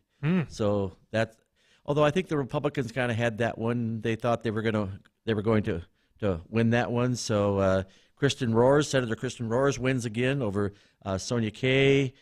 Steve Swantek, I don't know if I've seen the latest, but he was leading handily. Popular retired banker, big NDSU advocate, was leading his two opponents. But the Dems will pick up one seat in that district. That's in that new District 10 in South Fargo, because there was only one Republican that was running. I haven't seen the finals on that yet. And then just some. The other one of interest is they split District 9A. That's that Turtle Mountain one, to make sure that the Native Americans had proper representation. So in the one district, the Republican won, and another district, the Democrat won. So. But they lost Marvin Nelson, who was an incumbent who had been there, oh, boy, I mean, a long, long time. I don't know if Marvin had been there for 20 years, so that kind of goes back to those term limit things. Sometimes the voters' term limit, you don't get invited back. And then in District 10, on the Senate side, really very close. They make trigger an automatic recall. Ryan Bromberg had 1,564 votes. Ahead of Curtis Olafson, 1526. So very close, and again, that may trigger a recount.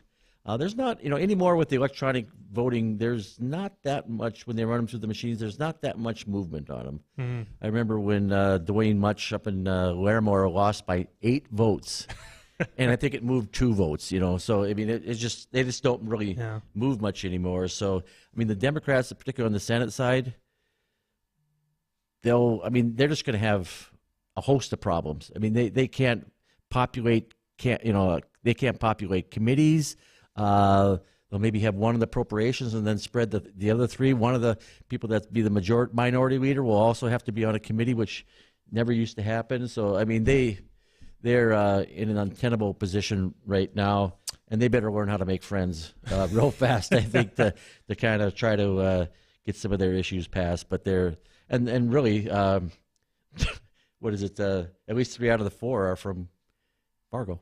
Yeah, there you go. So to give you an update, Tim, to District 10, Hamida Dakane is the winner of the second seat there. Okay. She edged out Damian Riddle, close, 31 to 27% in the voting there, just a couple hundred votes. So Steve Swinetek and Hamida Dakane will take over that. Liz Conmey and Gretchen Dobrovich take over in District 11 over Carter Eisinger and Brad Leeser. Couple other State House, districts we were kind of following for you throughout this process, looking through the list here, going down the wire. Again, these have all been called here in North Dakota and, of course, in the Cass County and Fargo area. Michelle Strinden, Joran Johnson winning that over Megan Edwardson and Lillian Jones in District 41. 44, Carla Rose Hansen and Josh Boucher. Keeping those seats, of course, through the list, taking out Gwendoline Altenberg in there. Yeah, and that's become a very, very Democrat district.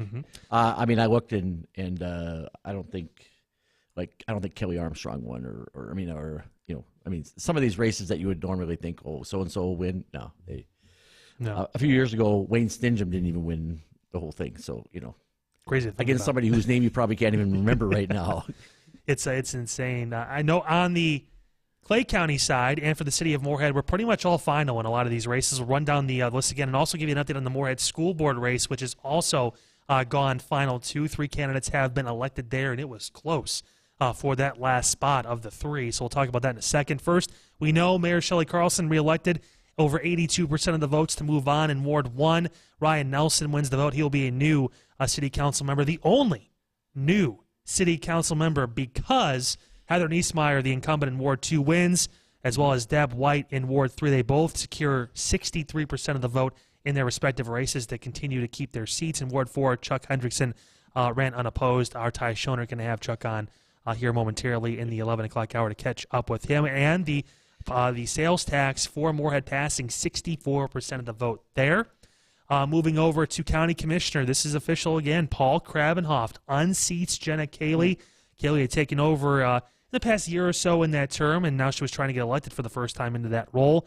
Again, Krabenhoft defeats her by just over 100 votes, 51% to 48% in the County Commission District 1 in Clay County. Also talking now, State Senate District 4, we are 89% of the precincts reporting in the contest, and it is Rob Kupak, 53% of the votes to 46% from Dan Bomer. They are separated by nearly 2,000 votes. Not sure if Dan Bomer can recover from that gap with so much already Probably reported. not. It seems like Kupak will take over in District 4 in the State Senate. And his wife, Deb White, will have bragging rights in the House because she won by more. There you go. That's how that's gonna work through. District 4A in the State House in Minnesota right now. Heather Keeler, again, with all the precincts reporting with 58% of the votes. She will win over Republican opponent Lynn Helmrest, so Heather Keeler will go back to the State House in District 4A. District 4B, this is the big one we talked about where we're seeing a flip possibly, 87% of the precinct reporting, but the lead is massive. Republican Jim Joy is leading 63% of the vote to just 36% from the Democratic challenger there to John Hest. There is a near 4,000 vote difference there. Jim Joy will represent District 4B moving forward. And the Moorhead School Board race. This is the one we talked about before. 11 candidates, 3 open seats. Who is going to come out on top? We have the final results with all of the precincts reporting.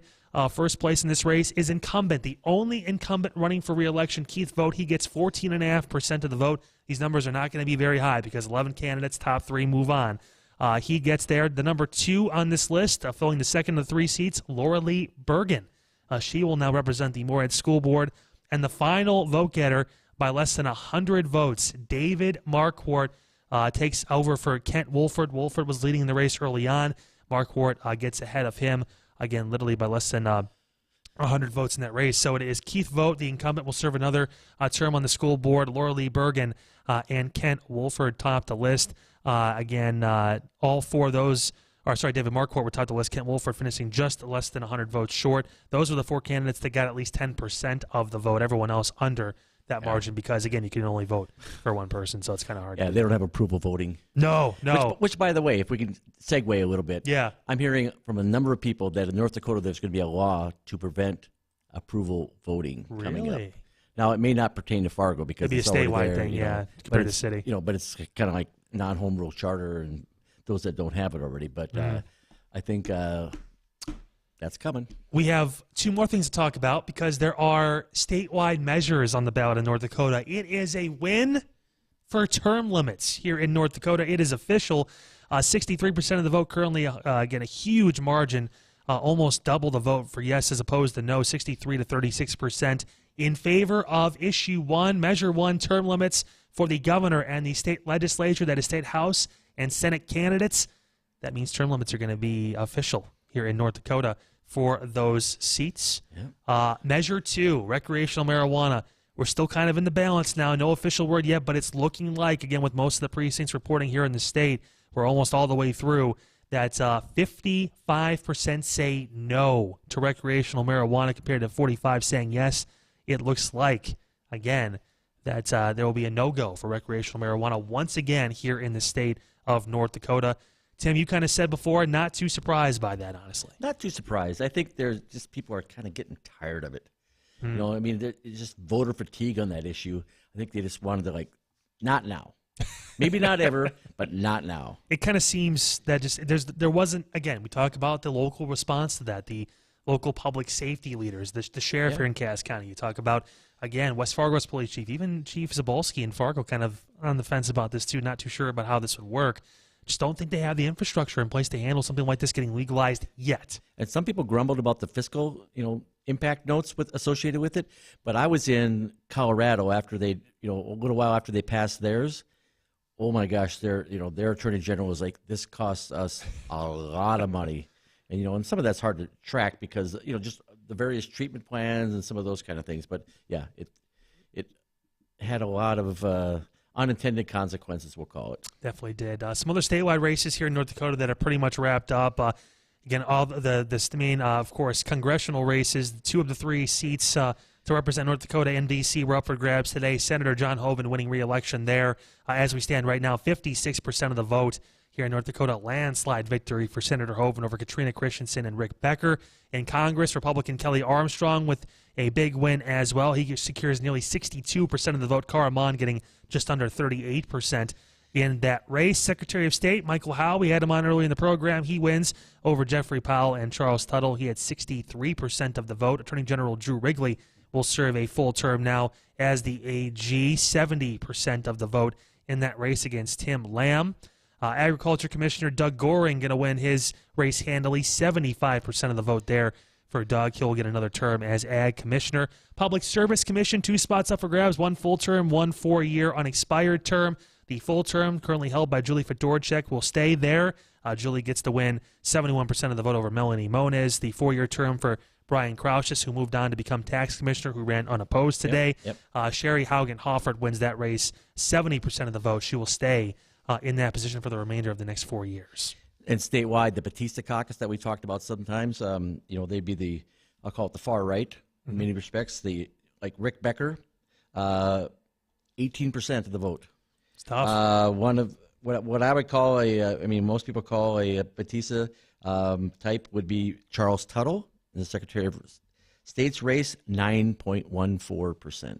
Tough numbers. So not, yeah. No, you're just not working going, through it. Hard place to recover from. It's tough. It's going to be interesting to see what happens next with some of these candidates. So we'll definitely keep an eye out for that. So right now, coming up on 11 o'clock, we're going to take a quick break. When we come back, 11 o'clock hour filled with guests for you. A lot of the winners for tonight and the election process. We'll have them all for you on the line. Stay with us here on WDAY Radio. 970 WDAY AM and 93.1 FM, Fargo-Moorhead. Are you suffering from neuropathy? Do you experience stabbing, numbness, tingling, or burning in your feet? Are you tired of sleepless nights and avoiding life due to pain? If you've been diagnosed with neuropathy or have pain or numbness in your feet, call us right now before it's too late at 701-929-7505. Again, 701-929-7505. Neuropathy is a very serious and progressive disease where your nerves start to break down. It can lead to balance problems, complete loss of independence, and in some cases, amputation. Our program addresses the underlying causes and doesn't simply mask your symptoms with medication. In fact, many patients start to feel relief from their symptoms within weeks. There's no surgery and no use of prescription drugs. Pick up the phone and call now at 701-929-7505 or find out if you're a candidate for our neuropathy program that has changed thousands of lives. Call us today at 701-929-7505. It's about tradition, values, and family ties. Pucklet Chevrolet's tradition of giving back to our community remains a priority. And that's why, to honor our veterans and active military personnel, we're offering an oil change special for just $40 in November. This $40 oil change special is our way of showing thanks for their service, dedication, and commitment. We're Pucklet Chevrolet Buick GMC in Valley City. Tradition, values, and family ties. See dealer for details. Schedule appointment by 11/30/22. If you're looking for a great night's sleep, I'm going to give you 2 suggestions. First, go to Comfort King Mattress Factory. Second, support the community and go to Comfort King Mattress Factory. They'll make you the mattress that you want for your purposes. All the money that you spend will go back into the community. Isn't that what you want? It's a win-win. You ever wonder who made your bed? Well, you should. And you should wonder what's inside of it. Come to Comfort King and we'll show you the who, what, where, when, and how. Let's roll things back and listen to some radio memories as we celebrate 100 years of WDAY Radio. Bring back the old days of dancing live. Remember, my hips are creaking, and shrieking, caramba, I've got a wriggle and a diddle and a jiggle like a fiddle in my carcass. Ole! This fancy swishing in position wears out all of my transmission ammunition. Ole! I know there's danger really lurking if my rear end keeps on working at this jerkin. Ole! South America! Take it away! Thank you very much, Jeannie. Of question, what's the name of the ship formerly known as the Normandy? The reward is $25. You know, when the ship was first constructed, it was one of the 3 largest and fastest ships afloat.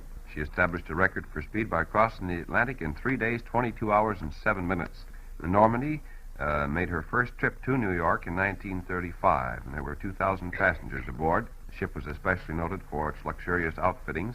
There was a large swimming pool, a completely equipped theater, an indoor garden, as well as several shops modeled after stores in Paris. Good morning. This is Teletest Time calling from WDAY in Fargo. We have a question here for you this morning. If you're able to give us the answer, we have a reward of $25 for you. Could I please have your phone number? You don't know this morning. May I have your name, please? We have a consolation reward for you. And tune in again tomorrow, same time, for another exciting Teletest program.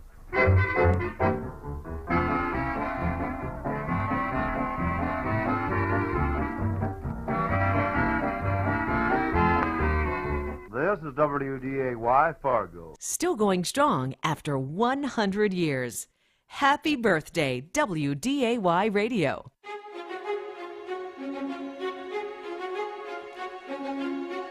11:04 here on WDAY Radio. It is your best November 2022 post-election coverage. Most of the races have been called here in North Dakota and Minnesota, and we're happy to give you the results here on WDAY Radio. And News Director Kyle Cornell here with my co-host Tim Flakoll, former state senator, working through the process. And it's time to head back over to Sweet Shots here in South Fargo. Our Tom Tucker standing by with the winner in the state Senate District 27, representing folks here in the Fargo area. He is live now with Kristen Roars. Tom, take it away. Thanks, Kyle. Kristen Roars, great to have you with me tonight. Congratulations. You just showed me your text message here from Governor Burgum congratulating you on your victory. What are you thinking? What are you feeling tonight here at this late hour on election night? It's been a great night. It's been fun seeing the text roll in from both family and friends. And so, you know, it's been this is my first time running for re-election, Yes. which is a very different experience than running the first time. How so? I think the first time you just don't know what to expect, and so you're coming in blind and that naivete maybe. I think a little naivete, can be but an also advantage. my district at that time was a straight up split. I called it purple. It was half red, half blue. You didn't know how it was going to go. It depended upon who the contenders were. This time, after redistricting, you felt like, okay, maybe I have a little different handle on the district, but then you get to the last week and you start thinking, well, maybe it isn't what I think it was, and you start doubting yourself. But luckily tonight it ended up breaking the way that we hoped it would in the first place. So both myself and my two housemates, Greg Steeman and Josh Christie, both were able to pull out the win, which is an awesome win for South Fargo. Yeah, congratulations to you and to your colleagues. What's the top priority for you now that you're reelected? There's so many things. I know you talked about pension reform last time we talked. I think pension reform is still towards the top of the list. Okay. Just out of the retirement committee in the interim, we came out with 2 bills, one that met what the actual requirement of our committee was, and then one that's the one that I think is the workable solution, which is to transition us from a purely defined benefit program where when you retire you get X amount of dollars every month, to something a little bit more like what people in the private sector are used to, kind of a hybrid plan where it's partially kind of a 401k type plan, but also some guaranteed income. Okay. And so of course we're talking about state employees. Absolutely. Right? So state employees, but it also is city and county employees as well. So it's all public employees. And so I think that we found a good middle ground. So I think that's going to be one of the biggest things that we're going to look at. But also my background in healthcare, I'm a nurse. Occupational licensing reform. So what are some of the artificial barriers we're putting in place into people joining different groups of work? You want to have really good safety standards, but you also want to make sure that you're not putting a barrier up, putting a wall up and saying, nope, you can't come join us just because you don't want people to, you want to kind of create that protective force. So I think looking at, right now, there's a interstate compact, which is a legal thing that says if you have a license in another state, we're going to recognize that in our state. And we do that with almost every single compact that exists in the United States, except right now the Board of Psychological Examiners. So I'll be prime sponsoring a bill to start recognizing that, the psychological compact, to say for God's sakes, what we need is people in mental health. So let's make it easier for them to practice in North Dakota. Things like that. So I think we need to think about, from a workforce perspective, what are some of the barriers we're putting in place? And then, daycares. What are some of the things, like we learned the other day that for some reason in the city of Fargo, we actually license them under the same requirements as an assisted living facility. So we require them to have a shower. Is that necessary in a daycare facility? Maybe, maybe not. But should we not allow someone to open because they don't have a shower? Probably not. So let's look at what that looks like and say, how do we make it easier for someone to start up a daycare? Because we know that right now, one of the biggest barriers from people entering the workforce is the ability to have someone care for their kids while they're at work. Certainly Governor Burgum has talked about his legislative proposal to address the child care crisis. And as you say, it certainly does impact workforce as well. Those are two of the most pressing issues that it seems like a lot of you are talking about, a lot of your constituents are talking about as well. And being a nurse, I'm used to working 12-hour shifts. When you work from either 7 a.m. to 7 p.m. or 7 p.m. to 7 a.m., how do you find daycare for your kid for really what accounts to a 13 to 14-hour shift? That's a different dynamic than the 8 to 5. And so we need to get really creative. And how do we do that kind of pre-care, that post-care, especially even if you have a school-age kid and they get done at 3 o'clock and you're not really done till 8 p.m. What are you going to do with your kid if you're a single mom or a single dad? Last time we spoke, you had mentioned that your political career kind of started in high school when you served as a page. I think you had mentioned at the state legislature. And also during that conversation, you mentioned that the reason you are running, seeking to serve once again is that you have not yet accomplished your goals serving in Bismarck. What might some of those other goals be?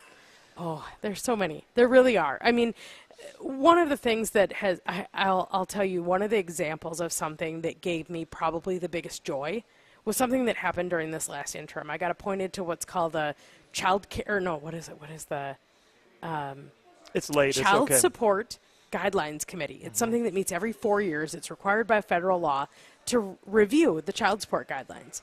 And I got appointed to this committee, and I thought, okay, that's kind of weird. I'm the kidless one, but okay, I'll take this.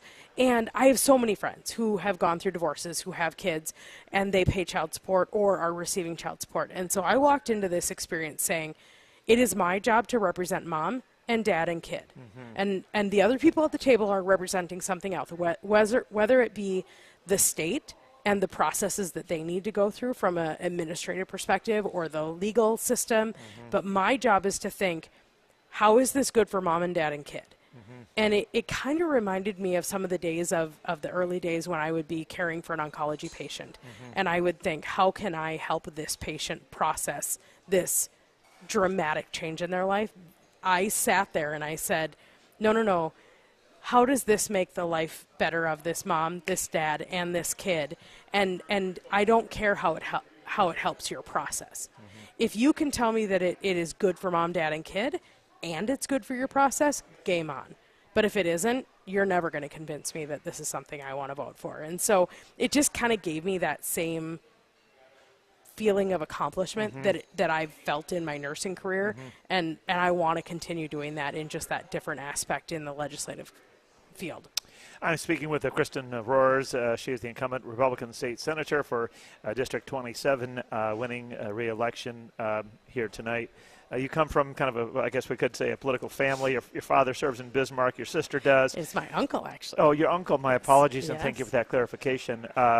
Also, you're telling me tonight, I think, you had I have a cousin who's running for sheriff, in Minnesota somewhere. In Freeborn County, Minnesota. Yeah. Albert Lee, Minnesota. I'm so excited for him. It's currently 0 out of 0 precincts reporting, so I have no idea how he's doing, but I have my fingers and my toes crossed. But your family gatherings must be quite entertaining. Well, Who prevails? Well, both my parents are one of 11 children. So first of all, I have a bazillion cousins. So it usually is whoever speaks the loudest is who prevails. But one side of the family, we agree most politically. The other side is pretty split. So that one is actually a little more interesting, and that's the less politically active side of my family. So that one is the one where you get into a little bit more detailed conversations because we tend to disagree on not only what the problem is, but what the solution should be. Where the Rohr side of the family, we might all agree on the problem, and it's just varying degrees of the solution that we disagree on. I'm sure it must be entertaining. Other thoughts in closing here tonight for your constituents? No, I think it's been a great night for Republicans. I think that we have a lot of work to do. And one of the challenges that we have in North Dakota is because we do have a supermajority of Republicans is how do we make sure that we still come out with really good legislation? How do we ask the really good questions amongst our own party when we all tend to agree on what we think the problem is and what the outcome should be, but how do we get there is really the challenge. And so I think one of the things that we need to work on as a party and as our legislature is who's going to ask the good questions, and are we going to make it okay for people to ask those really good questions to say, how do we still make the best legislation for the people of North Dakota? All right, fair enough. Kristen Rohrs, Republican State Senator, the incumbent for District 27, celebrating a victory tonight. Thanks so much for the conversation. Congratulations to you, and we wish you all the best moving forward. Thank you so much, Tom. Kyle, back to you. Tom, great work. Thanks so much. I appreciate your effort tonight as well out and about. And again, congratulations to Kristen Rohrs. She gets the big win in District 27 in the state Senate. A lot of these races all wrapped up. Our friends over on the Flag have wrapped up their coverage. If you're joining us now on WDAY Radio, thanks so much for stopping by. Still working on possibly getting a few different guests in the pipeline for you as we continue with this wrap-up coverage. I'll tell you what, Tim, it's been an eventful night. A lot of things coming down the wire. Almost everything is pretty much finalized here in North Dakota and Minnesota. Still waiting, obviously, for some statewide official quote-unquote results for Minnesota, but a lot of these races have been called, again, including Tim Walz and Peggy Flanagan winning. Walz winning re-election right now, 54-42 in the percentage points against Dr. Scott Jensen. A huge, huge gap there.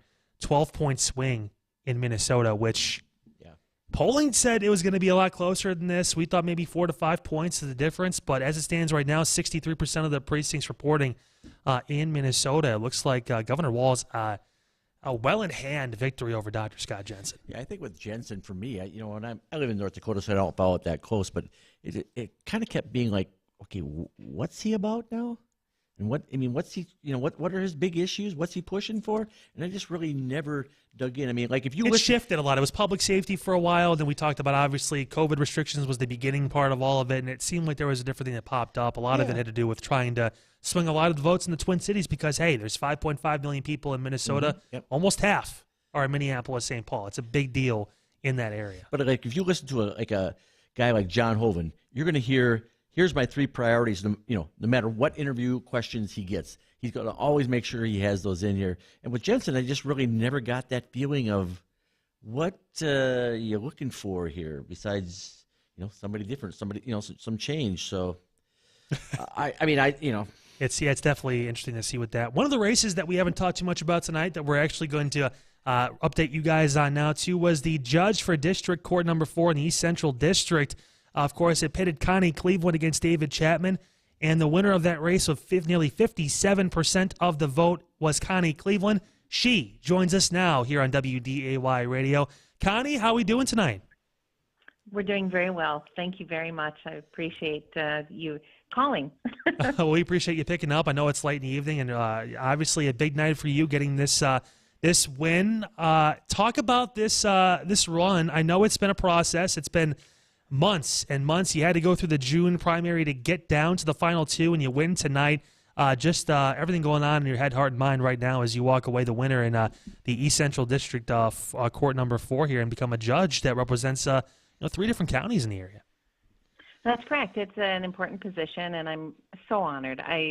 I wasn't really sure heading into the final days of the race what the turnout was going to be and what the final result was going to be. Mr. Chapman is a formidable opponent, and certainly in the primary, the other 2 gentlemen that were running as well, all of them excellent attorneys. So I was very pleased. Mr. Chapman ran a very good campaign, and I'm honored that individuals voted for me and chose me to be the next judge in this district. It's just an incredible honor, and I hope that I am able to meet all of the expectations. I'm looking forward to the challenge, and I'm just so excited to have this opportunity. So, congratulations, Connie. Tim Flakoll here. So I'm kind of curious because you at one time were in the legislature when you were very young. You were like a college student in your 20s, I think, or something like that. Correct. I was elected when I was 23. Yeah. Wow. I ought to be 23 again, huh? I know. You and me both. Which would you rather do, win the judgeship or be 23 again? Boy, that would be a tough one. But how do those races compare and contrast? I'm just kind of curious because, this one seemed to be like, probably a grind because you really have two races in a way that are long. But how do they differ? I mean, aside from one is like a real job and the legislature is like something you do as a citizen kind of thing. Right. That's a very interesting question, and I haven't really thought about it too much because they're at two kind of bookends of my life. One at the very beginning, and it really set the trajectory for going to law school and for appreciating the form of government that we have and understanding, just such a different way, the three branches of government and the responsibilities of each. So that experience, which was partisan politics, was very different because there was a party support. I had partners, of course, I ran for the House, so there was another individual in the House of Representatives that ran together, and we both won. And there was also a senator in our district. Wayne Stenjum was a senator in our district. And the exposure to the individuals in the legislature and that race itself, I ran twice and was successful, but they were tight races, they were partisan, and it was just so very different because there was a party involved. This was very different because it's a job. It is and it's a different branch of government, and and it's so different. And I'm at such a different stage of my life as well. Yeah. And so my family was involved, which is I wasn't married. I was at such a different point when I was younger, and there's no party to support you, and so that's. And we can't ask for party support and can't accept it. So it is intended to be an independent race, and it is so hard to know what is going to happen. But I was just so pleased with the individuals that supported me and helped me, and it really is financially quite a different investment as well. Because when you're running for judge, it really is, at least for me, and that was the choice I made as well, to primarily finance it myself and up until the very, very end. And it's just very different and very different experiences. I can tell you I appreciate this one a lot more because I understand how it's very difficult. Right. It's like playing for keeps now. Right, exactly. It's just you're at a different stage of life and you understand how hard people can work for things and how it doesn't always play out. Well, I noticed, like with your race as an example, the advocates in the ground game played heavily into it from what I saw because, every time I ran into Diane Davies-Lugar, she was like advocating for you. So, those things help because in some of these races where you don't know the people, you can't spend much money on them because there isn't much money to spend to kind of say, here's what I am, or here's what's a priority, or here's how I'll manage things. Absolutely. It's those people. So restricted. You bet. You're so restricted by, and that's appropriate, but I'm commenting on how you would rule. You can't do that. And so really, and it's mostly attorneys that know the practice or the experience of someone. And so it is that it happens that I've known Diane for years and have had the opportunity to practice with her too. So she knows the full. In fact, she knew me when I was in the legislature. Okay. And she's a practicing lawyer, and we're very different, but have an incredible amount of mutual respect for each other, for our differences. Right. Yeah. And she's been just an incredible support. So, and she certainly isn't alone. A lot of people that I've worked with in the child welfare area, former foster parents, people who have been social workers in that field, and it just has really been a real broad range of individuals who've had the opportunity to see my practice and understand what I can do and how I think and how I behave and treat other individuals in court. And I think also primarily, or at least what most have said, is how I love the law. I really do. I was lucky to have a professor that said, cleave to the law. Okay, always look back at the book. Don't think you know what it is, and learn all the time because it changes. The legislature changes it. Other courts have opinions, and you have to be aware of that and try to always be a student. And I really took that to heart. You know, Connie, I feel bad because I actually got sick and missed our in-person interview a couple weeks back, which was unfortunate because I was looking so forward to talking with you, and I wanted to bring this up because you do not sound like a judge. I mentioned to Tim as well. I've interviewed a ton of judges, both local, some state. It's crazy, but you have the personality. You have this aura about you that's just kind of different. Effervescence. That's a great way to put it. Can you just talk to me a little bit about that? If you get that a lot, I don't know if you do or not. I mean, but you obviously you came through in this whole race. You won handily back in June to get to the final two. You win by a decent margin here come November 8th in this election process. But again, just I just couldn't hear it. But obviously, a lot of the folks, they believe in you at this. You have a great track record. A lot of people talked highly of you, and now it's resulted in you getting this spot. Yeah, I think that's interesting because on the radio or in personal conversations, I am an optimist. I believe people change. I am, and I probably laugh a lot more than most of the individuals who run for or serve as judge. That probably is not the same kind of tone or experience that you'd have if you saw me in court. I've been in court a lot, and I've when I was a prosecutor in Cass and in Burleigh, primarily in Cass, I did personal crime cases and sex cases, and that's depressing. It's dark stuff, and also doing child abuse and neglect. Very, those are very tough cases, and I try to keep that in my work world. And in my personal life, I have been given more than I ever deserve as far as benefits in life and opportunities, and I don't forget that.